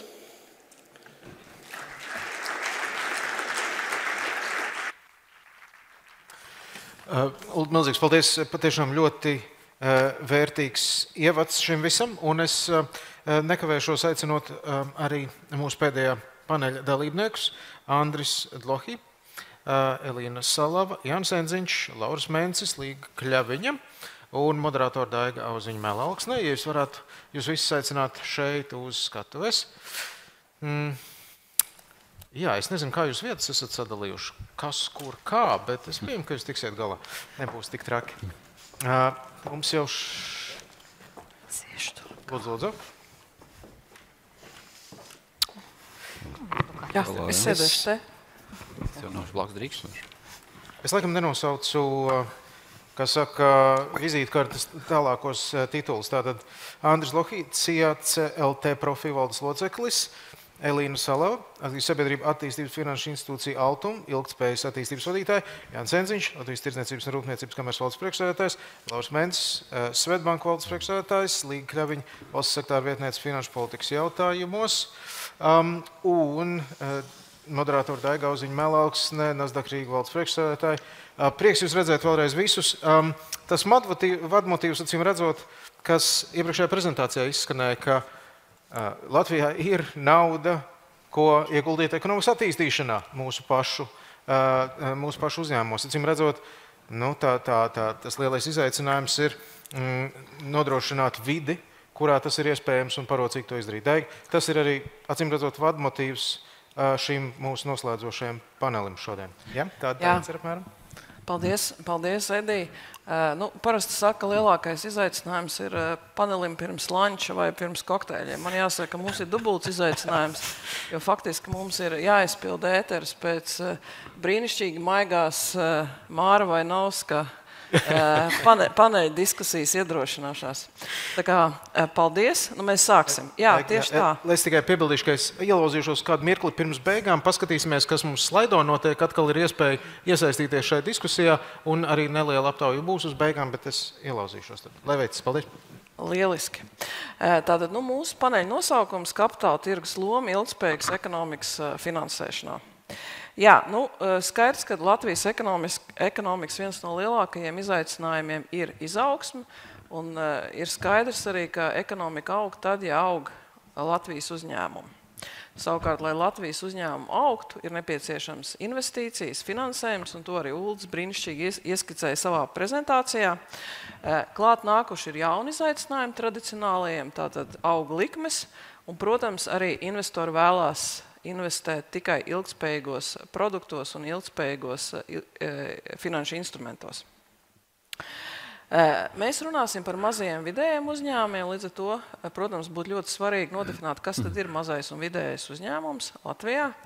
Un mēs to apspriedām pirms šīs paneļdiskusijas un vienojāmies, ka tie varētu būt uzņēmumi, kuriem ir darbinieki līdz apmēram 250. Saprotot to, ka darbinieku skaits nekādā veidā nav tāds objektīvs rādītājs, arī iepriekšējos paneļos tika minēta biržas kapitalizācija. Es teiktu, ka maziem vidēju uzņēmumu varētu būt kaut kur ar biržas kapitalizāciju līdz 50 miljoniem eiro. Tirgus kapitalizācija, tātad tirgus vērtība, kas tiek noteikti biržā. Tādās attīstītās ekonomikās, uz kurām mēs vēlētos iet un tiekties, tādu mazo un vidējo uzņēmumu finansēšanā ļoti liela loma ir kapitāla tirgiem. Jo tātad kapitāla tirgu piesaistītais finansējums ir tas, ko uzņēmumi var izlietot riskantākās investīcijās, tātad attīstot jaunus produktus, jaunus pakalpojumus, ieejot jaunos tirgos, pērkot konkurentus gan Latvijā, gan aiz robežām. Tātad, faktiski riskantākas investīcijas. Un kā arī Ulda prezentācijā tas izskanēja, Faktiski tātad, birža, vērtspapīru tirgus vai kapitāla tirgus ir vidutājs.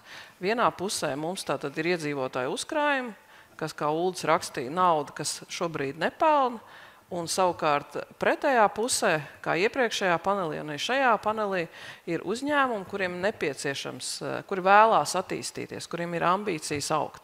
Un faktiski caur kapitāla tirgu šie iedzīvotāju uzkrājumi pārvēršās produktīvās investīcijās.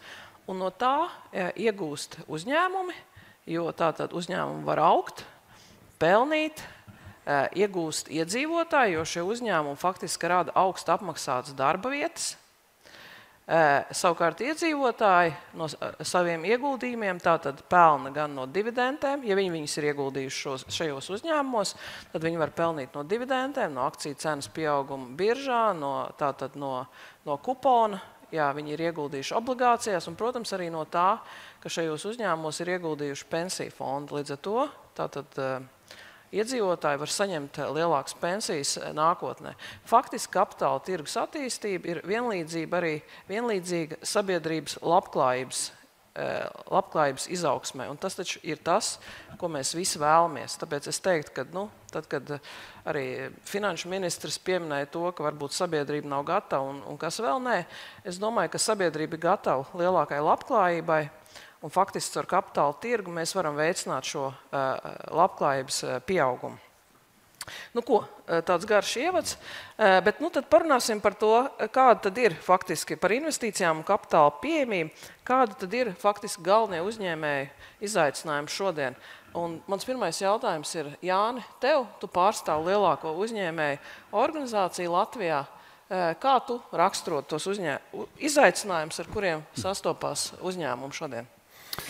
Jā, paldies par jautājumu. Tirdzniecības rūpniecības kamerām šobrīd ir apmēram 2700 individuālie biedri, tad dažādi izmēra kompānijas, dažādi nozara kompānijas. Tā definīcija, ko mēs šobrīd saprotam ar mazo uzņēmumu, vidējo uzņēmumu, sanāk apmēram, es rēķināju, kur ap 40% varētu būt tā kategorija.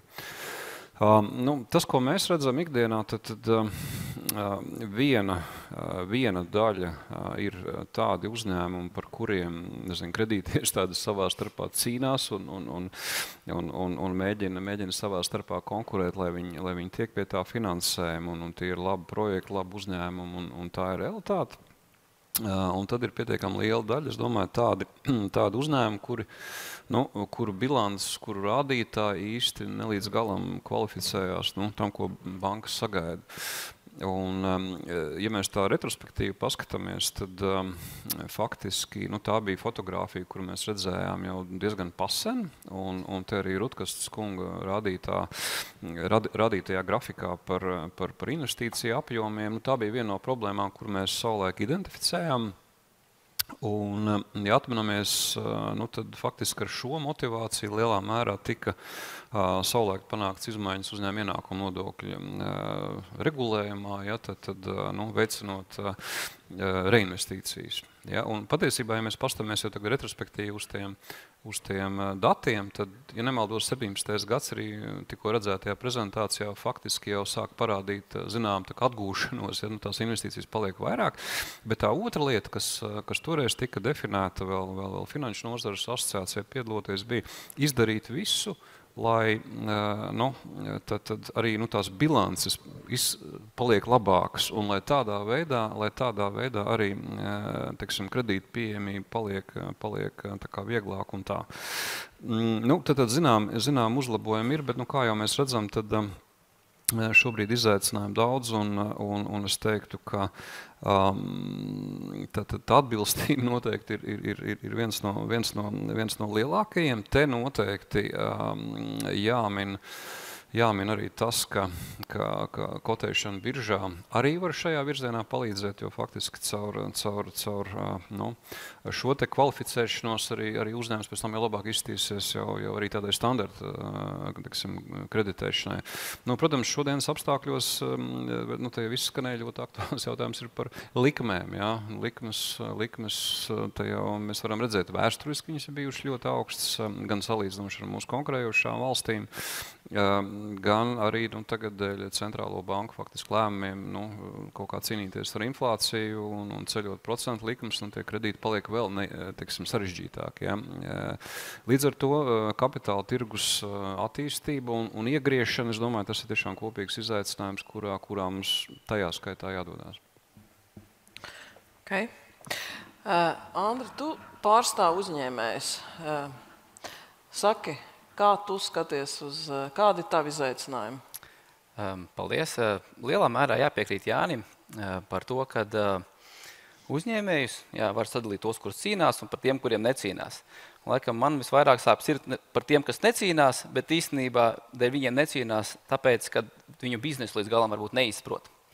Vai viņi ir kaut kādā tādā izaugsmes stadijā, ka, teiksim, tur vēl nav īpašniekam 15 nekustamā īpašumu, ko apķīlāt, un tad nevar tos ieķīlāt kā nodrošinājumu, bet viņi tādā augošā stadijā, viņi, teiksim, 90% no produkcijas eksportē, kā mani uzņēmumi, ja?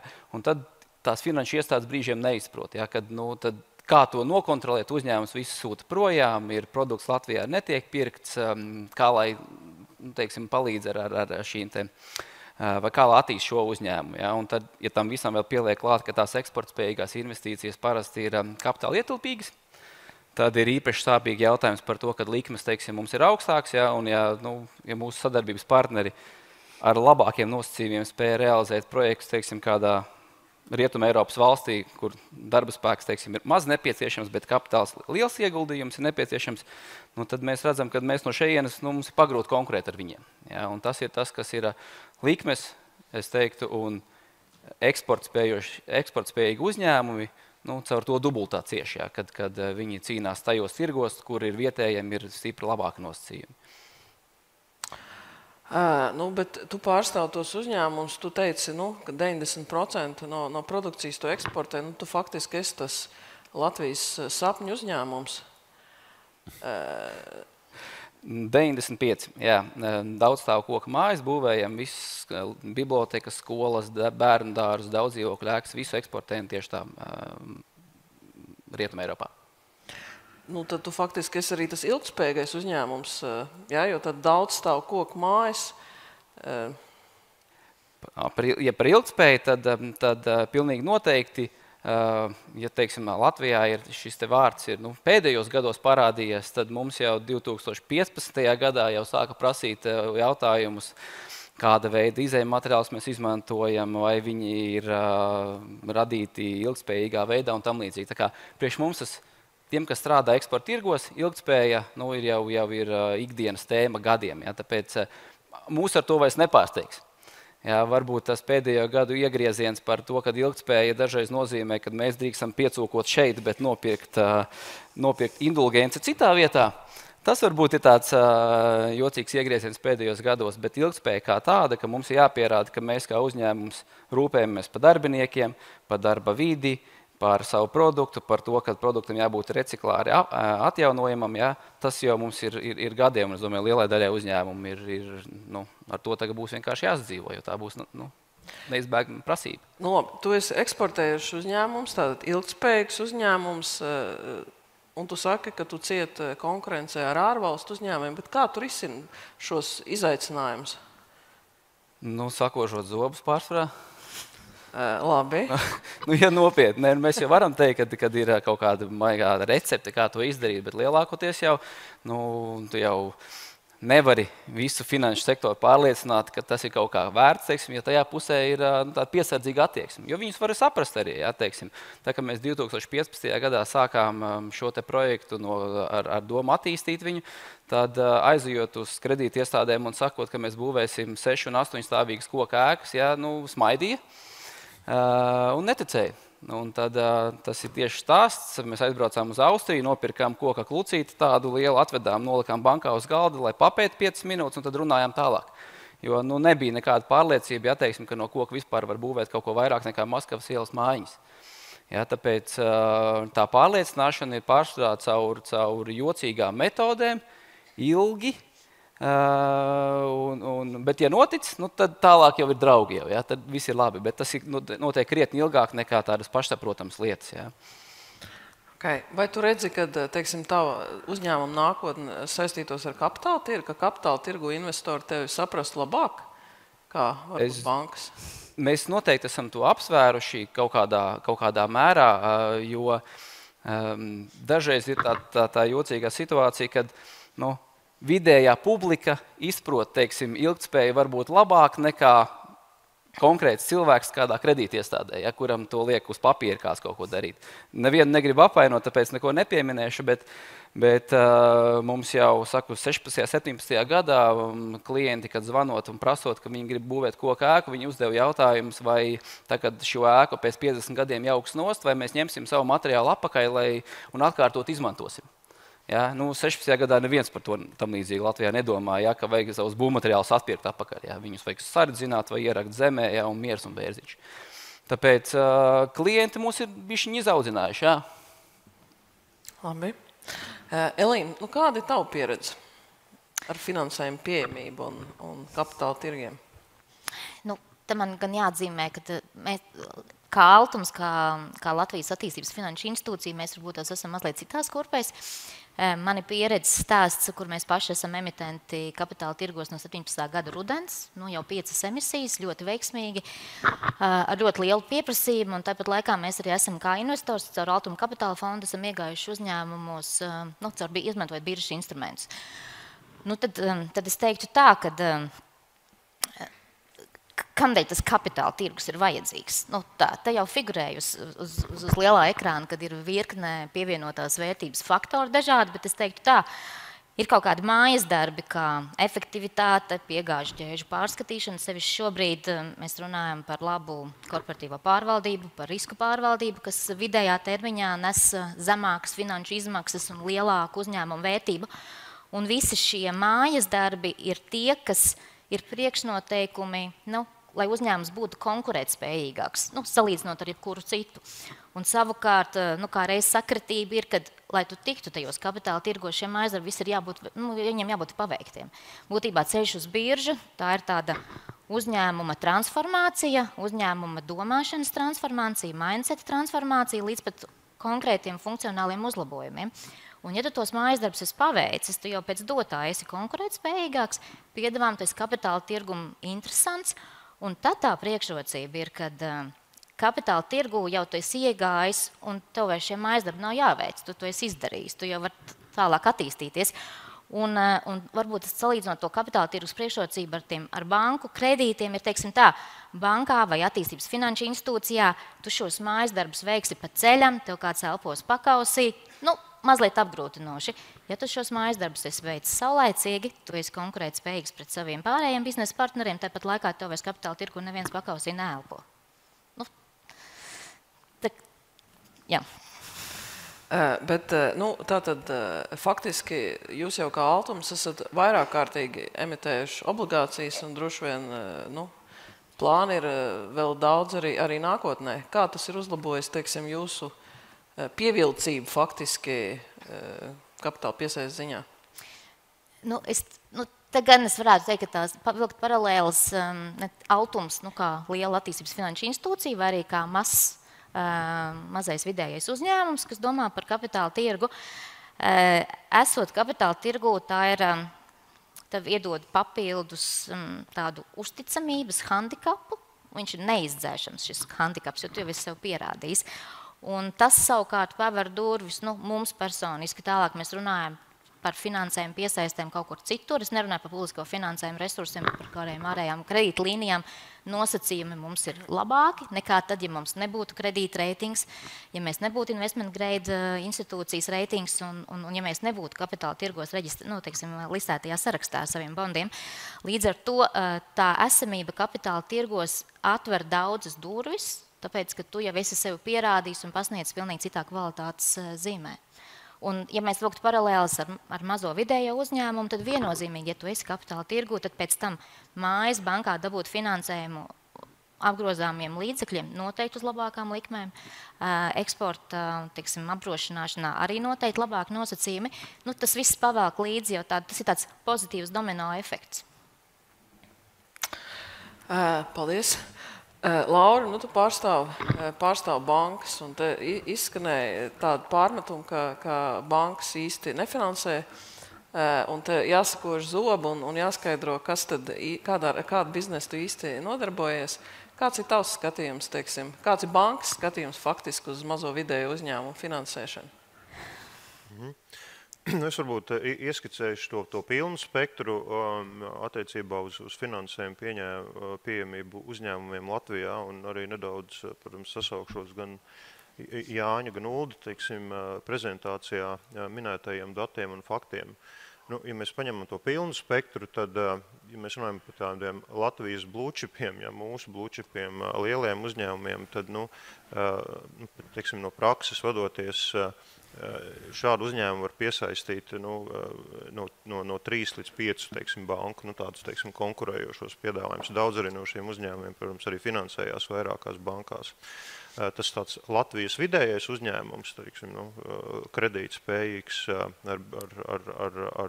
ar biznesa modeli, kā teikt, ko banka, teiksim, var pieņemt, tad es teiktu, ka tā konkurence ir kaut kādi 2-3 bankas, un tas arī tīri no praktiskiem apsvērumiem, cik daudz tātad, teiksim, šis uzņēmējs bankas var apstaigāt, cik daudzām viņam ir attiecības.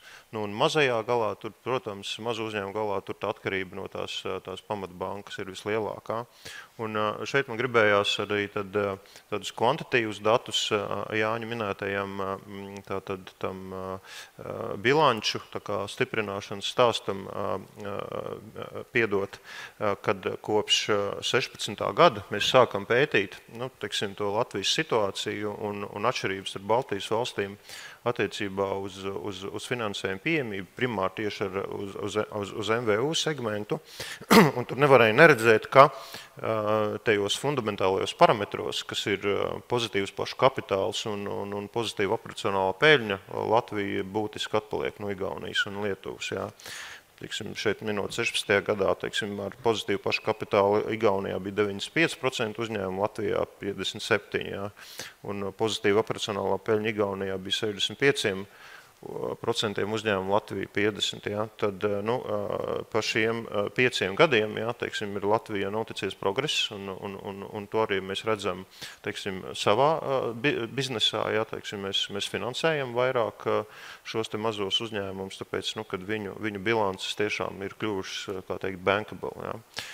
Bet tad atgriežoties pie tā vidējā segmenta, jā, mūsu pamatēma ir kapitāla tirgus, bet es, protams, arī gribētu runāt, teiksim, plašāk par plašāku ekosistēmu, kas ir riska kapitāls, jo kaut kur tajā attīstības fāzē, teiksim, tam uzņēmumam, teiksim, kurš ir kaut kādus pirmos, teiksim, soļus vai vairākus jau spērus, viņš dodās uz banku, un tad, iespējams, viņa vēl ir konservatīva, viņa grib pārbaudīt, teiksim, šī biznesa modeļa ilgspēju, un tad varbūt ir vieta tātad šim te alternatīvajiem finansējumiem, kā, piemēram, riska kapitālam, teiksim, un šo, kā teikt, nākošo fāzi, vai, teiksim, to papildus atspērienu iedot, un tad jau, teiksim, doties uz banku, tad, kad jau ir tas saucamais track records, teiksim, jau, vai rādītāji jau ir, kā teikt, ar garāku vēsturi un pārliecinošāki, jā.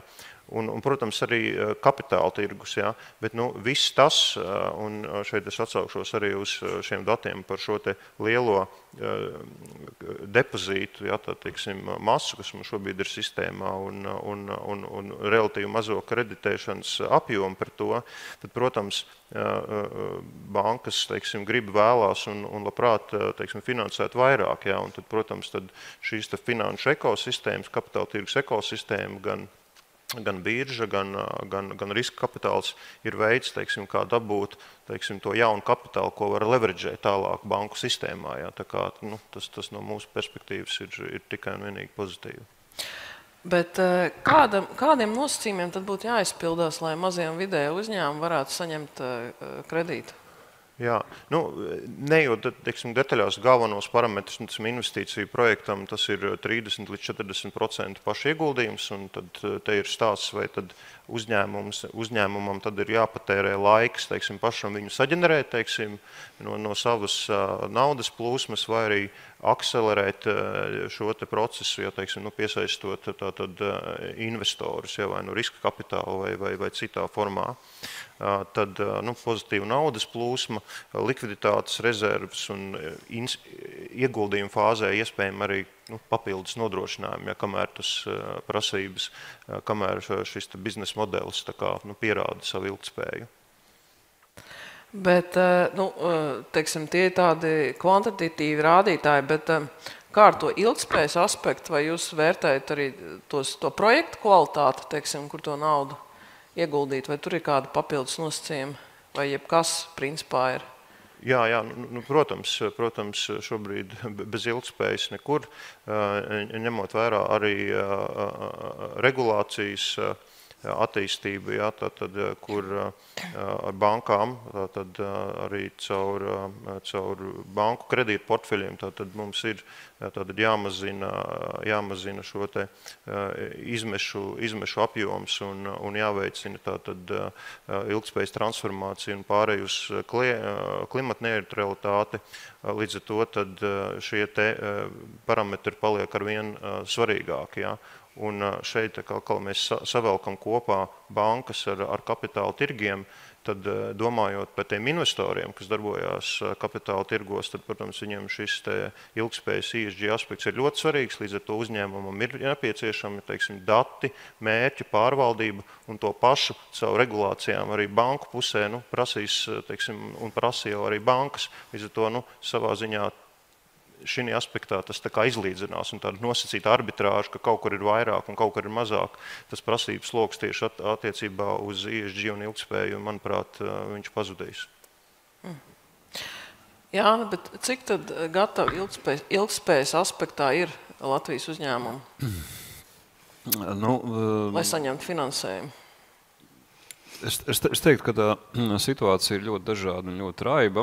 Līdzīgi arī, kā mēs runājam attiecībā uz kredītu pieejamību, tad tas, ko mēs redzam, tad tādi pēc izmēriem lielāki uzņēmumi, protams, tai tēmai ir daudz gatavāki, zinošāki ar iekšējiem resursiem tajā virzienā, teiksim, strādāt un jau dara daudz tajā un redz visu, teiksim, būvē visu to savu biznesa modeli, kas bāzējās uz ilgtspēju.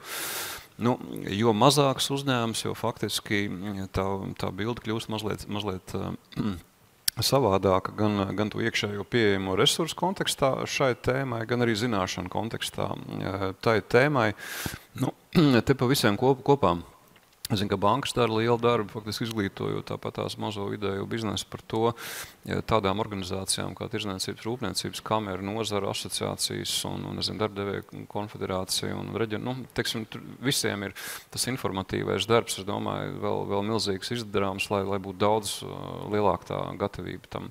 Te ir vienkārši jāsaprot arī, ka šis ir viens no jautājumiem, kur faktiski vai tu uzstāv viļņa, uzkāp un sērfo un tiec uz priekšu, un tas tev palīdz tam biznesam, vai tu stāvi un tie lielie viļņi nāk un tu vienkārši atsities par tiem viļņiem un tas vienkārši rada tev papildu sarežģījums. Ja?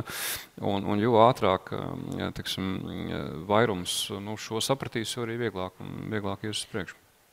Bet, Elīna, mēs runājam par to, ka ir arī finansējums pieejams, lai transformētu faktiski biznesu uz ilgspējīgāku modeli. Jā, jo kaut kā tāda ir izveidojusies tāda klišeja, ka ilgspējīgs finansējums ir tikai tad, ja tu jau atnesi ilgspējīgu projektu, tad tu esi aprits ekonomikas kaut kāds uzņēmums, vai tur ir zaļās ar brēmu certifikātu mājas būvniecība. Citiem vārdiem ir jāsaprot, ka mēs par ilgspēju runājam, tā ir svarīgi, lai šis uzņēmums, tad, kad mums pēc 5, 7, iespējams jau pēc 4 gadiem apkārt būs tā saucamais mazoglekļa ekonomikas situācija, ka mums ir pilnīgi mainījusies ekspektācijas no mūsu piegādātāju ķēdēm, no mūsu klientu gala patērētāju prasības, lai šis uzņēmums joprojām būtu rentabls, ja viņš joprojām nebūtu izkritis no biznesa un spētu audzēt savu biznesa vērtību, uzņēmumu vērtību. Un līdz ar to finansējums, lai šis uzņēmums spētu transformēties un šajā laika skalā pēc 5 gadiem tur būtu, tur, kur viņam ir jābūt, arī tas ir ilgspējīgs finansējums. Būtībā mēs ar ilgspēju saprotam šo te biznesa transformāciju. Un savukārt, tiksim, tā lielo korporāciju, gan Eiropā, gan pasaulē, un arī Latvijā tā klimata neutralitātes ambīcija, tie regulu termiņi, kas ietekmē visus finanšu sektorā dalībniekus, viņi jau nekur nebīdās. Līdz ar to tā vajadzība pēc tā ilgtspējīgā finansējuma ir tik mega liela, ka būtībā, es teiktu, viens pats banku sektors bez kaut kāda pātrinājuma, ko var iedot publiskais sektors, un bez leverage, ko var iedot kapitāla tirgus, mēs vienkārši nesasniegsim to jaudu, kas ir vajadzīga. Mums jau nav 20 gadi, mēs te runājam par ambīciju izpildi 2030. Tas nozīmē, ka tas ir nākošie 5-7 gadi. Bet vai uzņēmumi izmanto to transformācijas finansējumu maziem vidēju uzņēmumu? Kāpēc? Es ļoti ceru, ka nav tā, ka visi sēž ar sakostiem zobiem, bet uzņēmumu spēja sev noticēt, kad viņš var sevi sakārtot un aiziet līdz tam kapitāla tirgumu. Tajā Latvijā mums ir tāda... kaut kā esam pieraduši, ka esīt pelns uz galvas. Grūti mums ar to ambīciju. Bet iepriekšējā panelī neviens sev pelns uz galvas nekaisīja. Precīzi. Tāpēc ir ļoti labi, ka mums ir šādi uzņēmumi, kas iedvesmo un kas veido stāstus. Tāpat kā Altums, mēs iedvesmojāmies no Latvijas Energo, kas tajā brīdī bija vienīgie. Krišjāns Krūmiņš no augstsprieguma tīkliem. Jā, savukārt, līdz ar to bez šādiem iedvesmas stāstiem nekas jau nenotiksies. Es tikai runāju par to, lai tas pātrinājums un tas ātrums, kā mēs to visu darītu, lai viņš būtu daudz raitāks nekā līdz šim. No kā tu iedvesmosies? No visa šeit minētā pilnīgi noteikti. Okay. Vienkārši, ja tas nav jaunums, tad jau nav jāiedvesmojās. To es jau piedzīvoju pāris gadus atpakaļ, tagad vienkārši tas ir jāizpilda. Nekur, ja Elīna saka, teiksim, tas ir tagad tādā sākuma procesā maziem vidējiem uzņēmumiem, tad ir vesela rinda uzņēmumi, kas vienkārši par to gadiem nav skaļi bļaustījušies, jo viņu klients audzināja, nevis politika noteica, ka tas ir jādara. Ja? Līdz ar to labi, pilnīgi piekrīt Jānim, ka šobrīd aiziet pēc kredīta uz banku, tur būs pretī ESG anketa, kurā īstenībā viss ir uzrakstīts, par ko tev jādomā ir. Okay. Tur ir viss priekšā, par šito jādomā. Lūk, arī tev mājas darbs, checkbox mājās domā. Okay. Paldies. Mums ir Līga, es došu vārdu tev. Jo, man liekas, kad, protams, banka, birža un arī Finanšu ministrija, mēs jau esam tādi facilitātori tikai tam, lai uzņēmumi varētu augt un attīstīties. Un mums ir arī daudz jautājumu par to kapitāla fondu. Ja? Man tagad arī viens ir ienācis un visu laiku uz sienas bija. Izstāsti, kā Finanšu ministrija raugās uz šo, jāsaka, finansējumu iztrūkumu faktiski mazajiem un vidējiem uzņēmumiem. Jā, paldies, Daigo, un labdien visiem. Jau mēs tuvojamies noslēgumam, bet patiesi, man liekas, liels paldies arī par to, ka Finanšu ministrija ir aicināta šodien būt šeit un runāt par šiem jautājumiem. Un kā Māris Vainovskis teica, mums šodien ir svētki, to mēs arī noteikti jūtam savā galā, jo tas uzstādījums no augšas neapšaubām ir svarīgs, ja mēs arī skatāmies uz tādu tālāku finanšu politiku, uz kapitāla tirgus attīstību, uz citiem elementiem. Un šobrīd mēs patiesībā esam diezgan aktīvi uzsākuši darbu pie nākamā finanšu sektora attīstības plāna, un prieks ir tāds, ka noteikti šī kapitāla tirgus sadaļa arī ir valdības dienas kārtībā un prioritātēs, un līdz ar to mēs jau šobrīd diezgan aktīvi strādājam, kas ir tās lietas, ko mēs varam darīt turpmākajos 4 gados. Un mūsu fokusā šim panelim ir mazie un vidējie uzņēmumi, bet noteikti, lai mēs redzētu, ka kapitāla tirgus ir efektīvs avots maziem un vidējiem uzņēmumiem, mums noteikti ir jāskatās plašāk, kā mēs vispār kapitāla tirgu spējam padarīt kā efektīvu alternatīvu. Jo arī Ulda rādītā prezentācija mēs patiesi redzam, ka investīcijas vājas, kreditēšana vāja, vai šobrīd mēs varam teikt, ka kapitāla tirgus ir efektīva alternatīva, droši vien skatoties uz tiem datiem un tiem rādītājiem būtu diezgan grūti to apgalvot. Un tāpēc noteikti svarīgi ir tā kopējā ekosistēma. Es zinu, ir visiem jautājumi par IPO fondu, par daudz citiem atbalsta elementiem. Un es gribu teikt, ka mēs no savas puses patiesi šobrīd skatāmies, ka šie ekosistēmas elementi, kā iepriekšējā panelī minēja šī atbalsta programma virzībai uz biržu. Tā noteikti ir svarīga. Mēs redzam no tās esošās programmas, varbūt nav tā, ka visi tie, kas tajā programmā ir uzsākuši arī savu ir darbību pabeiguši ar dalību biržā, bet ņemot vērā, ka mēs redzam, ka tā joprojām ir milzu tirgu nepilnība, noteikti to programmu ir jāturpina. Nākamais solis skatīties, kā mēs vēl vairāk no valsts puses iespējams spējam arī atbalstīt tanī brīdī, kad uzņēmums jau ir gatavs startēt biržā, un IPO fonds noteikti ir mūsu dienas kārtībā. Tur ir vēl pāris nianses, par ko mēs diskutējam, vai kopā ar citām Baltijas valstīm vai Latvijai vienai. Bet mēs esam tuvu, es domāju, lai arī par to tuvākajā laikā pieņemt lēmumu. Un tad noteikti ir svarīgi tas, ko valsts noteikti no savas puses var darīt un rādīt priekšzīmi attiecībā uz kapitāla tirgus. Noteikti varbūt ietu tālāk, kā Māris iepriekšējā panelī minēja par to, ka cer sagaidīt 3 uzņēmumus jaunus smilškastē. Es ceru, ka varbūt no pašvaldības un valsts puses mēs arī sagaidīsim kādu tālāk par smilškasti, jo apjoms, kā mēs arī dzirdējām, ir tas visticamāk, kas kavē patiesi kapitāla tirgu ieraudzīt kā efektīvu alternatīvu, un iekams mēs to apjomu tur kaut kādā veidā neradīsim, droši vien būs grūti domāt, ka tikai ar maziem un vidējiem uzņēmumiem mēs kaut kā to tirgu iedarbināsim. Vēl viena lieta, ko es arī gribēju pieminēt, šī te ieguldītāju puse, Ulda rādītā prezentācija ar depozītiem. Un tāpēc arī ir prieks par to, ko dara valsts kase. Varbūt aizmirsts zināmā mērā instruments ir krājobligācijas, kas varbūt nav tāds klasisks kapitāla tirgus instruments, bet vismaz kā viens no soļiem tajā virzienā skatīties, kur vēl varbūt var ieguldīt, ja ne tikai depozītos. Tā vēl viena lieta, ko mēs esam ierosinājuši un sākam pie tā strādāt, dot arī pašvaldībām iespēju emitēt obligācijas.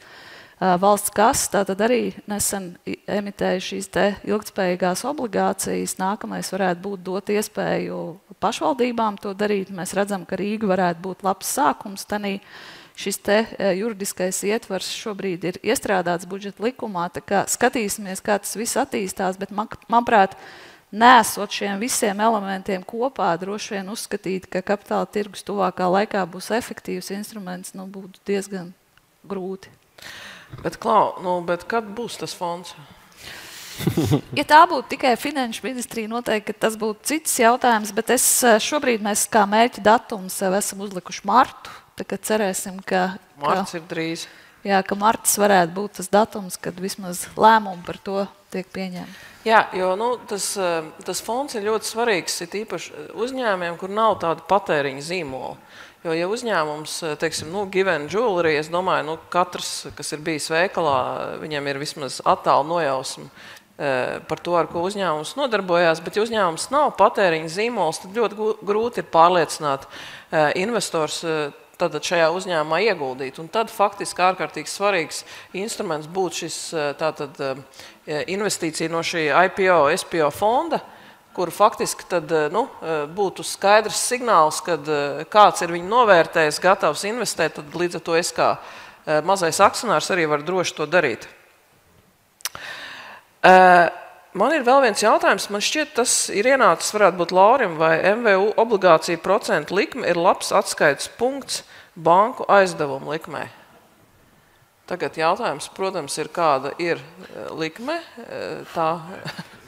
Jā, ja es pareizi vienkārši interpretēju jautājumu, vai mēs tā kā benchmarkojam? Jā, piemēram, Given ir 7% vai cik kupons? Jā. Neviens nesaka? Es domāju, ka Latvijā, teiksim, tā situācija gan, ņemot vērā diezgan seklošos tirgus, tad nelielo, nekur vēl, teiksim, vidējo uzņēmumu šīs emisijas varbūt nav tik efektīvas, varbūt tāds, kā teikt, benchmarking mehānisms, kā piemēram, teiksim, pašā Skandināvijā, jā, kur tas tiek izmantots. Jā. Tā kā es domāju, tas ir tomēr pašu banku, teiksim, modeļu vairāk. Un tas, protams, ir svarīgs atskaites punkts, jā, bet īstenībā, teiksim, arī paskatoties, kāpēc varbūt vēsturiski tas obligācija tirgus ir diezgan kūtri attīstījies, kad šie te uzņēmumi ir diezgan labas nosacījumus arī saņēmuši bankā, ja, un tāpēc viņiem būtu bijusi mazāk, teiksim, tā kā šī motivācija iet uz šie. Ir tādi, kas, protams, teiksim, dara to, teiksim, diversifikācijas, domājot par nākošo soli, teiksim, piemēram, equity emisijā, ja, bet, Latvijā ir pārāk maz vēl šo gadījumu. Tā kā es teiktu tā īsa atbilde, ka nē.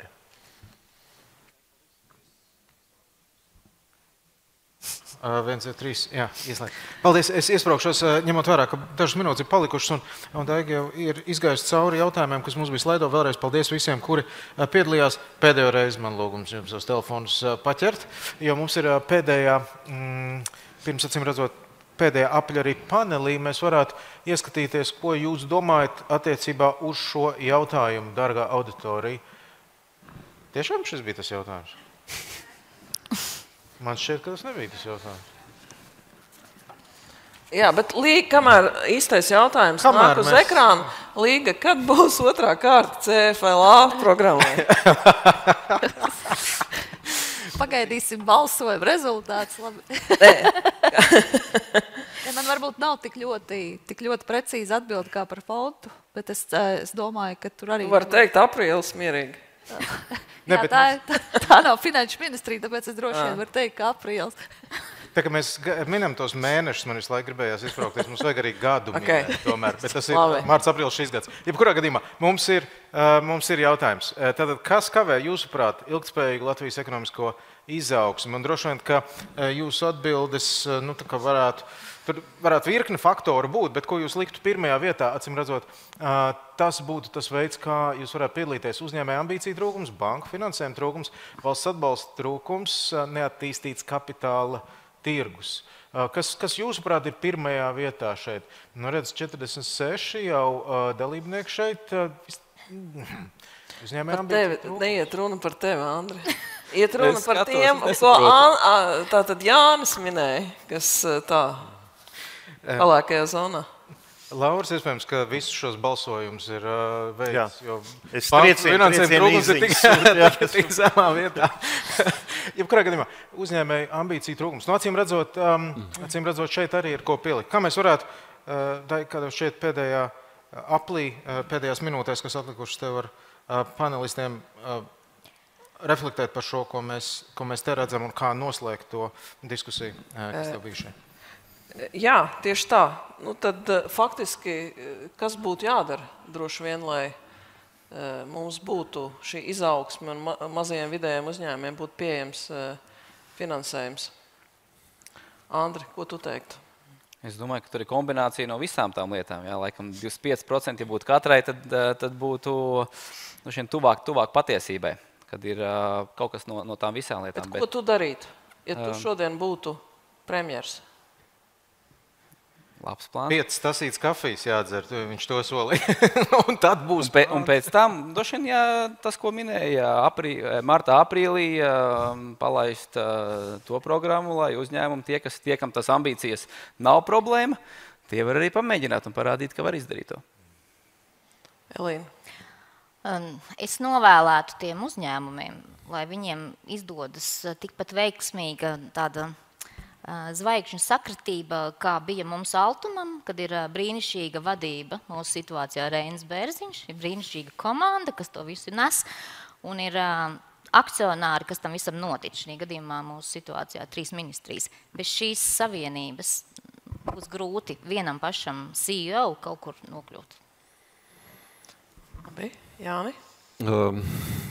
Vispirms es teiktu, ka būtu labi, ja būtu tāda veselīga, laba konkurence gan dažādo finansēšanas veidu kontekstā, ja, gan arī katra tā veida ietvaros. Ja, jo lielāka konkurence banku sektorā iekšienē, jo, domāju, labāki noteikumi būs kā jebkurā konkurētspējīgā situācijā, gan arī veidiem savā starpā konkurējot. Līdz ar to kapitāla tirgus attīstība var būt labs konkurence arī visam tam. Tas ir pirmais. Otrs, es teiktu, ka, protams, ka ir situācijas, kur veidojas kaut kādas tirgus kļūdas, tad te ir ļoti svarīgi forsēt un realizēt īsti, ne tikai plānot, bet tā kā ieviest reāls atbalsta programmas caur Altumu gan jau, ja? pamatā. Un trešā lieta par tām ambīcijām runājot, es teiktu, jā, nu, protams, gan uzņēmēju pusē tā ambīcija ir vajadzīga, un es teiktu, ka tas pirmais solis, īstenībā, ar ko mēs gadiem arī mēģinām pārliecināt savus biedrus, sākt ar to, ja, ko skatāmies kā minimums uz eksportu. Sākam ar to, mēs arī pārāk daudz esam iekšējā tirgu, skatāmies uz eksportu, un īstenībā tad tā atziņa pie tās ilgtspējas tēmas un tam līdzīgi pašiem atnāks pilnīgi noteikti, ka tā ambīcija ir vajadzīga uzņēmēju pusē lielāka, bet, protams, tā ir vidējā temperatūra. Ir ļoti ambiciozi uzņēmēji, kas aug straujākā kā teiksim, vecajā Eiropā. Un, protams, arī ambīcija publiskajā pārvaldē. Mums šonedēļ bija tikšanās īstenībā ar valsts kancelēs, vadīja par valsts pārvaldes modernizācijas plānu, un viena maza atziņa tur, kā lielais mērķis projektā ir ielikts, ka īstenos valsts pārvalde 80% no uzstādītiem mērķiem. Tas būs tā ambīcija. 80%. Mūsu gadījumā ir tā, ka, ja es neizpildu kādā pozīcijā 90%, tad viss ir slikti. Man ir jāizpilda 100% un vēlams 110%. Tad te ir tas jautājums arī to ambīciju tajā publiskajā sektorā, bet šodienas sarunas kontekstā īstenot tās lietas, kuras ir vienkārši jāīsteno, lai mēs iekustinātu kapitāla tirgu. Jā, Līga.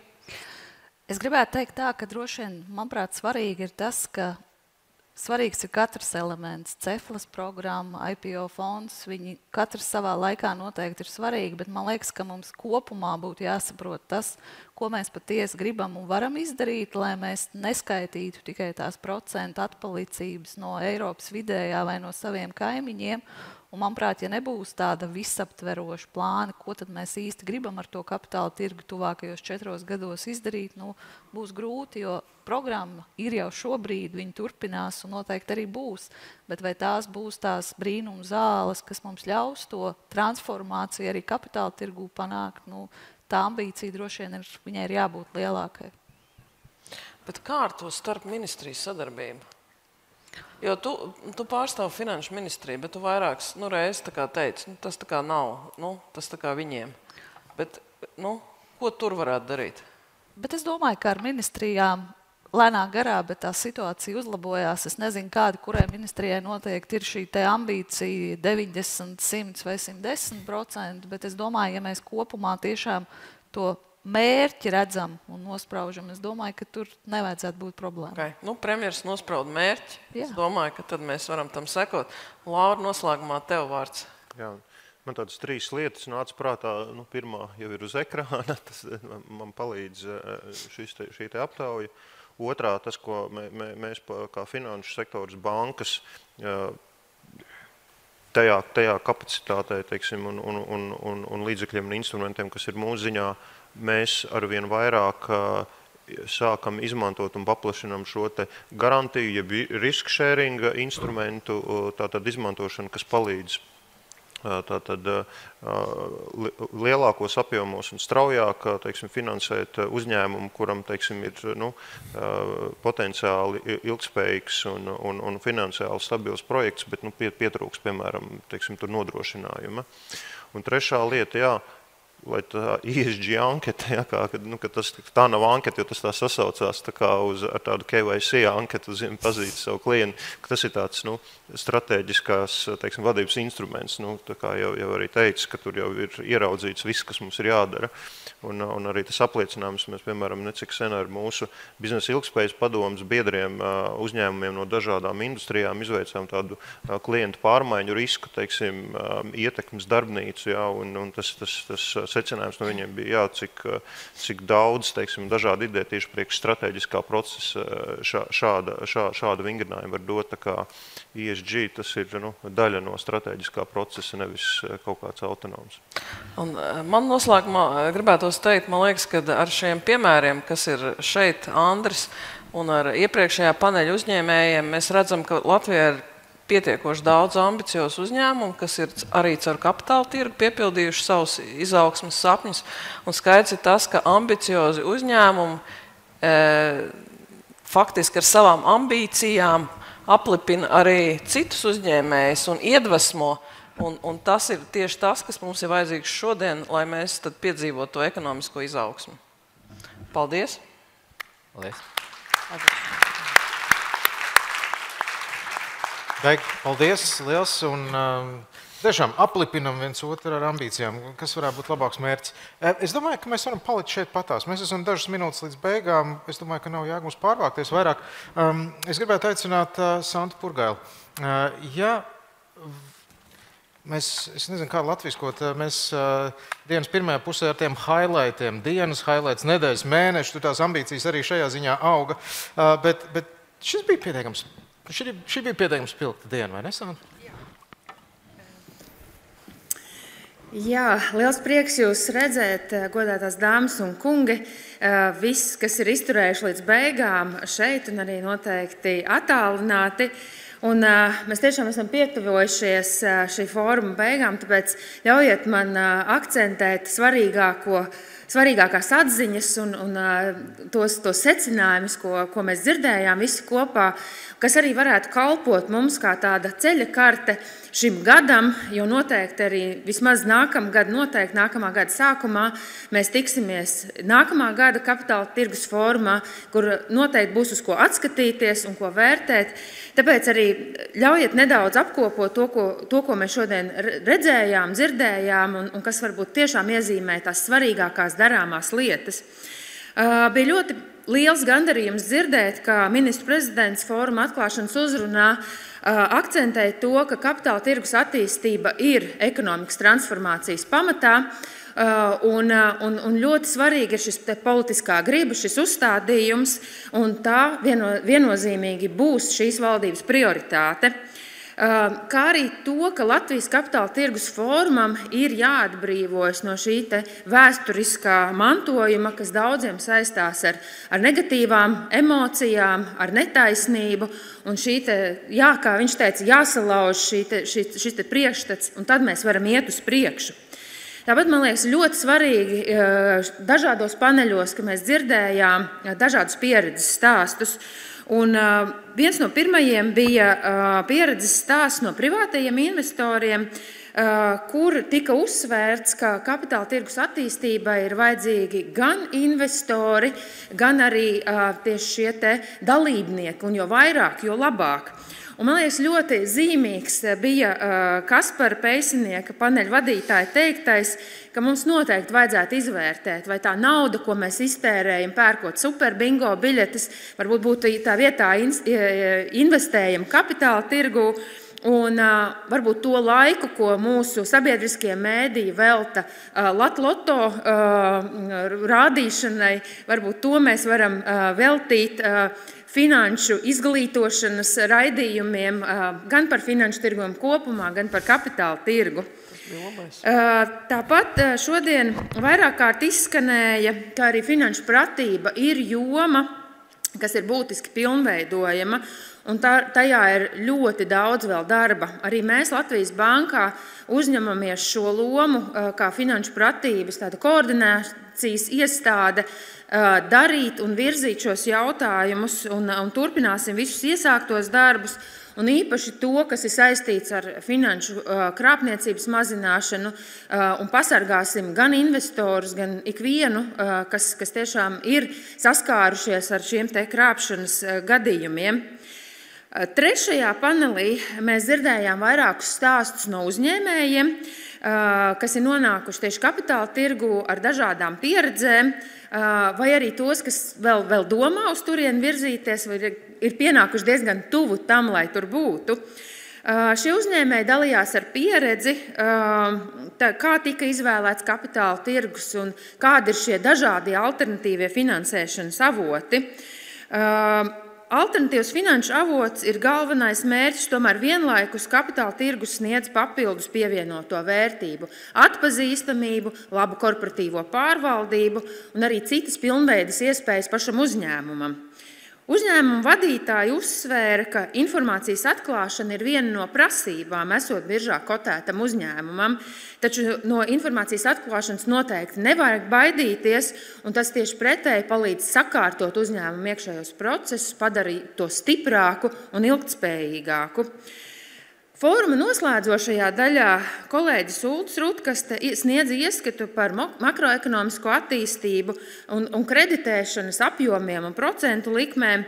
Un vienlaikus tika atzīts, ka Latvijas ekonomikai ir nepieciešama izaugsme un tās finansēšana.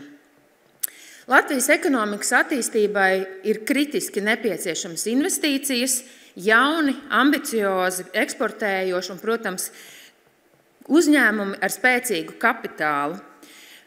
Vēsturiski visa mūsu finansēšanas joma, viss, kas ir saistīts ar jaunu ideju finansēšanu, tika saistīts ar bankām un tajās pieejamo finansējumu, kas vēsturiski ir veidojis šo nedaudz nepareizo izpratni, jeb tādu ļoti viendabīgu tirgu Latvijā. Un mums ir jāvirzas noteikti tajā virzienā, ko mēs saucam par vairāk sofisticētu tirgu, kas sastāvētu no dažādiem finansēšanas avotiem, kur viens no tiem noteikti ir bankas ar savu finansējumu, tas ir kapitāla tirgus, tas ir arī citi kapitāla veidi, riska kapitāls, un tādā veidā ar šo diversifikāciju mēs radīsim ilgtspējīgu un tādu finansējumu, kas ļaus daudz masīvāk, daudz spēcīgāk atbalstīt šos ambiciozos projektus un palīdzēt Latvijas ekonomikai attīstīties. Un noslēgumā es vēlos uzsvērt tikai to, ka mums visiem kopā, Latvijas Bankai, juristiem, investoriem, ieguldītājiem, topošiem uzņēmumiem un arī tiem jau, kas domā, kā attīstīt tālāk savus projektus, ir jāstrādā kopīgi, lai mēs virzītos uz šo mērķu sasniegšanu un kopīgi attīstītu spēcīgu kapitāla tirgu. Tāpēc es vēlos pateikties ikvienam no jums un visiem, gan paneļa dalībniekiem, moderatoriem, visiem tiem, kam rūp tas, ko mēs darām. Visi, kas pacietīgi bija klāt, klausījās gan šeit, gan arī attālināti. Un, protams, vislielākais paldies manai komandai, kas padarīja iespējamu šo te fórumu un darīja visus melnos darbus. Tā kā paldies jums visiem un lai jums veiksmīgi atlikusī diena un mums kopīgi veiksmīgs viss šis gads attīstot kapitāla tirgu. Paldies!